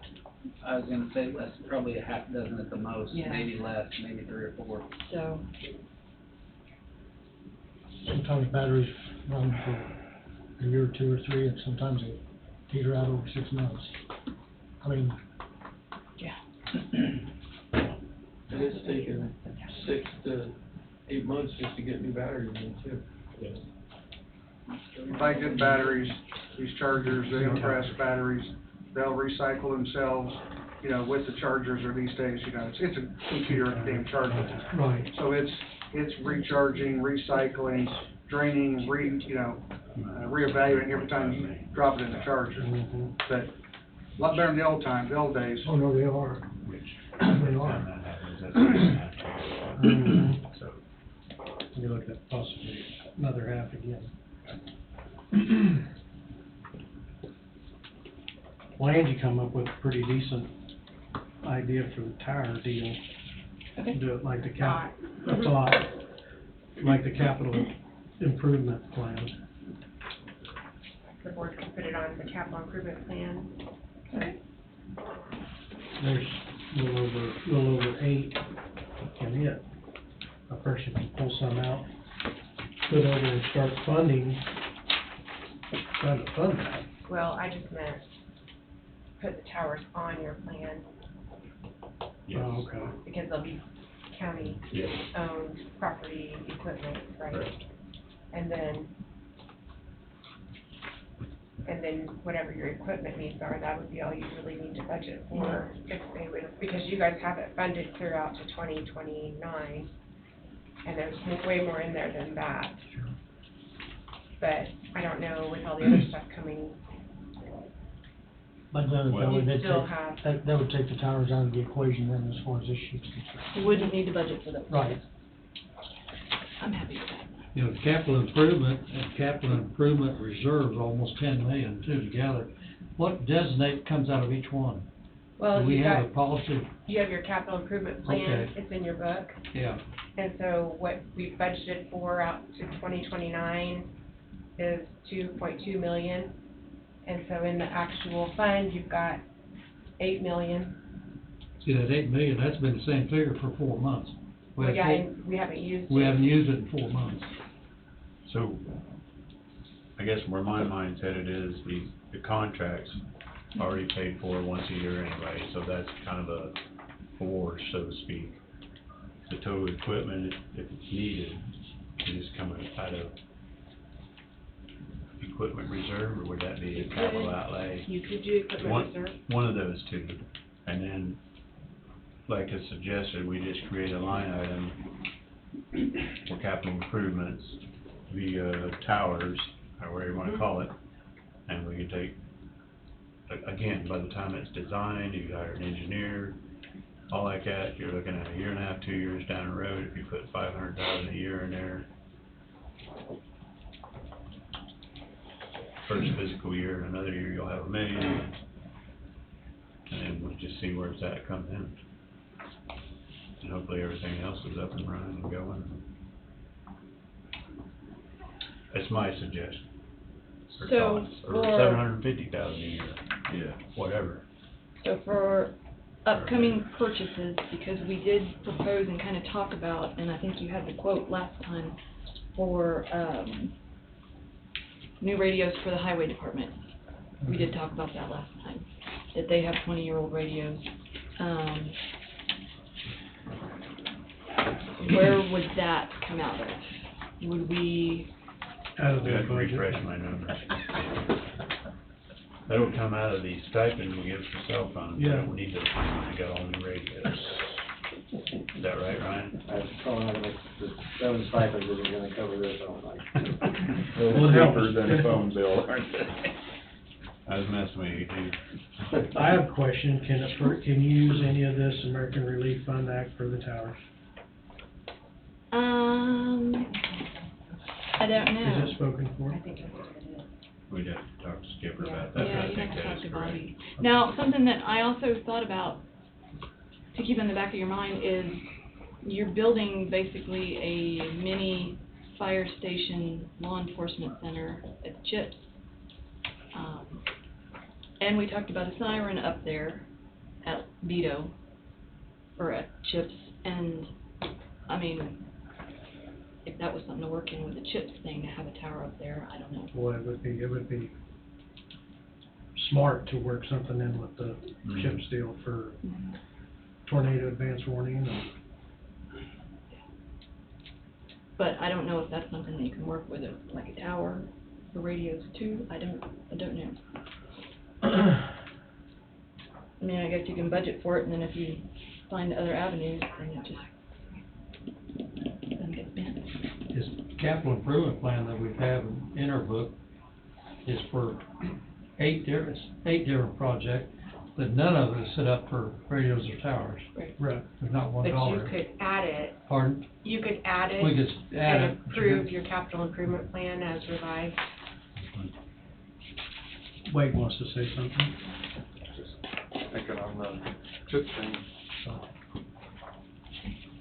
when that case comes up, the board could consider that as a special condition, right? Correct. And that would put it on whoever the applicant is later on that vote. not the applicant, the entities that are involved. Yeah. That's their responsibility. Because, yes, Does that make sense? yes, because we had a brief discussion, drifting off into the weeds somewhat, about up at Old 50 and 75, where we got the JSB building, and adding on to that to house fire equipment, road and bridge equipment for roads that may be maintained in that area in a timely manner, stuff like that. So, yeah, that would be all inclusive, so to speak. But as of right now, we're not even sure what's needed up there, as far as EMS, fire. Yeah, correct, we're still. I mean, we're not sure what they're going to Wait demand and and what see. they're going to, yeah, System and yeah. so at hand, I'll just go back to again, that, the contracts are already being paid for at a yearly basis now. You need this extra equipment to keep things going as you want. Put it And in my budget, under what Angie said. Yeah, we could do that. Okay. And then, create another item on capital improvements for the towers, and then we'll just start pulling each year. Because like I say, we'll have to find an engineer, there's gonna be design. Right. Yeah, there's a lot to- Bidding process, I mean, it could be 2 years down the road before that even starts construction. By then, we can be pulling enough money from wherever we need to pull it to start funding that project, and then finish it off with capital outlay or whatever at that time. Just those 3 towers now, it's 3.2 million. Yes.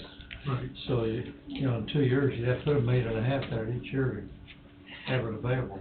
Well, the hope is we get more manufacturing companies in the United States. Yeah. Price of metal goes down, which is actually going down now, but, yeah. So what we proposed last time we were here, we have a quote for $530,971.84 for highway department radios. What did you say, $530,971.84. And that was for 80 mobiles and 20 handhelds? Yes. And these will have to be updated in 4 years, 3 years? Or will they pass on through? 539.71, that's a total, Basically, and that'd be for 80 the mobiles life and of 20 that handhelds. radios, we'll figure it's like 7 years. 7 to 8 years. 8 years is what they recommend is the So life these of the will need to be radio. So, when did you say we was gonna have to update radios again? You currently have 2 cycles of radios, and this would be a 3rd cycle. So, if you go off the 8-year cycle that Motorola recommends, 2019 was your first purchase of that $2.2 million. Those radios would be in 4 years. Last year, we bought another $850,000 to finish up what we didn't get bought, and we haven't received those radios yet. So 8 years from now, 8 years from the day you receive it? Yeah, pretty much, because that's, and then theirs, you know, we're looking at probably at least, we wouldn't see those radios for 6-7 months now. So that group of radios would be on another cycle, so, of 8 years. So you're kind of getting in a cycle where you're gonna have to have, you know, some money. Is there ever a time, and it might not happen this way anymore, is there ever a time that, oh, well, these new radios won't talk to these older radios? Yes. And that's what I'm trying to figure And out. that is coming up, this year. That's why we made that purchase last year. So, I mean, you're looking at $2 million worth of radios that could possibly not communicate with previously $2 million worth of radios. they'll work through their life cycle. Okay. They'll be able to communicate with each other. Yeah. Yeah, and part of the problem is that, say, at the end of 8 years, parts and you just can't fix them anymore. Is that right? Yeah, they know what they're They doing. obsolete because they want. They know what they're Right, doing. Right. You can't even get a knob to replace on our radios. I mean, they were just, Right. they're out of cycle. They quit making any part whatsoever. You know, we're talking about a time frame between 219 and 8 years would be 227. Mhm. Can you put together a spreadsheet that'll show the funds needed for every year? To where we'd have a better understanding, because we're talking about, you know, 3 million now, we got some that we've got that we haven't got in. And that'll be with the prices To they me, we are. have a spreadsheet to cover 2027. Mhm. It'd be maybe easier Sure. to forecast how we need to set funds up. But that's on today's price. I'm not Right, saying- that's what Not I'm 7 saying. years from now. That's today's Yeah. price, and I don't know what it's Yeah, gonna be those are next year. today's prices, that's what you gotta go to. Right. Or else maybe add 10% to it every year. Right. Every year you move ahead, add 10% for protection. but- Well, and that's, I'm not saying we don't understand everything, but Right. to me, just set it up on a spreadsheet. Mhm. And maybe every year, like I said, add 8 or 10%, which would probably, hopefully would cover increase in cost.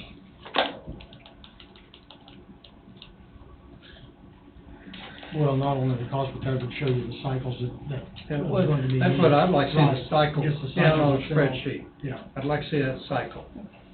we can do that. We can do that. So, do you guys want Ryan and Adam to talk to you about their radios that they'd like to purchase? We've got this quote, and I did give it out last time, if we need Yeah, I to, can't find mine, but I know what you're. so it was for 80 mobiles and 20 handhelds for the highway department. They're currently working off a very old system. And this upgrade would allow them to not only have new radios, have communication with dispatch, have communication with all agencies in any kind of emergency. It would also allow them to do the GIS tracking of the radios. So if, you know, a blade is out and about, if we want to know where someone's at, if someone's out of their vehicle or something, it does do a GIS ping of where they're at. We can locate them. Yes, yes. Well, it's very important for the highway department to be on the same channels as everybody else. If something should happen with Wolf Creek and in our grills, so on and so forth, that way you don't have to. I only deal with it with the fire department now. I mean, there's times that we assist the fire department and we, other than our cell phones, I mean, we can't talk through our current radio Yeah. system. Unless there's an employee that's a firefighter too, that's on the Correct. radio. Correct. You know, so. 80 mobiles Mm-hmm. 80 truck. for the highway department? No, you got that? I'm just, I'm. I say just probably a in stupid blades and question. dump trucks alone, we have 12 blades and probably 10 dump trucks right there, so there's 22 of them. Okay. I mean, let alone pickups and. They had, okay. And we've got more radios than that for some of the equipment, and some of our heavier, construction equipment. Okay. I get it, I just. Yeah, I know. I it's drive not by a there lot, and but Does your sweeper have a mobile in it? Your street sweepers that you use for the roads? our brooms. Brooms? No, typically, we would want to use a handheld for that. Would you? Yeah, that's, That way they can communicate maybe Yes. with the car behind them, pilot yes, vehicle type deal? yes. And then your money you have in your, budgets now are pretty much earmarked for no fluff. Yeah, I mean, the stuff we got in there now is just basically like, fire department for necessity parts, stuff like that is about, and new installs, I mean, we take care of that, but as far as for what we're looking at here for upgrading our radios, yeah, we're not budgeted for anything like that. Okay.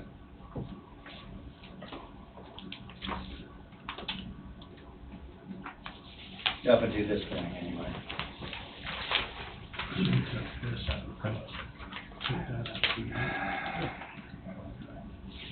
Didn't take long to change that.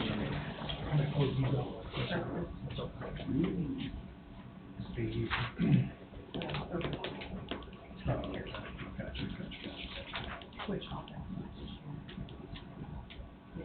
Okay. 566, 811. But that would tell us when we need to cash. 566, Mhm. 811. That's on the same order. We don't have anything in there for our next sell at the landfill either. 530. And that's projected to be in 28. And 10. Is that on here? No, that's not. Yeah, we put money away each year for the landfill. Where at? I'd have to go back and look, but I'm Under yours or? I thought there was.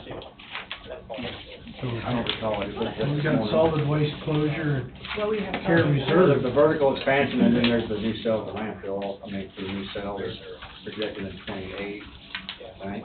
Okay, yeah, it's projected for 2028, but I don't have any numbers on here. Okay. If you can give me a number. Yeah. Because I'm just updating some of that information right now, but Okay. I can't recall what that we put back every year for that. 160,000, I think, is what it was. We upped it a couple of years ago. Oh, well, we've got the landfill lateral expansion of 166. Is that the Okay. one? And then there should be the subtitle D. Okay, that's It's there. 15. Yeah. That's the C and And D. there's this one. Yeah, this one right here. Okay, so is that? The vertical expansion for landfill, so. Okay, yeah, so what's landfill? Yeah. Is that one? Okay. I'd have to double check, but I'm Okay. sure that's what that was. If you can double check and let me know. Yeah. If you think it's already on there, because. That 166? Yeah. Is that what it is? Yeah, Is the install and So we can mark off landfill cell 5 construction. I think he's gonna make sure. If we mark it out. Well, we're not 100% yet, but that's, I mean, The, it's got the capital improvement plan that we got in our book, it doesn't show anything for the construction either. It does show the $1 million. Or he was just gonna pay because they're only talking about one, too. So if I can take that line out, I will. Yeah. So basically just, if you were to spend it this year, that's what you spend, you can half of it.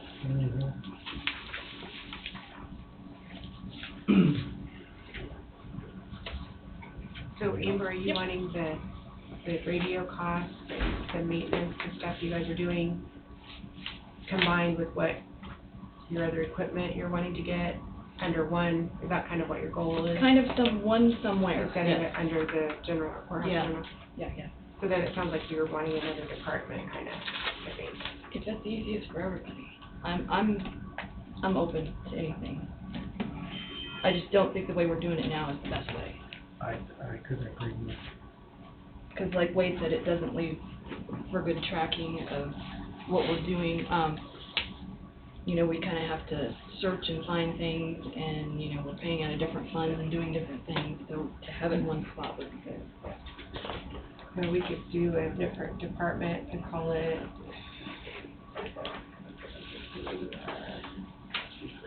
EMS radio tower. well, or, just radio, what would you want to call it? It's an effort between all. Radio improvement, It's for the county Yeah. radio systems. radio system improvement. There you go. There you go. That simplified it because it's for all entities within the county, so, you know. So we can, make it, it would still be under the general fund, but it would just be department, we could do 67, 66. Okay. Which one of those would, you're 68, so, Give me 67 then. okay.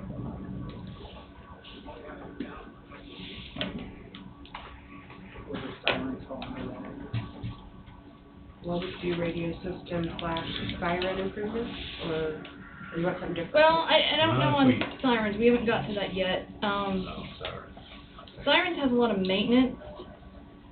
I don't foresee I mean, unless we're purchasing more sirens down the road, and I really don't see any need for purchasing more sirens, I don't know how you all feel about these sirens. Most counties are doing away with their sirens, their outdoor warning systems, because that's really all this is. And now that we don't use these for Wolf Creek anymore, we use Everbridge and iPods, they're not as important. They're important during fire and storms, and civil emergencies, but they don't serve a purpose for Wolf Creek anymore. So they're not as needed, I guess, because everybody has a cell phone with them at all times, should be able to get notified of any severe weather or incidents that are happening in their area. So really, it's just going to be maintenance of sirens, and as we're finding out, the maintenance is going to be quite a bit too. But are you not talking about removing several, or have you got that far yet? Haven't got that far. That's going to take somebody doing some studies and you guys deciding what you're going to do up north, because I don't know. We talked about removing a couple, we talked about moving them. But you don't have any idea what it's gonna cost, you would have to. And we don't have any idea what the maintenance cost is gonna be for the sirens. I do. You have it in front of you. Oh, sorry. But I didn't want to skip to that until we were done with this radio stuff. Okay, we're not done with the Or if radio we stuff. wanted to add it together, I don't really know. I think you might want to keep them separate. Separate it. Yeah, I think you want to keep them maybe separate. And I think you're right on the sirens, we can probably eliminate several. I mean, Yeah, because we're double I covered. can take it three right now. You stole my map, and then where is it? Is that it back there? You guys have my siren map up here somewhere. It's probably back there. Okay. We're double covered on several of the sites, just because there was an area of population that we needed to hit for Wolf Creek purposes. So there are several down at the lakes. Atumwa is notifying 3 houses, so, you know. Well, like I said, you got the iPods now, so. Yeah. Yep. I'm 100% for just keeping them in the towns. And that was thrown around too, is just keeping them in cities, the more populated cities. In favor of keeping the tower? In the towns. I am too, because I guarantee you there's people that don't have phones. Yeah. There's more of them out there than what a person expects for the senior citizens.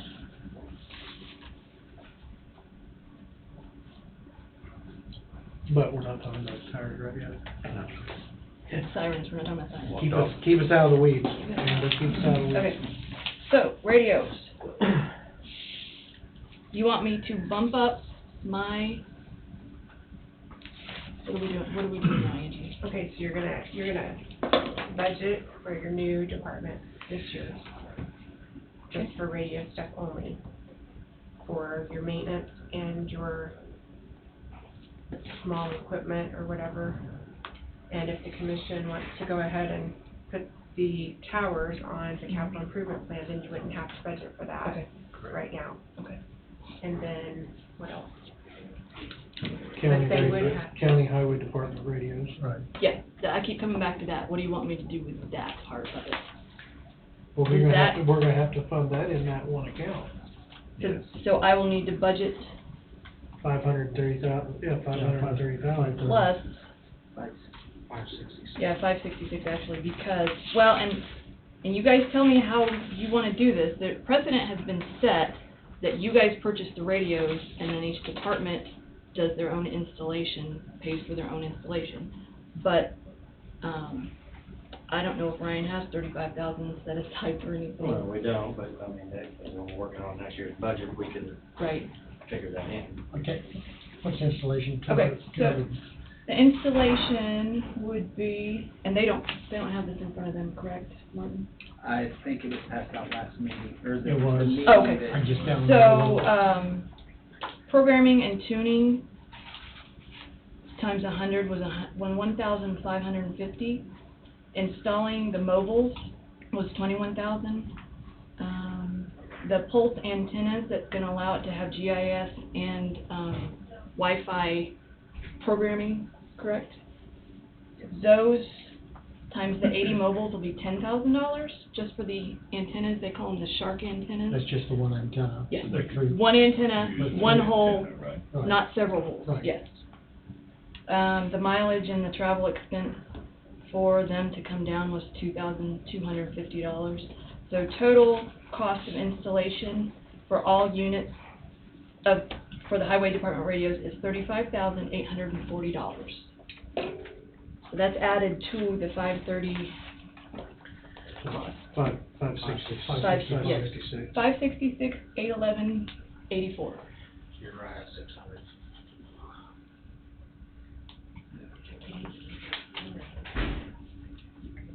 Well, they can't get the radios sooner, they've been on order for 6 months. Yeah. They've so been on order for. December, we ordered them yeah. right before the end of last year. And they have some of the stuff, but they don't have everything. And that's for Ryan's radios? No, that's for No, the sheriff's radios. that's for EMS and EMS, fire that we EMS. replaced because, long story short, the 2 point whatever million, when we did that, they were under the assumption that they had to buy their own radios, so they got the cheapest radios possible that they could afford. And they don't work like we need them to work.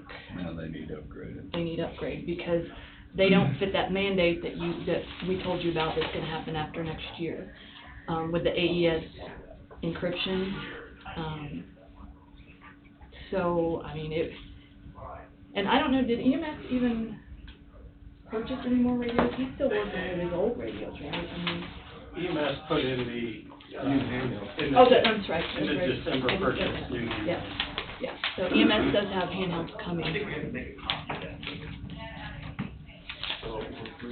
So that's what's coming, that we ordered in December, because we kind of missed them. Hey, Amber. They were trying to be good. One of the concerns or thought processes is, and I get it for a budgetary purpose, if we need to push it out to 2024, is, then, right now, Road and Bridge is using borrowed radios from OK Kids to do their job. And if we don't get it, then, we wait until next year, and we're looking at 6 to 8 months to delivery. We could be looking into 2025 before we even see their radios. Right. Oh, highway department. Yeah, Is that highway what you're saying? department.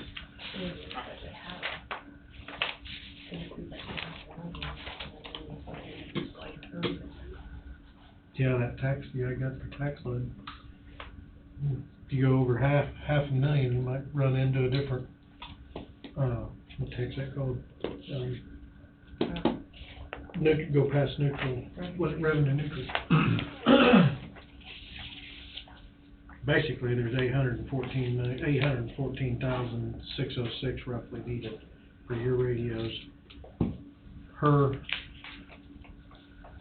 What she's presented is 254,606. Yeah, but 194 of that's just an annual recurrence, it's already budgeted. Some of that's already been paid this year, yeah. It's already Yeah, budgeted in. So you don't need the 194. You need the 59 plus the 566. Okay. Correct me if I'm wrong. Nope, you're right. And there's also the $35,000 install too. Yes, Which is the 566. 566, yeah. Okay, sorry. That's okay. No, that's all right. We're throwing around a lot of numbers. Yeah. Wish I had a little chart we could just draw it all. So do you pay for the radios when you get them or when you order them? When you order them. Of course. That's handy. That's why you don't have them yet. That's why you don't have them Check out what that is.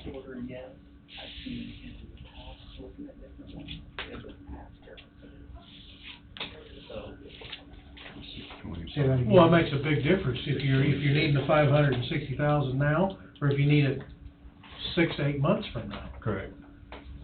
And I'm just looking at historicals going back from like 2007 or 8. I mean, there was times that I saw that it was, there was like a net 30, days, after they were, received. So, I wasn't involved with the last purchase, so I don't know, what kind of options are out there. Going through TFM, Topeka Motorola, or whatever it's called. Yeah.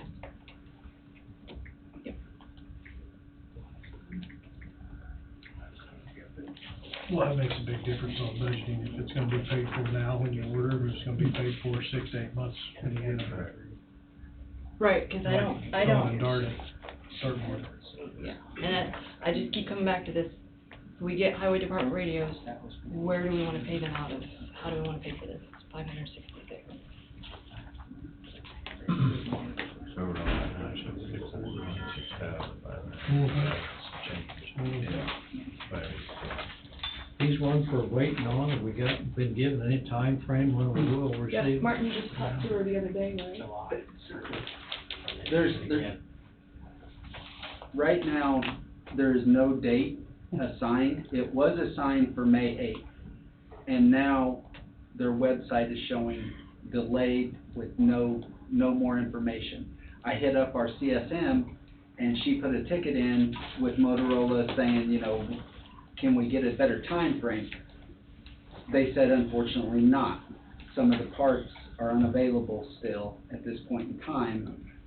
So part of the order shows, you know, July 21st, and then part of it shows May 31st, and then part of it shows delayed, no status at all. And the way I guess the order was submitted was everything was supposed to ship at one time. And at this point in time, I believe, you know, I don't know whether it's the batteries, whether it's the chargers, you know, whether it's software going into the, you know, the radios. I'm not specifically sure what part they're waiting on, but there's, I couldn't give you a Microchip from China.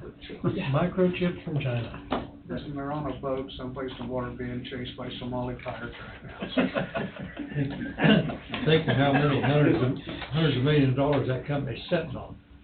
Yeah, sitting there in the country's, you know, equipment receivable. Yeah, cause we paid them in December. I was gonna say, they've already been paid. They actually wanted paid before the last day of the year. And you were saying about. I assume somebody wanted a Some, good, bonus on that. So they actually sent me a, FedEx overnight to send them the check. Get it there. For something we don't have. Yeah. Oh, that's right, okay.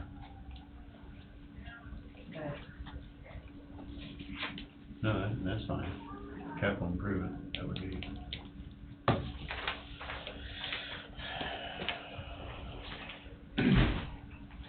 So, whatever we do here is what we wanna keep doing in the future, because we've done it, you know, different ways. We've had each department buy their radios. We've, collectively as the county bought the radios for the departments, even the city got, new radios. So whatever we decide is what we're gonna work with and work towards, because I'm tired of not knowing what to do. I understand that. And then also, Well, I know I've been here 4 years, I've been approached with this a lot, except for that one time. And yeah, I don't know what the plan was supposed to be before. I have I no don't know idea. either, I do know we did volunteer to buy everybody radios.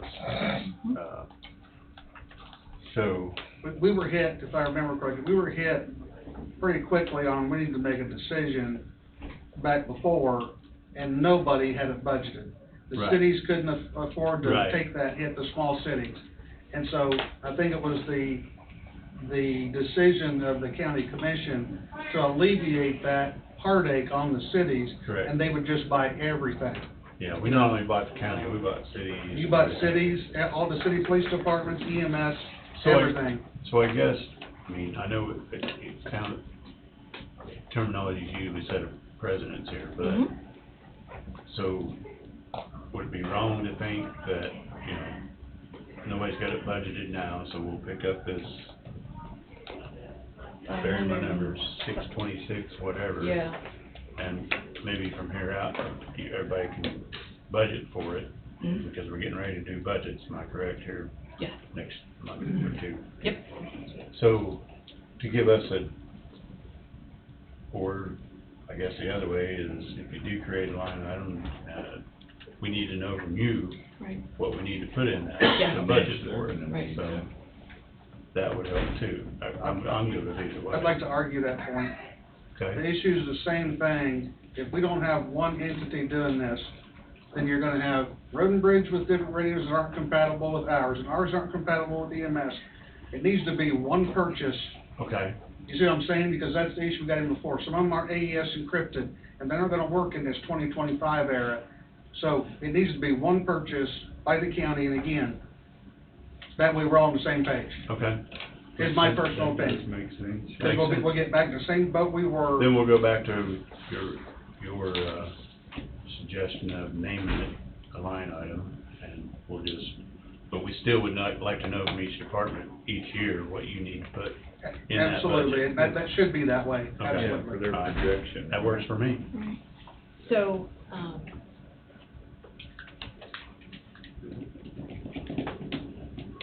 And for now, we can draw out of whatever you want, but To get this caught up. to get that caught up, and then, And cover highway department. yes, Yeah. Yes, 626, right. 586. Okay. Might as well just round it up, 586. As long as we continue to have these radio meetings on a regular basis like we're doing, and we all get to set the table, we won't have this issue anymore, I don't believe. Okay.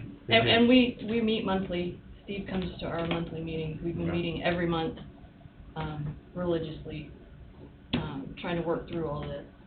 And we want to come up with a plan. We want a 5-year plan and a 10-year plan, and we want what Dawn wants. We want to have a spreadsheet that says, these radios will need replaced then, these radios will need replaced then, and this is how much it's gonna cost for But radio. that's your 5 and 10-year plan right there. That's right. Yeah. As To me, as far as radio. To me, the spreadsheet's gonna give us a lot of information that we can work from. Well, if they're running 8 years on radios, I'm put it every 8 years. Yeah. Because if you're in that type of a rotation. Just update that spreadsheet every year. Sounds like you don't have parts beyond that, so trying to go beyond that's not very practical. So where would we like to pay for these highway department radios out of right now? Out of your budget. Out of No, my I'm budget. kidding, I'm kidding. You got a stare down on that. I did. Well, I can't wait, that's not what we said. Your eye contact is pretty quick. Yeah, pretty quick. Ryan. I saw that. What did you say? No, Wait, we agree to that. Took me a minute, and then I'll break Lighten, lighten the mood up a little. Yeah, bit. thanks. Steve, she knows where you live. Of course, a couple outlay, would it be wise? How about we don't be to long, create one don't more? from your yard. Yeah, yeah, I contact is pretty quick. Yeah. You know, our eyes are moving. Yeah. What was that name you Yeah. Pardon me? called it before? What we might put the line Oh, on? radio improvement, Yeah, Radio system. radio system improvement. yeah. Is that under the general fund? That's what I made for you. Okay. We called 67? Yeah. But then if I put it on their capital improvement plan for your ones for road and bridge, Is that where it's gonna come out of, is capital improvement? The reserve. Okay.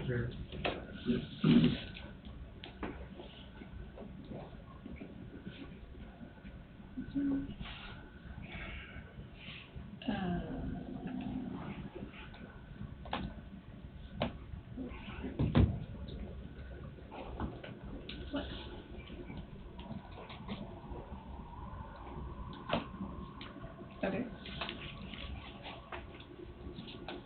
So, motion to do that? I'll get this done and you guys can do it.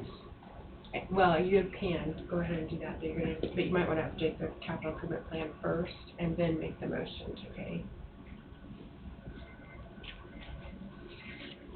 So you're moving that money into the capital improvement plan?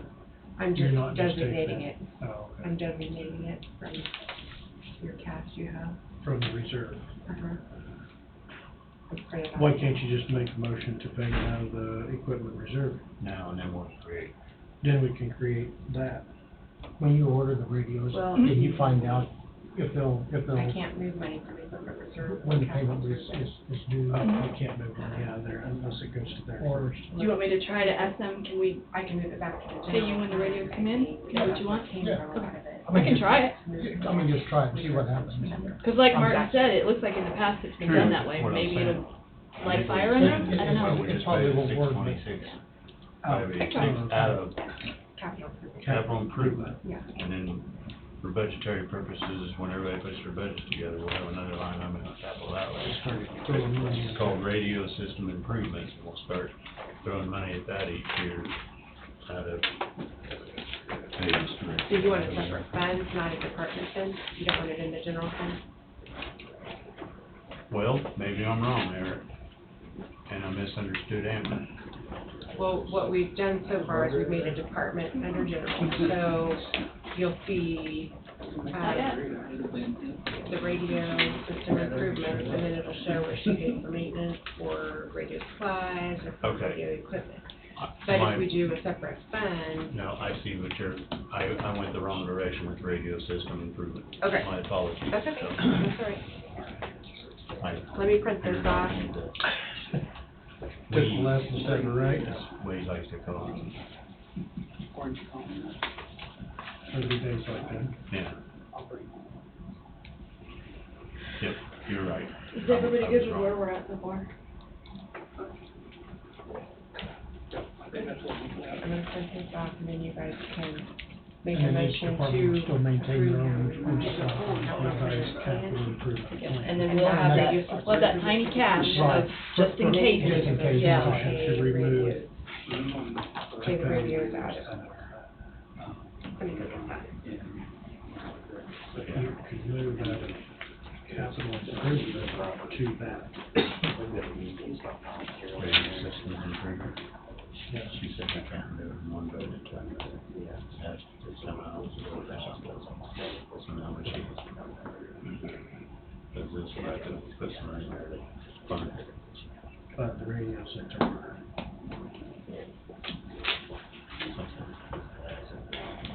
Nothing simple. No.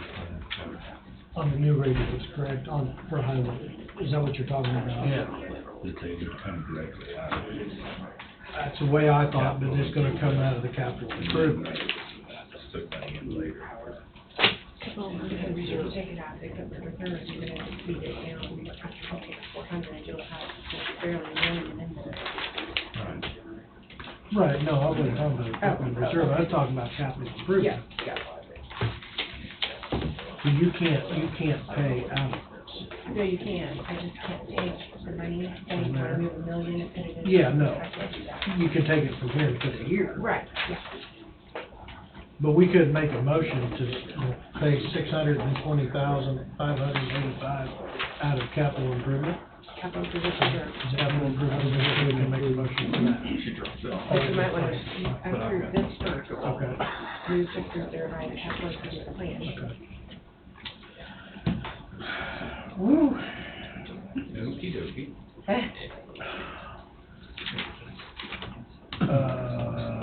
Did you date this? You change the date, adopted. That's right here. Oh, I did make it, yes, What is today's date? Change it 22nd. Yeah, this fixed May 22nd. I'll revise that. But we don't have to have it revised before. Yeah, no, Motion to approve new capital improvement plans showing radio systems improvement dated, as well as tires. Dated, May 22nd, 2023. So moved. I'll second.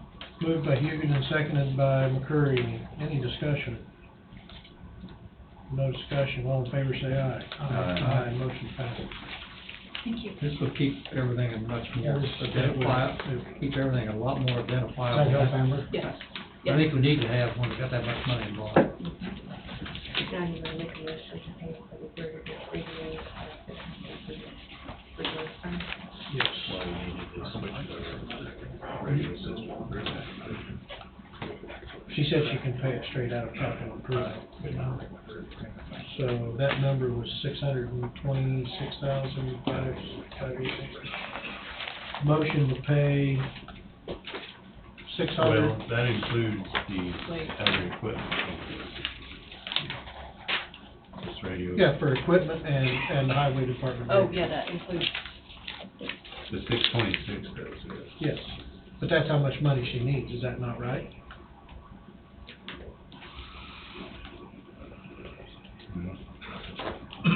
If I had that 59,754 and Ryan's 566, just saying 831. add the extras that we wanted on to that, we're good with that, right? Yeah. Yeah. You're good with numbers. Okay. 626, 586. Motion to pay out of, motion to approve $626,586 to be paid out of the capital improvement reserve fund for equipment and radios for the highway department. How's that for a motion?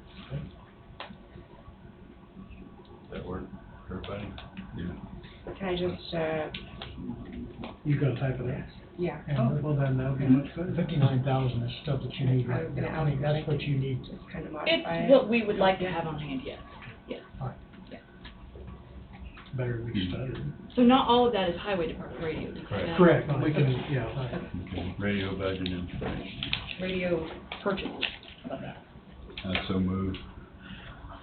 Create We're radio. ready for that. Let's see, hold on a second. Motion to pay $626,586 for equipment and radios.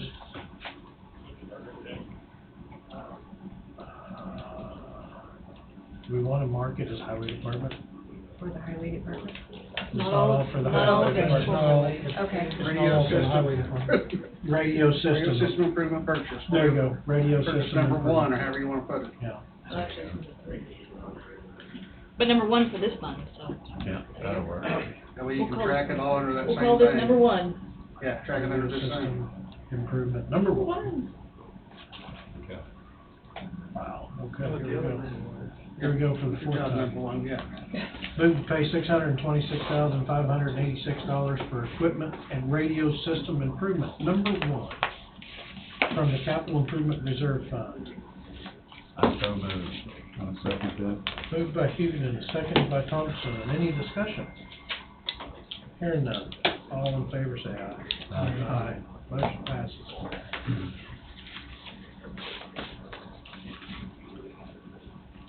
Okay, are we ready for sirens? Ready for that.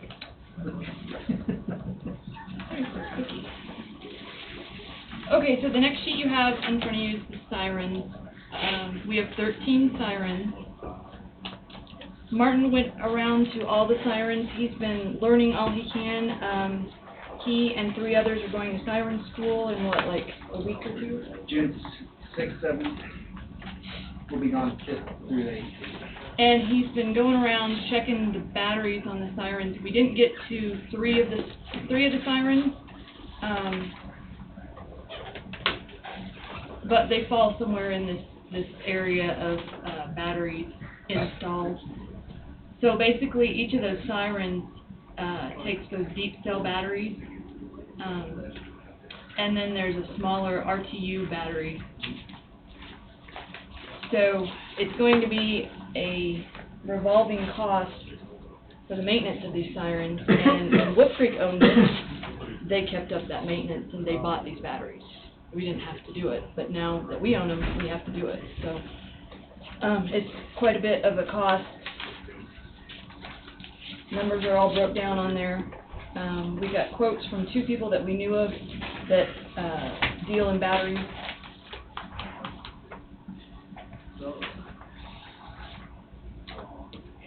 And we'd like this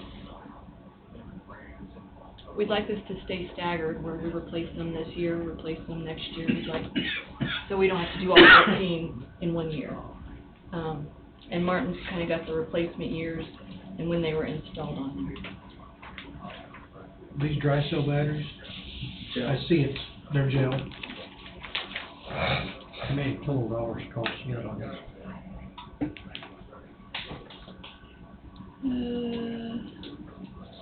What's your total, Martin? I didn't put a total for all of the 13, but it would be,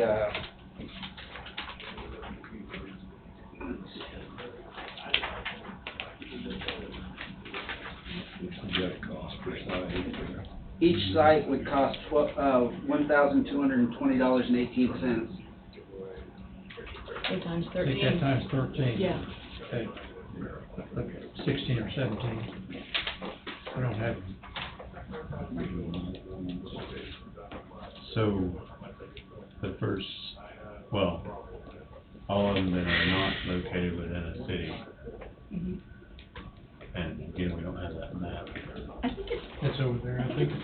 I think that I think folded it's up thing. Folded up, Yeah. right behind Wade. Well, anyway, from your, Yeah. Yeah. Possibly. I think that's it. your memory, I mean, is it worth getting rid of all the ones that are not within a city? It just kind of depends on what you want to do with it. I mean,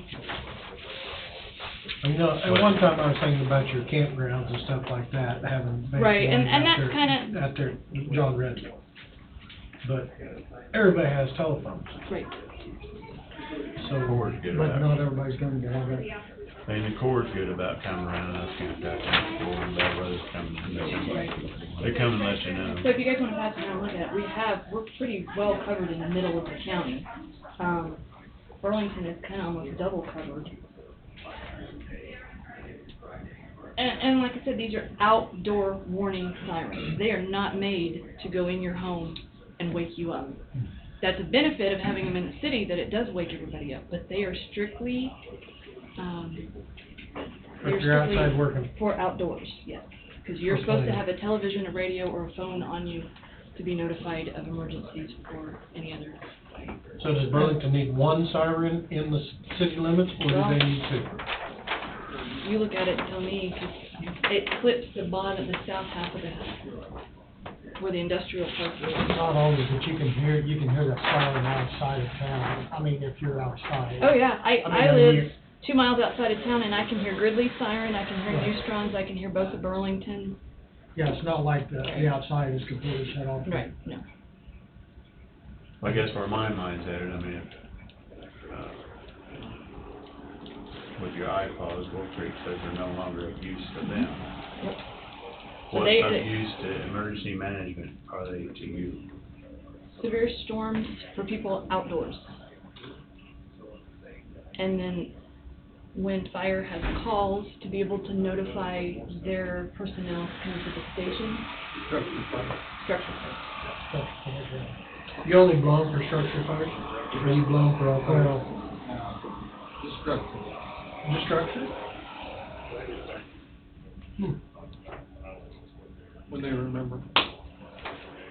Now, sometimes if there's a grass fire and nobody has responded. Right. You're having trouble getting response, they will sound the siren in that. I don't know if you've seen. But it's no longer automatic sirens. Not on grass fire. Sirens are area. And as you can see, it's heavily. I still Gets think, over that. I would retract my thing about having something that John Redmond for the campers, but I still think, because you got one in New Strong, they're gonna get it. You got one in Burlington, they're gonna get it. Well, and if you look at that map, there's one at Humwa, there's one at Otter Creek, there's one at Jacobs Creek. I say let's go to the ones Or that no, are wait, on Otter there. Creek, Two separate ones, so we have two, so there's like. Jacobs Creek's got one. Mhm. Jacobs Creek and New Strong. I say every town. Pardon me? I say one for every town. That includes Jacobs Creek. No, Jacobs Creek is the every town. Or Jacobs Creek, yes. Jacobs Creek, yes. I'm So thinking you've got Ottumwa. Yeah. two at John Redmond, one at New Strong. You've got one at Black Bear Shelter House, Wolf Creek. We're gonna have to. Not if you don't have to, yeah. I mean, you've got one at Otter Creek, you've got one at Ottumwa. You got one in Blackberry, so. That would be good, too. I mean, yeah. Because it's an outdoor area, it also hits the north half of the lake, if people are out on the lake. But the people that go out on boats at, Coffee County Lake get those radio transmissions.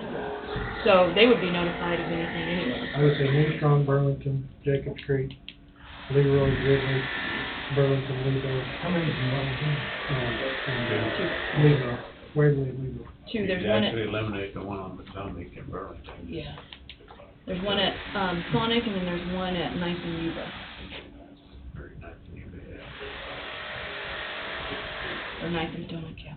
One good thing about Burlington, you don't have to worry about a train coming through town and drowning out the siren. No, you don't. Not Or anymore. Waverly. Not anymore. So, I mean, it's whatever we want to decide on that, but I know that we're gonna have to start replacing batteries, and we're gonna have to start looking at this. I do not believe, and Angie just left, I don't think I have anything in my budget at all for sirens. I think everything that we've been paying for when we have Creighton go work on stuff, or anything that Martin's been needing, he had to get a voltmeter, he had to get a ladder, we had to get some things. We've been paying it out of safety. I don't know if that was correct or not, but I don't have anything line item for sirens either. This is just the cost of the batteries. I don't know. I can kind of get Creighton to give me an estimate on some other, you know, if we had to replace a board, or if we have to replace, you know, one of these radios, because each one of these sirens have a radio in it that communicates to dispatch. If we had to replace one of those, I don't have it budgeted, so. Is Martin the only one that changes the batteries in? He can, or Creighton can. Talking about Creighton Cox? Yeah, he's very familiar with them. He's the one that's been maintaining them up until. And he's been letting Martin go out with him when he's doing things. You know, to me, maybe you need to budget, since everything's coming through your office, it maybe needs to be budgeted by your office. Yeah, and that's what I'm, And that's, yeah, keep it in one place. that's what I'd like to do. Because nobody else really deals with the sirens other than dispatch, and the sheriff's department can set them off. But they don't want to have to worry about maintenance or anything of them. I mean, they call Martin when something's wrong, and he goes and fixes it. That's how it kind of works. So, yeah, if we want to keep all the siren stuff in my budget, that's fine. I just need to know what to do. Do we put another line item under me for sirens, and then I come to you, and when I have 10 grand in budget, you guys will know what that's for, I guess. So, and I can work with Angie on this.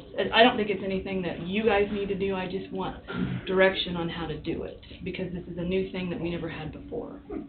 I would say do it that way, and then Okay. as far as elimination, that's just my opinion. Tom, you think you don't wanna keep two, I'm just asking, you don't think two's necessary in Burlington? Outside warning, I can, So that south I'm just- one, it's a square mile town, you can usually hear that one at Sonic. and that south one, I mean, it just clips to get the industrial park down there, but, I mean, that's not Yeah, really they're an outdoor. overlapping each other pretty bad. Yeah, they're not really an outdoor Right. building, so. Yeah, doesn't, it's whatever, I'm with Jesse, Jacobs Creek, Burlington, Now, Evo, wherever. Steve had talked about, Choose your own. we talked about, Aliceville. right? Well, that was when we were talking about, Jacobs, Atumwa, Right, moving that one over to right, and so, unpopulated area. so But there's. that was just Discussion. discussion. Well, and I like keeping them in the cities because each city has their own fire department. And that's what, you know, we need it for that, so. Yeah, if you've got a fire station, you should. And that, at that time, the discussion was, why have it at Atumwa for three when, but that was several Right. years ago. And there's where I would, for lack of better terminology, I'm not arguing this, for fire, I mean, everybody's got a radio, everybody's got a cell phone. I mean, does the sirens really that beneficial for fire? Yes. Is it? Everybody has their opinion. Steve says yes. There'll be a lot of them say yes. And the reason I say that is because if you're shorthanded on a call, that siren, for whatever reason, will bring in more people. It'll tell you, oh, shoot, nobody's showing up. Exactly. If I can go, I better go. That's exactly right. Well, it does that, and then it also gets everybody out running around looking for the fire. Yeah, it'll get everybody in and out. It does. Even the innocent bystanders. Even the ones that, Even the ones that you don't want out there, but Yeah. that still helps. right. It's a double-edged sword. Yeah. I never really knew, that's why I asked the question. So what are we eliminating?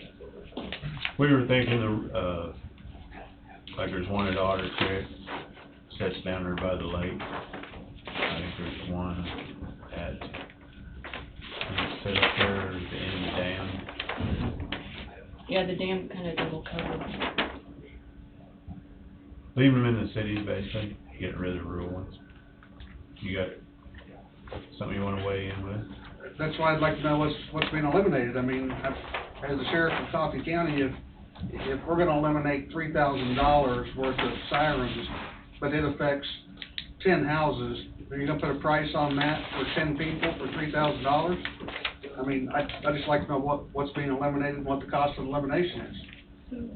Well, I don't know that you can put a mark on what the cost of the elimination is, or what it's gonna cost to continue that siren. It could cost $50,000, you gotta put a new siren on, but I mean, that's still cheaper than. I understand, yeah, I mean, I'm just saying that if you're only gonna eliminate 2 or 3 and you're gonna save $2,000, is it really worth $2,000 to eliminate that product if you're providing safety to the citizens of Coffee County? I think the way we're looking at it is, a lot of these sirens are overlapping each other. And if that's true, I'm okay with it. You're never gonna hear an argument from me. You know, if the public comes to me and says, Tom, why did you agree to get rid of our siren? You know, I just wanna be able to say I fought for it or against it, one or the other. I mean. Well, your Jacobs Creek's gonna cover the west end of the lake. If you're out on the lake, unless it's wind blowing 60 mile an hour, you're not gonna be out on the lake to begin with. But you're gonna cover the nice days from there. You're gonna cover the nice days around the New Strong, clear over to Ottumwa, if siren goes off there at New Strong. And if siren goes off at New Strong, you're gonna cover the dam area. And Burlington, you'll be able to hear it from Burlington, up the creek channel. Even Burlington goes off. So, I'm hard of hearing. I hear Lebos. What I'd like to do is take this back, like, to the radio committee, which is made up of all the emergency services group, Okay. and talk about this, and then come back to you with a proposal on what to do with this, not make any decisions today. Because Yeah. I want everybody to kind of weigh in on this. Well, there's a lot more people involved than just Right. us. I'd also like to Yeah. talk to the Corps of Engineers and see what they're thinking too. If they're ready to get rid of these sirens, that's different. Is that the same siren they blow when they're raising the gates?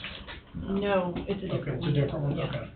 And then here in the city, if I'm not mistaken, there's another siren. The noon whistle is not our siren, is what I was told. Anybody else know about that? It's just the one at Sonic. No.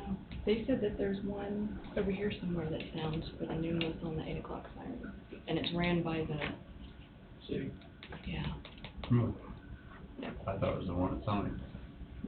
Sounds fairly close. This one over here is loud for the new one. Yeah.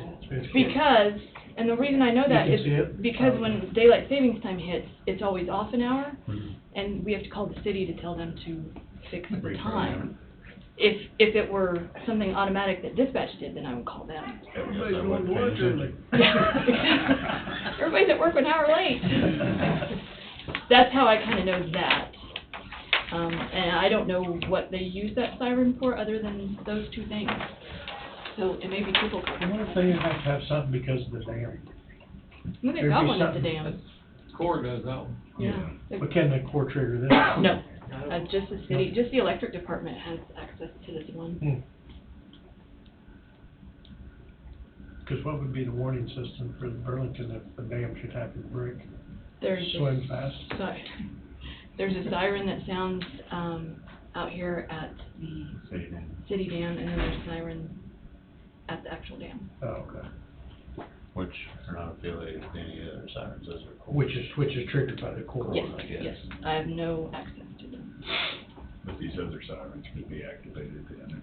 Could be, That something. notice. Could be, yeah, could be. We didn't sound them during the last flood or anything, but we gave people like 4 days' notice that it was coming. Well, the dam's never broke, so we've never had that. Yeah. Never will. So, Go west fast. Okay, so what we decided, Angie, was we're gonna, well, we didn't decide anything. Yes, we did. You're gonna have, We need a line item under my budget just for sirens, and then I will figure out, and I don't think there is one because Wolf Creek owned these previously. No, there wouldn't be, I probably, there's no other department that would have sirens, so. My computer's So if we can put something under me for sirens. okay. We'll probably need to do contractual and commodities. Cause these batteries are a commodity, correct? They get used up, and then if we had to call Creighton out, or if we have to call American Signal or anything, that stuff would go under contractual. I believe.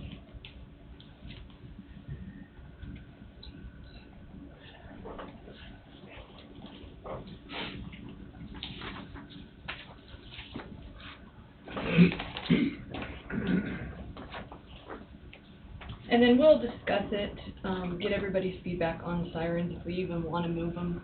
yeah, if you wanna keep every one of them, we can keep every one of them. We'll also need to look at, how much it's gonna cost to take it down, how much it's gonna, if we can sell them. I wanna look at everything before we even think about. You probably wouldn't be able to sell them for anything. It might, it Because might, of the age of them. right, it might be better just to leave them alone, I don't know. But Tom makes a really good point, and I want everybody's input on this. Right, exactly. Everybody.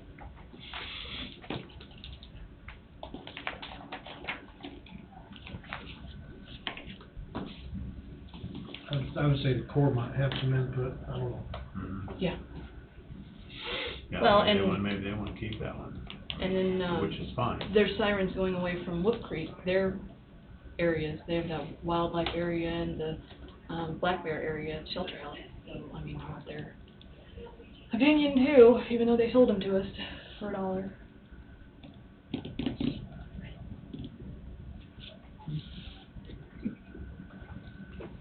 Where's the siren at Mayor Strong? That's at the fire station, isn't it?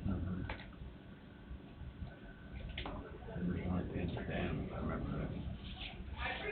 The New Strong is It's at the just north of the community building, center there, yeah. or the community building right Like, there. right by the tennis courts. And then there's one right below the dam, right, you know, just to the south of the gates there, where that concrete building is.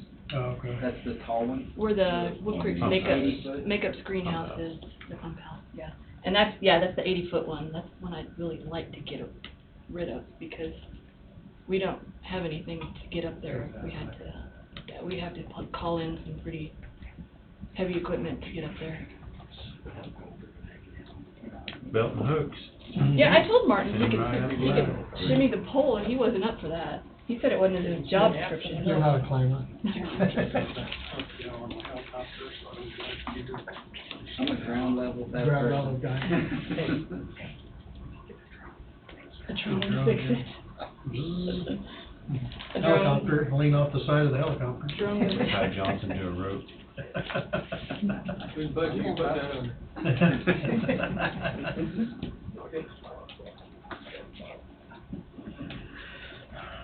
Is there any other questions on siren stuff? I really don't know what to expect on this, other than Martin was looking pretty hard at these batteries, because we've already had to replace, I would hate to replace them if we're gonna take them down. What kind of life on the, approximate on the batteries? So Wolf Creek has been changing them out every 2 to 3 years. Okay. And it looked like from everything that I saw, it's been 3 years, except for a few instances, like we've got a couple that were just replaced last year, which it seemed kind of weird. I mean, it seemed kind of out of cycle unless they were doing, you know, one set every 3 years, breaking them up into, you know, four each year for 3 years or whatnot. Sure. About approximately. And I know that a lot of times when a siren messes up, it's because there's been a lightning strike near the siren, and these little RTU batteries, the smaller ones, are the ones that Creighton's usually had to replace for us, and that usually fixes it. The siren itself is working, but it doesn't send a signal back to dispatch to tell it it's working. Dispatch kind of panics because it's telling them the siren didn't sound. So when Creighton or Martin gets out there, they check it, they can replace that battery, and it's fine. But it normally is sounding, it just doesn't get signals back because of this smaller battery. And we should, I think we're close to getting EMP shield protection on each siren also. And that was through the ARPA funds that Bobby had. He was able to get that on there. So that should help with the lightning strike type stuff. On every one of them? Yeah. That's not cheap. I think it was two grand for all of them, is what I was quoting. I think.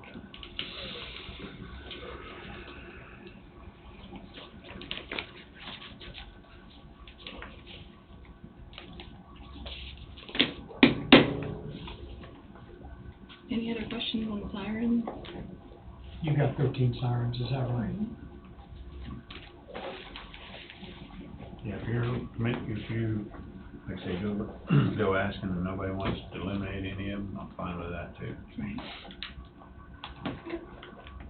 We'll come back with something. Okay. Anything else? I think that's it. Did you guys have anything that you needed? We've asked for enough for the year. Next time you don't ask us to help you, That's a pretty loaded question. Anything else? No, while you're at it. I'm done asking for stuff. I'm done. Now I get to work on a budget.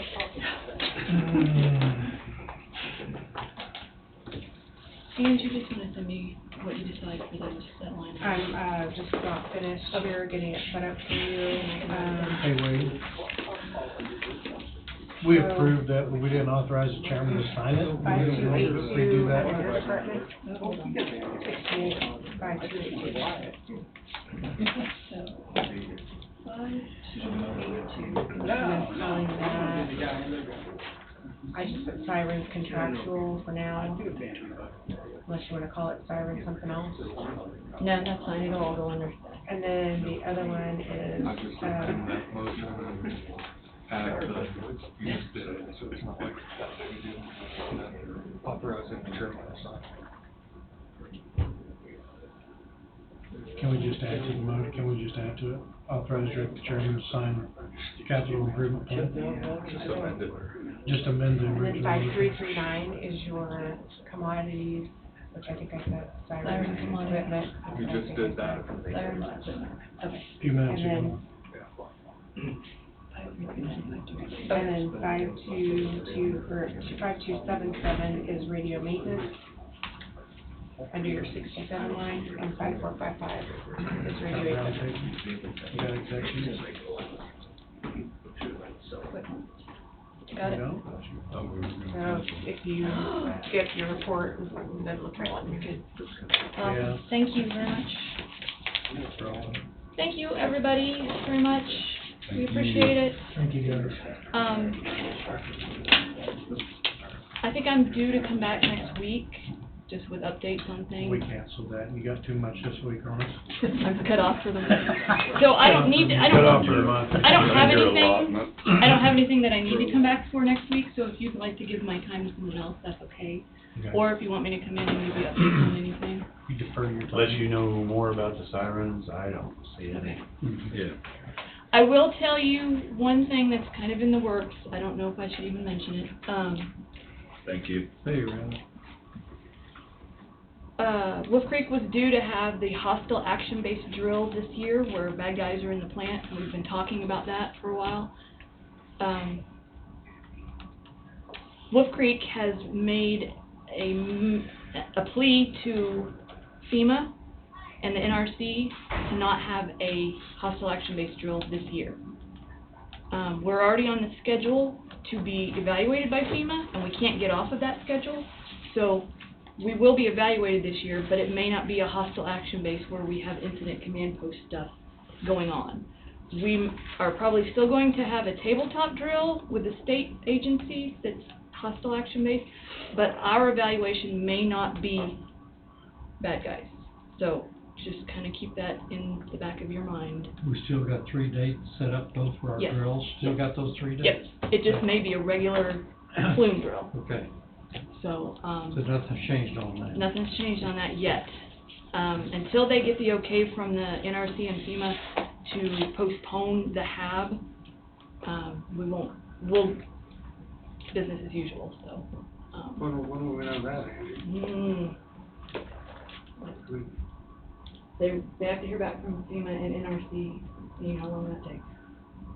I know, we've just done all this pre-planning and all these meetings. And when did this come out? Last week.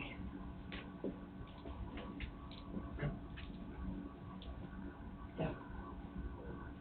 And it's nothing official yet at all, nothing official. And we really got the word Friday. Okay, thank you guys very Thank much. you. Thank you. Thank you. Thank you, appreciate your help. This new capital improvement plan, can you punch that through or book? I sure will. I gotta have Jesse sign it. We gotta amend the motion Yeah. for that. Yeah. Basically the same verbiage, just authorize and direct the chairman to sign it. I didn't add that. We didn't add that.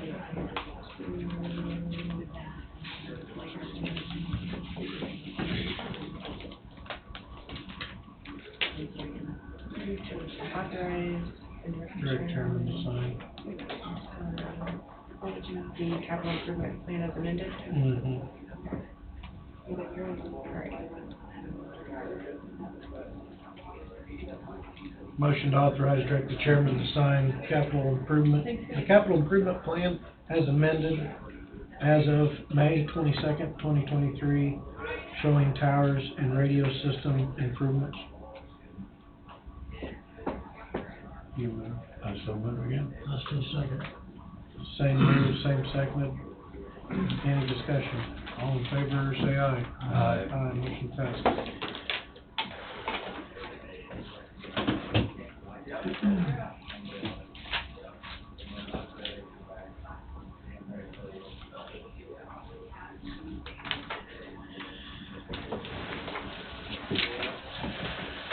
You get my message, Wade?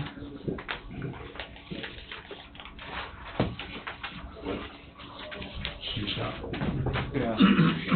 WB.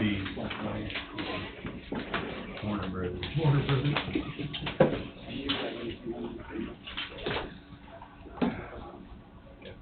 You have done for them? No, they No, see you later. What time is that? They don't hang around. 3:30 would be great. Okay. All right, sir. Sorry if you were done, I was stopped. No, you guys are busy. We got round table. Usually consists of 1 or 2 executive sessions. Because I don't want to be involved in the executive session. There you go, sir. Some reading material. We're now at round table.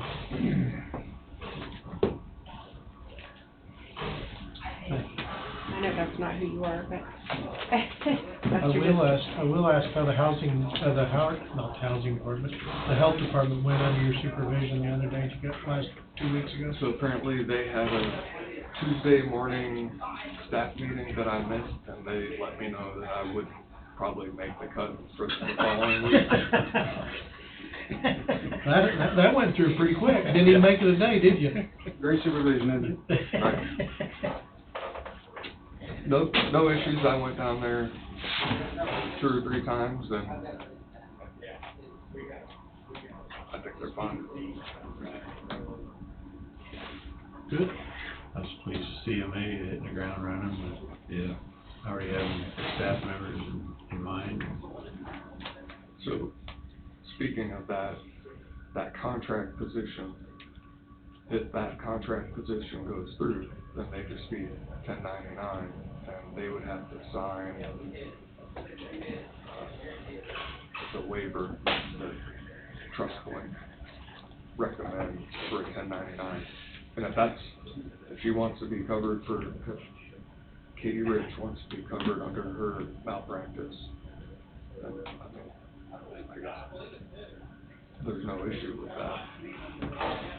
I think that was vetted to us in a meeting, Which part? that she had malpractice insurance, Sure. but I can't discuss.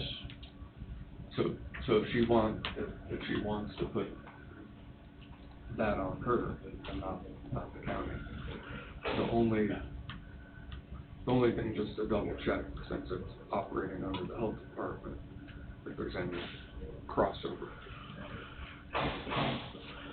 So we're gonna table this until next week? Yep. And you've already tabled it. We've so- already tabled. Well, we was tabling it for later today, we was Yeah. thinking, Oh, yeah. and so it's, I think just to be, it may not be an issue, but sometimes when you don't think there's an issue, There is. something new surfaces. Did you get a signed, deal for the Suzanne or whatever her name is? Yeah. You already got that? That's the wrong. Yeah, that's the Okay. They got a time frame to be done at your station there?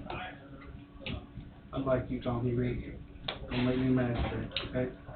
I like you, I really do. I think you're a good friend, but don't make me mad, okay? Simple question. All I'm told is that it's gonna be done sometime this month or next month, you know, how, just like Warren, you know, The other month? said, just yeah, to it'll know be which the next, month? you know, when it's done. What we're waiting on Countertop Trends to get us a countertop. And they're waiting on those guys to finish sheet rocking. There was a miscommunication that they thought that one thought they were waiting on the other, and when we finally got that communication put together, everybody's in the same party telephone line now. Okay. So Sometimes you gotta rail the tree a little bit. sometimes you have to just make sure everybody's on the same page. So, once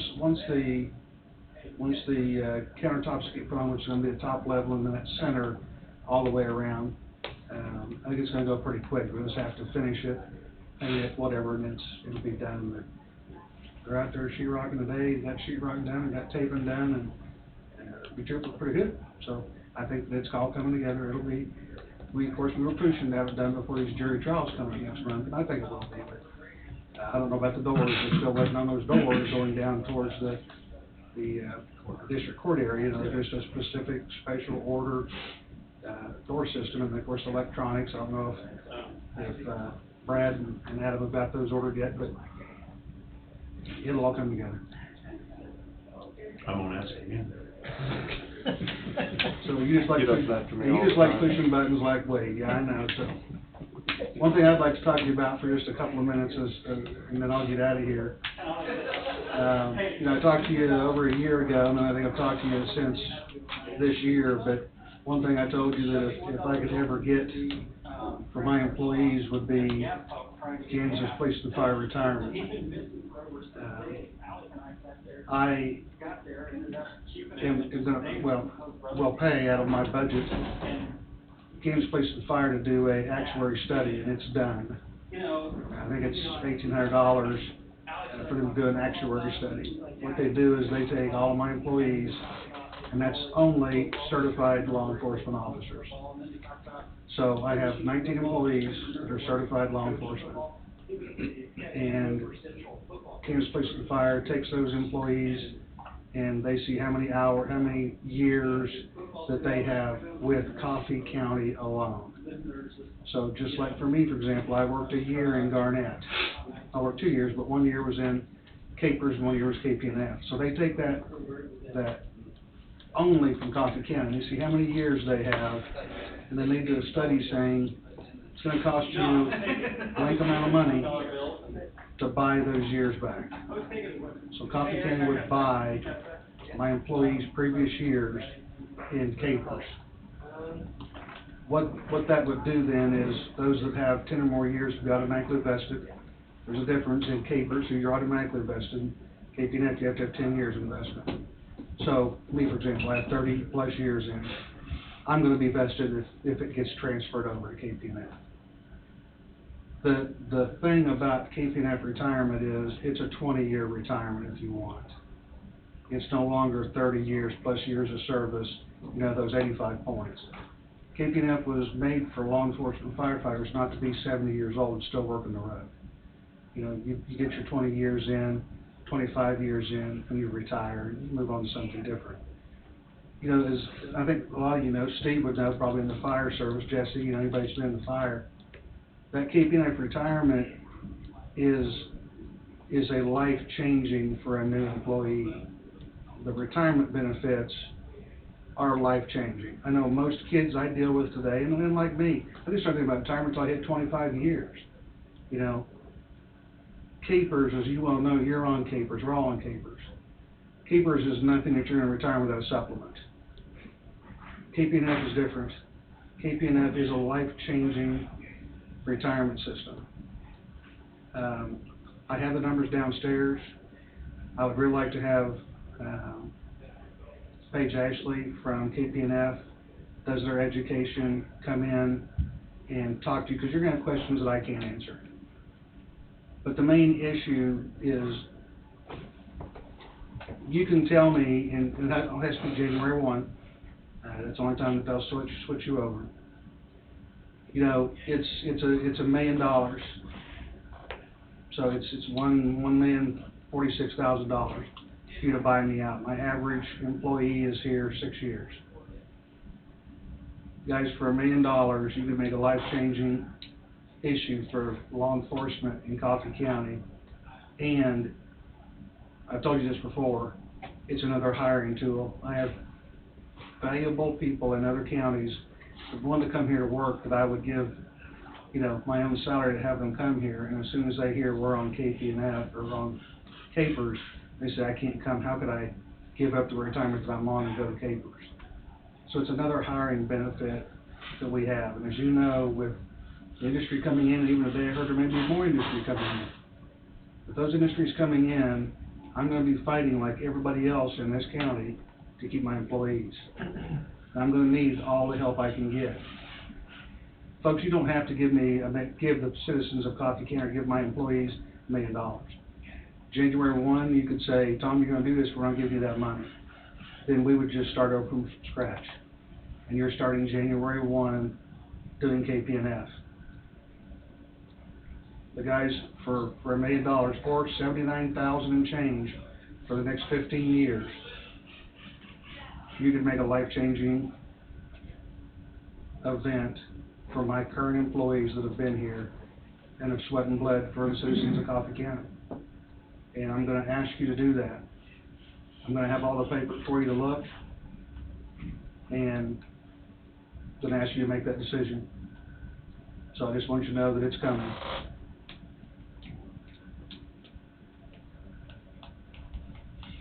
And it's only for those who have been with Coffee County. They don't get credit for. Don't get credit for anybody else. It's only Coffee County. Like for me, I've got 30 plus. Last month was 34 years. I've been 34 years law enforcement. I've got 5 years at Iola and a year at Garnett. I have another year in KPNF because we switched to KPNF my second year there. All those other years doesn't count. It's only Coffee County time.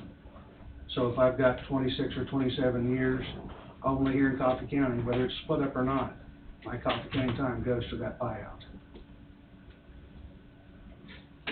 So I want somebody here that can answer those questions. I know that Amy's gonna have questions, you're gonna have questions. It's a different payout. Instead of paying 6.75 or 6 point whatever it is, you know, it's 21% you're paying in.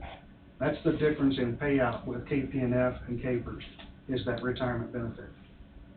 You know, there's a lot of things I learned when I started getting into this. I didn't know that I had the right to stay on KPNF when I came here. Me coming from a KPNF retirement in Garnett, I could have stayed on that. But I didn't know that, wasn't told when I came here I could do that. So I've lost those years coming back. But that's fine. 2 or 3 years of KPNF isn't gonna make me live on a sandy beach in Belize, you know, in a multi-million-dollar house. But for my employees, guys, it is a life-changing event, starting out with 4 or 5 years experience, 6 years average, and spending another 15 years here and then being able to retire and not be 70 years old. I'm old, folks. You've got, you say you got a 7-year average, is that what you say? 6-year average. 6-year average. But how many do you have that could retire the day that they got put over to that system? You're the only one? I'm not. You can't. You're not getting rid of that quick. Unless the taxpayers, voters don't want me another term, I'm gonna run at least another term. Well, I mean, seriously, you would probably have somebody that's clipping on that 20-year door, though. I think the closest one is 12. Is 12? Oh, okay. Yeah. Okay. Yeah. So I'm well way ahead of everybody. Because then you look at turnover rate, So absolutely, you know, again, I'm not kidding you.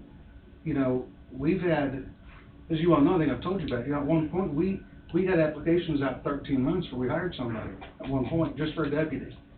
I'm a real hard ass, guys. I'm not hiring another problem from another county and moving it to my county so I could deal with it. I'm taking my time making sure that I'm getting good employees with that good heart, common sense, and that good head to come here to work. And when you have employees that have been on the job 10, 12, 15 years, that you know them, they're from around here, and they've worked, and you know their work ethic and everything else, and you call them and say, buddy, I'd like you to come to work for me. I'd love to come work for you. You guys on Capers or KPNF? And you say, we're on Capers, and they say, there's no way I can move. I got 10 years, I'm vested. I'm not going back to Capers again. I mean, and they say, whenever you get KPNF, give me a call. I've had 4 or 5 now. How many do you have that live out of county? 3. 3. So it truly, I wish, I wish I worked in some big department, Kansas City, Topeka, Wichita, that when I started out was KPNF. I mean, probably I wouldn't still be here 34 years, but maybe take your retirement and move on. But I'm trying, and I told you, 4 years ago, that I was coming here to try to make a difference. And hopefully I have made some difference. And if I can do one thing in my term as sheriff here to help my employees, and that's give them a retirement that is truly life-changing for them, I'm going to do my best to do that. So I'll bring you some numbers. Hopefully I'll have somebody here that's from KPNF that can answer those difficult questions that I don't know about when it comes to percentages. I've got it all on paper, folks.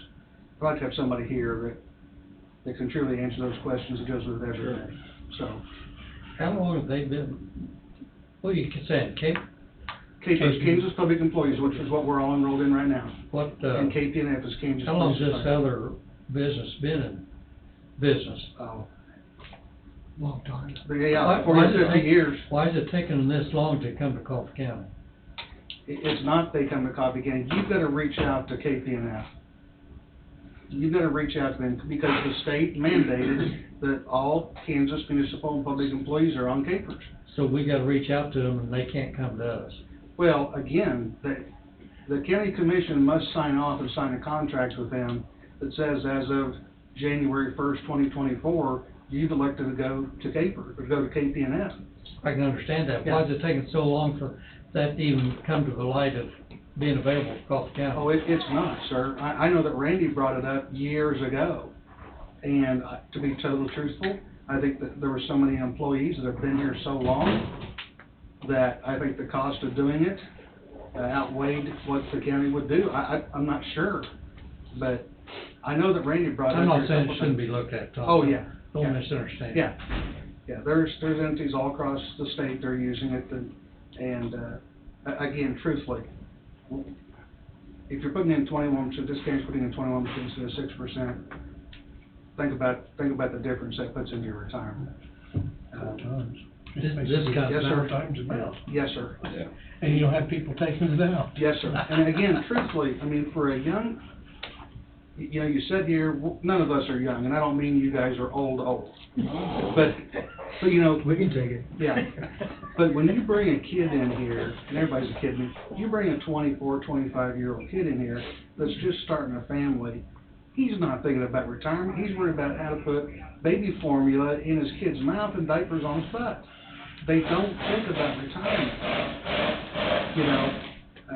And I've told these kids coming in, you're not going to survive on capers. If you think you are, you're not.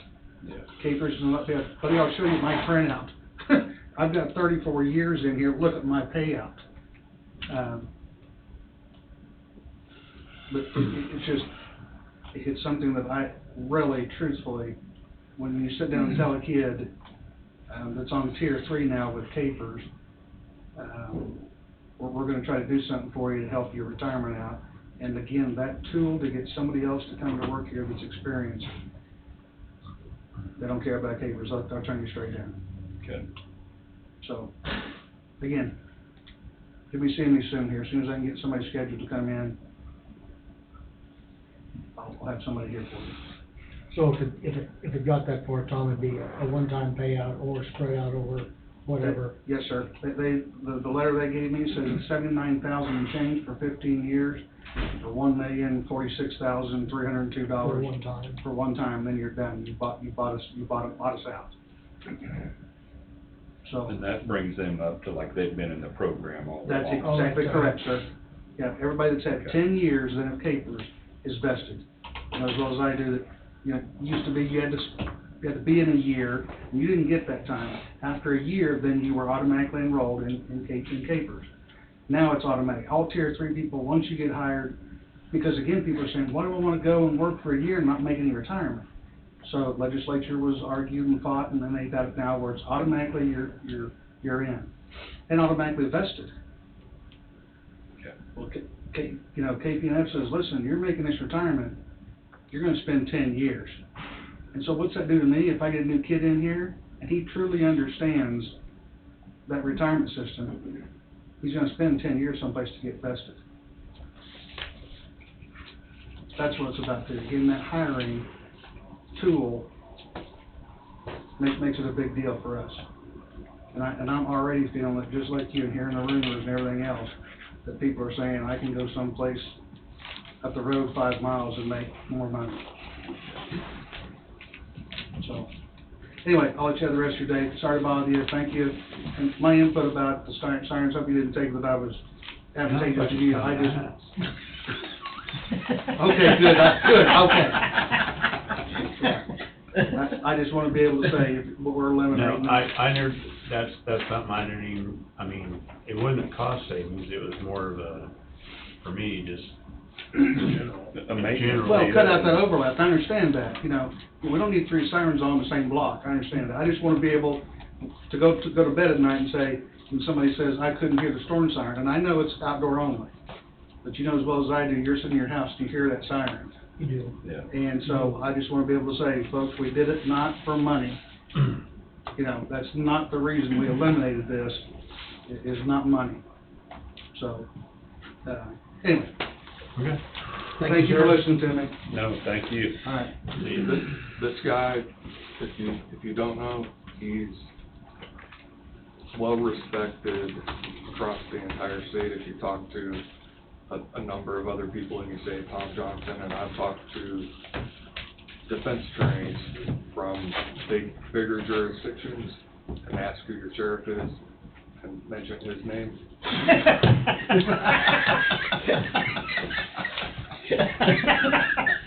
they mentioned, working with him back 2 predecessors ago, and they know who he is, and his solid name and reputation for being a strong investigator, but the number one quality is his integrity. What he didn't tell you is, in his current setting, and I mean, he could walk away today, and he's talked about it several times, just saying, I'm done. He has his points. Every year he stays, you get what, $152 towards your retirement? $142 towards my retirement. I'm maxed, folks. I've been maxed out before I came here. So I'm getting cut, kicked, and spit on for $142 a year. So I'm not here for that. I'm here to try to make a difference. I appreciate that. You can take that dollar and Get you a soda pop. yeah. He almost didn't find that dollar, he's going Yeah, by, yeah. he's going by on the 20. He's not worth 20. That wasn't worth 20. That wasn't a $20 speech. I could see the 20s flashing by until he got to that dollar. So the point is, the people who he brings on board, because he has such a solid reputation, he expects and demands the same thing from those who work under him. Very good. And the citizens of Coffee County should be very proud of who's running the show, because he doesn't put up with the crap from, I mean, he doesn't deal with drama, and if there's an issue with any one of his employees, he takes care of it, deals with it directly and head on. So I deal with the backside of that in the courtroom, and I can tell you, if you don't have solid people who have the integrity, they respect the process, and each one of them has their own niche and different things that they do. I mean, it makes a difference. And they are, when you get pulled over on a traffic stop and they make contact with somebody, whether it be on 75, 50, wherever it is, you want them to be professional, so that when someone calls in and says, hey, I dealt with such and such, not everybody's going to be happy. I've watched a number of videos where someone gets pulled over and they have nothing but negative things to say to law enforcement, and then they call Tom and want to complain to Tom about how they were negatively treated. It doesn't happen that way. Are his deputies perfect? No, but who is? When most people call and complain, so-and-so treated me, you know, like a child, and you pull up the video and they're saying, yes, sir, no, sir, yes, ma'am. That's your good employees, that no matter what they're being yelled at or cussed or called, Yeah. they're still respectful. Maintain their That's right. professionality. And that's what I've told people, you know, when I was running for election, people would call, groups called, and said, well, how are you gonna fix the, you know, the Ferguson problem in Coffee County? So first of all, there's not a problem like that in Ferguson. Second of all, if you are people with a good heart and a good mind and common sense, you don't have that issue. And that's what I'll continue to do. If I can't hire good people, I won't hire them. I'll wait. And so, I appreciate that.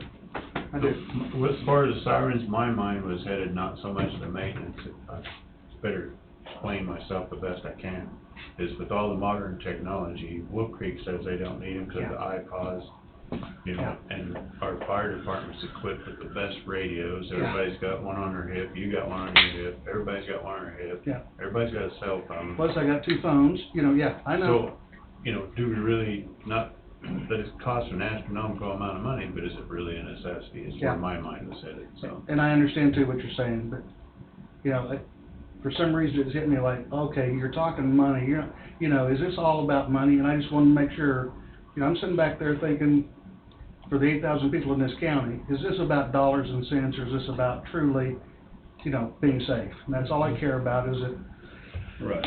that it's all about the citizens. So I didn't mean to make it like you guys were just tearing away stuff because it was costing too much, but. No, we're just spending a lot more than that on other stuff. So. No, sir, yes, sir, I understand completely. So, No. but it's just more with the modern technology, Yeah. what's necessary anymore and what's not. It's just like the pagers, it's a phased out thing, it's phased out technology. Those were a hot item back in the day. Oh, yeah, we all carried them, absolutely. I carried them just like you guys did, the fire department did, everybody did, so. Yeah. No, I understand completely, I do, and I'll pay you more later. Thanks, guys. Thank you. Hi, sir. That was good. Pretty good. All right, still back to Wayden. When did we hear about that? Mhm. The one thing I might mention is maybe to have, and this would be, I guess, a question for Angie, if the board agreed with it, to have attached to this Coffee County fund balance sheet, maybe a spreadsheet behind it that has a document of some sort that shows promised or allocated money to keep track of what's already been, a motion has been made. And so the one that comes to mind is the off-street parking. So that money, around $600,000, has now already been allocated or promised, but it doesn't show up when you look at this. And Well, I was already starting that today. Oh, well, good. I was gonna tell him that I think we need to do something about upcoming projects or projects in Yeah. process, because as we were talking earlier, I remember that Ryan had asked for about 400,000 out of the equipment reserve, and they were gonna do equipment reserve, and so I was already on that, but thank you. And you have half of the security project that still has to be taken, Yeah. so it's, There's a lot of money out. right. Yeah, just And, wait and to having see. an idea so that you can flip to that second sheet, say, okay, well, that's already been pulled out of whatever it is, will at least give you a better idea, because I think with all these other projects coming in, you need accurate numbers so you can make the Accurate choices, good decisions.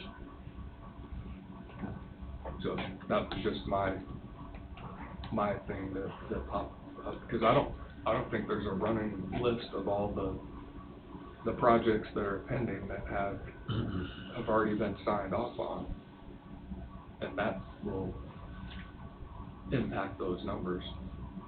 Not that anything's in the danger zone at all, nothing is, it just makes a difference in what you're looking at.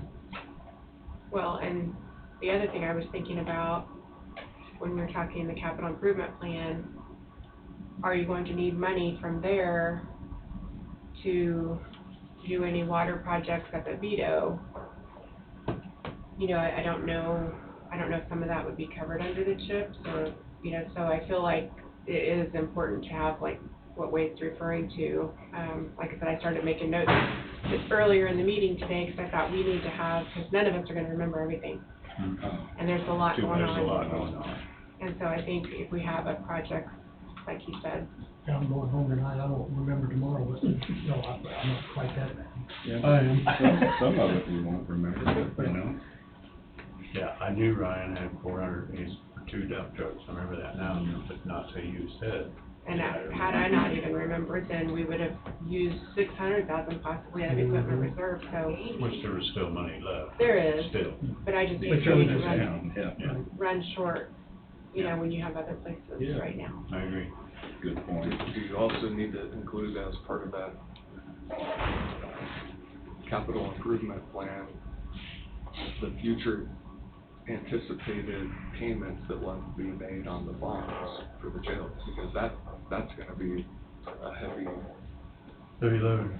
And are we paying for those out of the jail fund then, or, because I Well, think. this is after the jail's already paid for. Okay, So after it's built and the $30 million, hopefully it doesn't end up being 30 million, but the 30 million is gone. 10 of it is absorbed already, so the 20 million payments will have to be made. So where is that gonna come from? I was up here last week and visited with Angie just a little bit. You know, our jail funds has only been $350,000 used out of it. And yet, as of May the 23rd, we've already written checks for $3 million. So, or that's what the projection is. So we've gotta go back to get that jail fund back, you know, back in line where it should be. Well, we don't have that projection's way off. It is way off, but it ain't, we're showing we've only issued $350,000 out of that. That's probably all we've ever issued. Yeah, It's just designed so far. yeah, it's coming. It's coming. And then at that point, somewhere when that locomotive starts rolling down the tracks, then you have to figure out about the next 10 million. Right. Yeah, right. Yep. pay back. But I mean, on the back end, if there's not preparation today, how that's gonna get taken care of.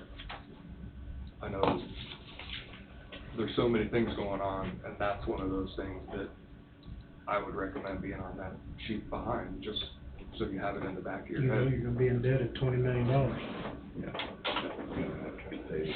Well, the payment, what was that anticipated at, 1.5 a 1.5, year I think, a year.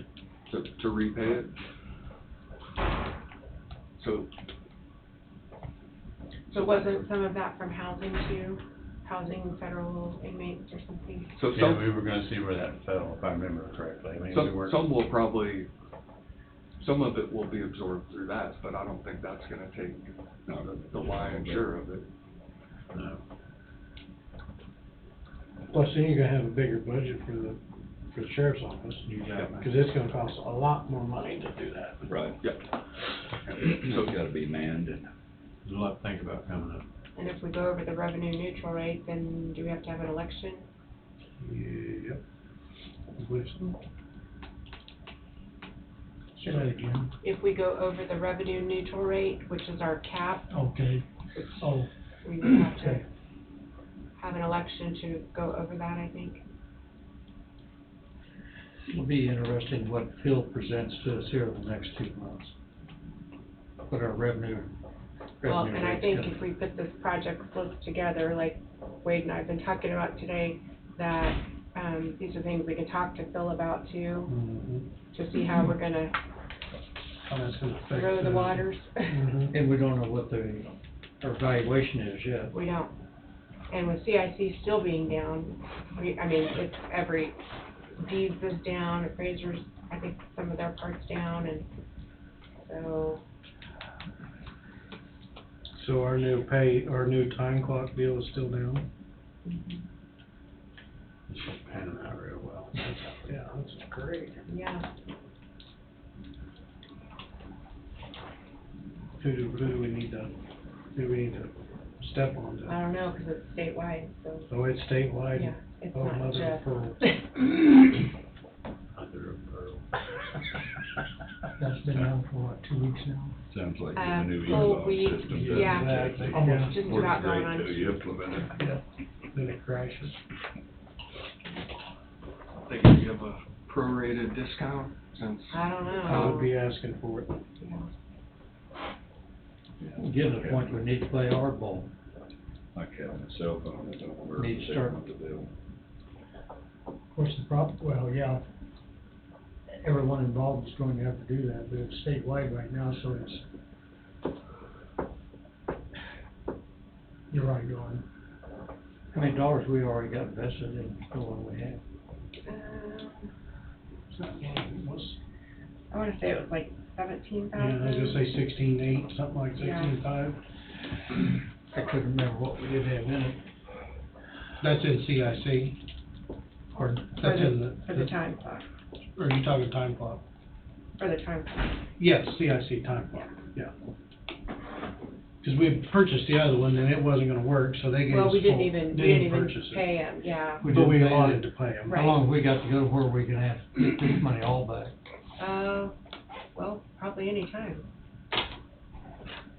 I mean, I think, Surely a guarantee on that for I would say. a period of time, and I forget now what we talked about on the guarantee. We just got started at the end of last March. week of April.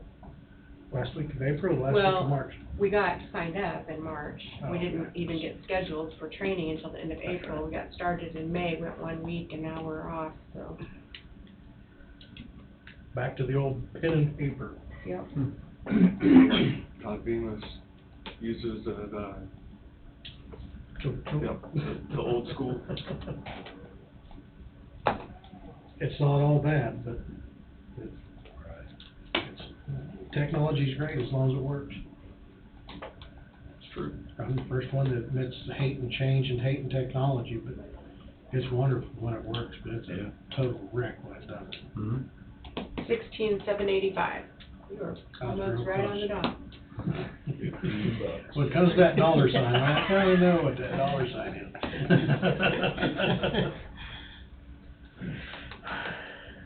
is. Got more roundtable?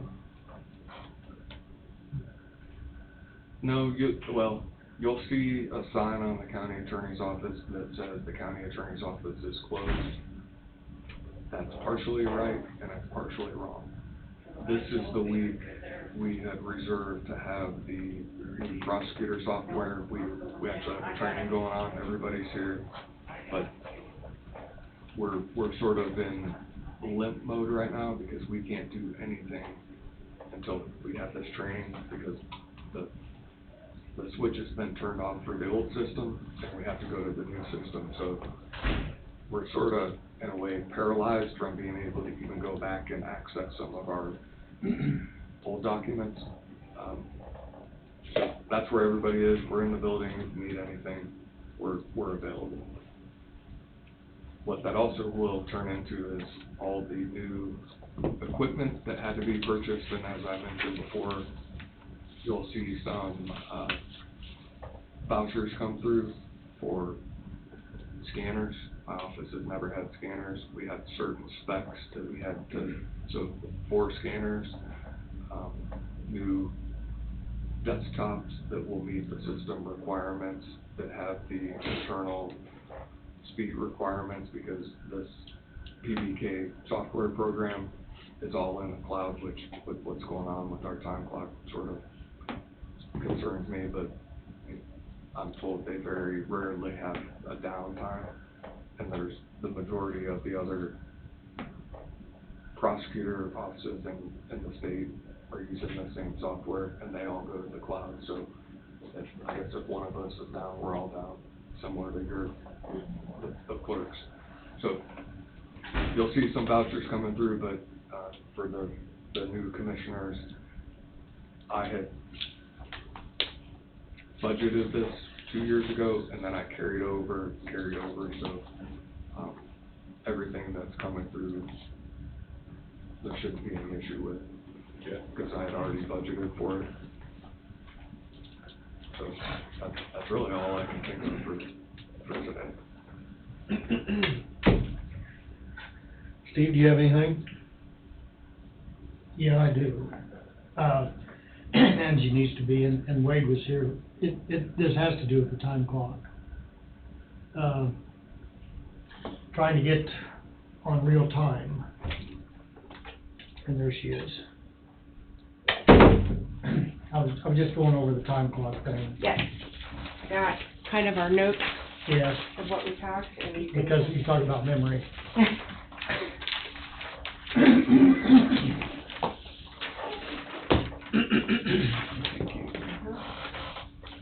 Did I give you yours? Oh, sorry. If I did, I There you threw it go. away. Or if you did, I threw it away.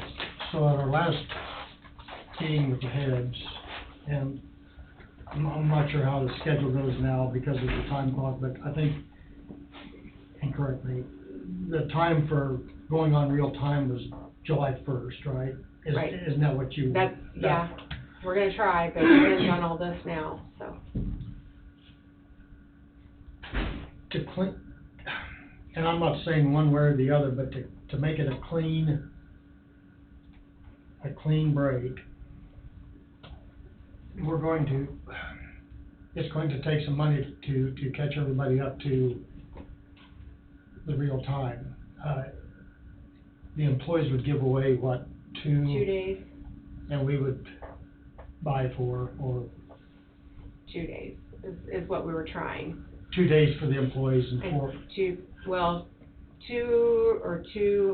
we're trying to figure that out. trying to figure that out. But the bottom line is it would take X amount of dollars to get everybody up to, so that they wouldn't, because everybody lives not everyone. There's people out there that live from paycheck to paycheck. So if you're, Cut a week's pay, say. if you cut a week's pay, that's going to put those folks in jeopardy. Pretty big kink. Right. So in order to make it clean, we would need to supplement X amount of dollars. Is that? Yeah, that's basically where we're at. what we've come up with. Well, I know the last time it was around 280,000, wasn't it? Well, Kind of eight or 9 days. Yeah. That was for 8 or 9 days, So and we now what we're figured trying to out- do is 3 to 4 days, We're gonna try for 4. which We should think we amount can do to it in somewhere 4. around 60 to 80,000. And again, that's not hard numbers, that's roughly. Rough estimate. But, and again, I guess my perception is that would be the easy way to clean things up and make everything happen in a timely fashion, and to make it a clean break for everyone involved. And I know I talked to a few other counties, and when they went on to, like, for monthly, I mean, they just did it. Did it. Yeah. But that was So- before. Well, right. That was before the Outage or outage whatever. or whatever, but But if we allow for 4 days, we could do the cutoff around, say, the 22nd. 22nd, or, July? well, Would be June, it would be, I don't have my calendar thingy with me Here, here. this calendar. Oh, yeah, there we go. Have to step up.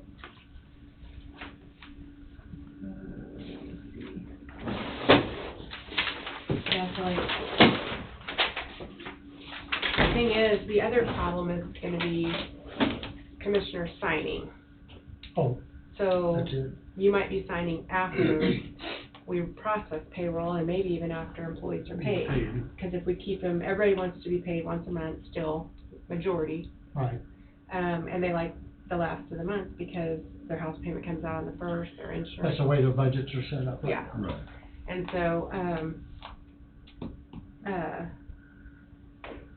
and really, a lot of times, money's already deposited in the bank because we have to get it there 2 days before anyway.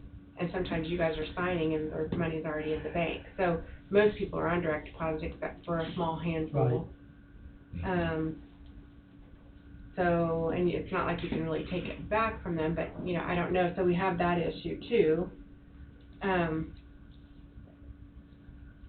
But like if we cut off on the 22nd, I think we could have checks and stuff ready to be signed on that particular Monday, say in June. But then you've got 1, 2, 6, and say if employees reduced a day there, so it'd make it 170 or 168 hours. And then the cutoff would be the 24th. But it'd be over the course of a few months that we would try to make that work, where we would hold a day back from employees to try to make up for Try to that catch that without back, yeah. hurting them, you know, financially. Okay. It's gonna be kinda tricky. But if you look at this little spreadsheet thing we've got put together, you can kinda see in June, we would hold back 8 hours. And then Not in July wouldn't be able to, and then August 2, 2, right. Yeah. and then September, we would give them 1, and then October hold back 2, and then November give them 1, and December give them 1. So it basically kind of would almost be a wash. I was gonna say that the bottom line is that once we got the process through, it would still cost a little bit, but it'd be more or less a wash. Well, we knew it was gonna cost something, so. Yeah. But that would be the cleanest way to, that would But be the, it's really not, we're not paying for no hours if they're really not working. No. right. I mean, so it's really not cost, It's it's just just fronting the money. Forward. Fronting the money over, that's correct. And that's kind of what we've been doing. But that would You've make, been doing it already. Yes. but that would make the switch a lot easier. Mhm. Yeah, I mean, we have been, and we could say Yeah. turning in hours before they. Worked there last even week. did them. Right. Yeah, 9 days. Yeah, 9 most of the days, time. yeah, so we're not really putting out much more money. Just keeping track of It's this just garbage. trying And I to think the get it general all shook consensus out. of the heads Mhm. were, That was acceptable. that was acceptable. Who in the world come up with this? That took a little brain activity there. Yeah. What date are you, like on June, what date are you Well, we would cutting try the to payoff on? cut off on the 22nd. All the way back to Thursday? Well, that way by Monday, Yeah, The check. because by Monday, we'd have hopefully the checks and everything ready for you to sign. And then we'd cut off probably on the 24th on July. And we want to get to where we have a consistent day of cutting off too, if Right. we can. I know Right. there's gonna be some months that won't work maybe, but to try to have a consistent day of cutoff that allows us 4 days to process the payroll. Right. So in August, you'd cut off on the 28th, if you're talking about 4 days. Yeah, or if we could cut off the 25th, so we could have stuff for you guys to sign on the 28th. Yeah. Because see, August has got 184 hours in it. Yeah, 'cause it's got 3 days. Right. Because I think once we can import the information into our system, running isn't the part that takes so much time, as much as checking everything, double checking everything, running your taxes, reporting to capers, getting your money to the bank, all that's what takes the extra time. So right now, we don't even know whether the time clock's gonna be working, correct? We don't. So in August, you say you'd cut off on the 25th, you could. Cut off. You could Well, do that's, that I by think the we could, 28th. I think so. We could at least have checks and stuff for you to sign, and then if we find a problem, we could always, you know. Because it's just over the weekend, that's all. Well, I'm thinking, wait, What was you thinking, the 24th? It'd be the, cutting off Cut off the the 24th. 24th. Okay, then she 24th. could run 25th. Okay, and okay, have it yeah, I thought 28th. that's Yeah, gonna be, sorry. I'm gonna do that and be Yeah. ready. Have to work Saturday and Sunday. Yeah. Overtime. But if we can't have a full month of practice, then it may not be even till August. Yeah, Because there's all kinds of things that could happen in a month, and just 1 week's not enough time for Oh, us yeah. to. I think we need to find out how long the warranty is before we lose our $15,000. Okay, I can call and find out. yeah, this was just discussed, and at the time, the thinking was that the Yeah. time clock issue would be up and going. Resolved by now. Resolved by Yeah. now, but Yeah. anyway, that's, I would think that warranty ought to be at least 6 months, but It might be like I think we need to discover how long that warranty's 60, good. 90 days, I don't know. I don't know what theirs was, so. Well, there's gotta be we haven't even been able to test it. Right. no. And on the onset, this looked to be the best, the best case scenario, or the best project out there. That's all I've got, Jess. Okay. Mr. Todd. Mr. Meeks? I don't have anything, Mr. Chairman. Mr. Cox? No, sir. Mr. Hugan? None? Sure. I just try to make that a policy. Right now, you. I didn't know. I sent him a text message. You have to reply back. We got anything else? So we're closed Monday, Memorial Day, meeting will be Tuesday. And then other than creating that project list for you or large expenditures, I will try to work on that and either put another sheet in your book or figure out something to do for you. So I think that's important, especially with all the stuff that's going on right now. So it's funny the way you brought that up, because I Sure had helps. literally been typing things down. Sure helps jog our memory. Right, and keep it you just going. look at the money spent up north, and then you look at all the bills that are going through, and the promise for this, and the promise for that, and money here and money there, and it's like, and then the money's not out, just like the radios, the radio deal. The money's out, but we haven't got the radios yet. Right. Why in the world are we paying for radios, I know. 6 months prior to receiving it? I think it ought to be changed around, but I really believe a lot of that has to do with the China chips. I believe you're probably correct. And Amber's gonna check on the payment form on this next batch, so. So as I say that, and what I had started making, okay, so we knew that Road and Bridge were going to request funds from Equipment Reserve, it was 2 dump trucks, is that right? Two dump trucks. Okay, and it was roughly $400,000 is what Ryan told me today, because I asked him that. And then, so the parking lots, we were paying that out of general fund, the line item capital outlay, and that was $546,000. 707, 750. 750? 750, 957, 27? 750, 957. Well, some of that's coming out of the jail fund because of that. Oh, that's right. That 49. 43,000. That's 43 and then 15. Coming out of the jail fund. Right. And then the 15,000 was added back in. Yeah. Right. So basically, you're 707, yeah, 700,000. We'll just say 700,000 for. We can use rough numbers too, just as long as they're within the same ballpark. And then we're doing the radios and towers out of the capital improvement reserve, 687. And then the security project, we paid half of that already, right? So it was like 160,000. So we Give or owe, take, yes. so we owe still another 80. And then I've got a note for the jail repayment.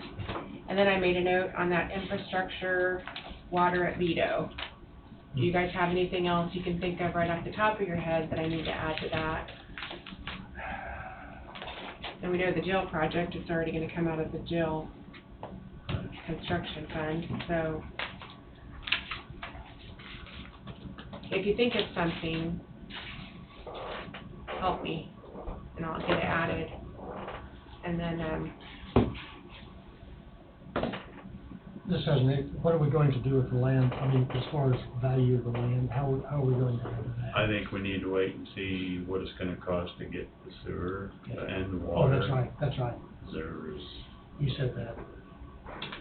yeah, we need to see what our infrastructure is gonna cost us to incorporate that with, I think, it's No, just that's- my opinion. No, that's, Instead of there, have them fit the bill, but you might as well just get it done and then say, okay, Get it part of, here's how much it is. yeah. get it part of the land cost. Yeah, I was kinda hoping to see a little bit from Paul, wanting to possibly bring this battery place in. Maybe some infrastructure funding could go along with that, so a person could sit here and go, well, okay, so they want this, if they're gonna pay for the infrastructure, heck, we might just give them the property as long as we get to tax the property value. Sure. Right. Might be beneficial, but, Or even a 30% yeah, abatement would be yeah, fine. would be okay, but If we we're really, not fitting out the bill. we really didn't get anything, No. other than, here, look at this, we're looking for this. I think everything's a guess right now. Anybody give any more thought to the option on the other 80 acres? I know we're running out of time, That's what concerns me, but I also know we're looking at running out of money. a trainload of money. And Granted, it was cheaper than the other properties, but is it suitable for a water treatment plant? Is it suitable for a water tower? Is it suitable for a wastewater facility? I don't know.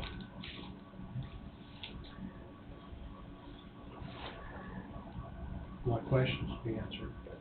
Yeah.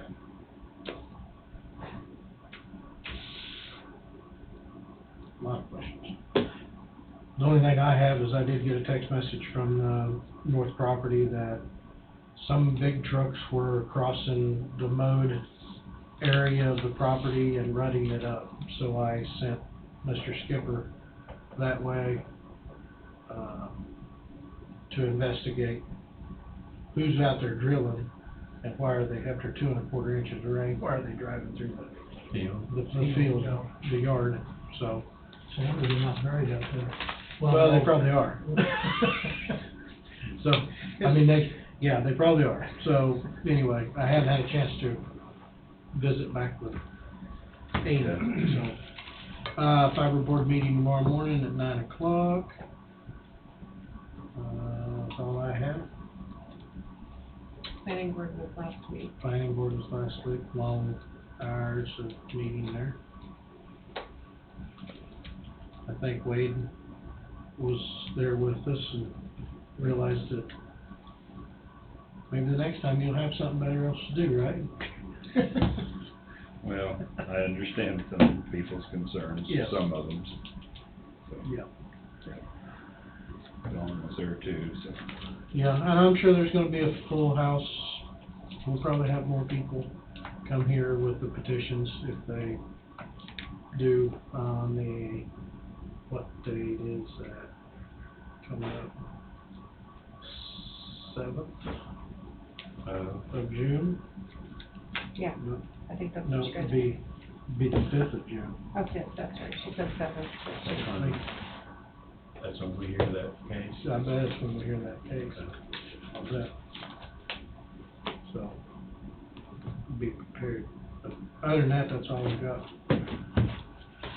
I guess we lost Wade for the day. We lost so. Wade for the day, so if he has anything, he can speak now or forever hold his peace. That's it. But that's it. We will adjourn at 3:34 PM.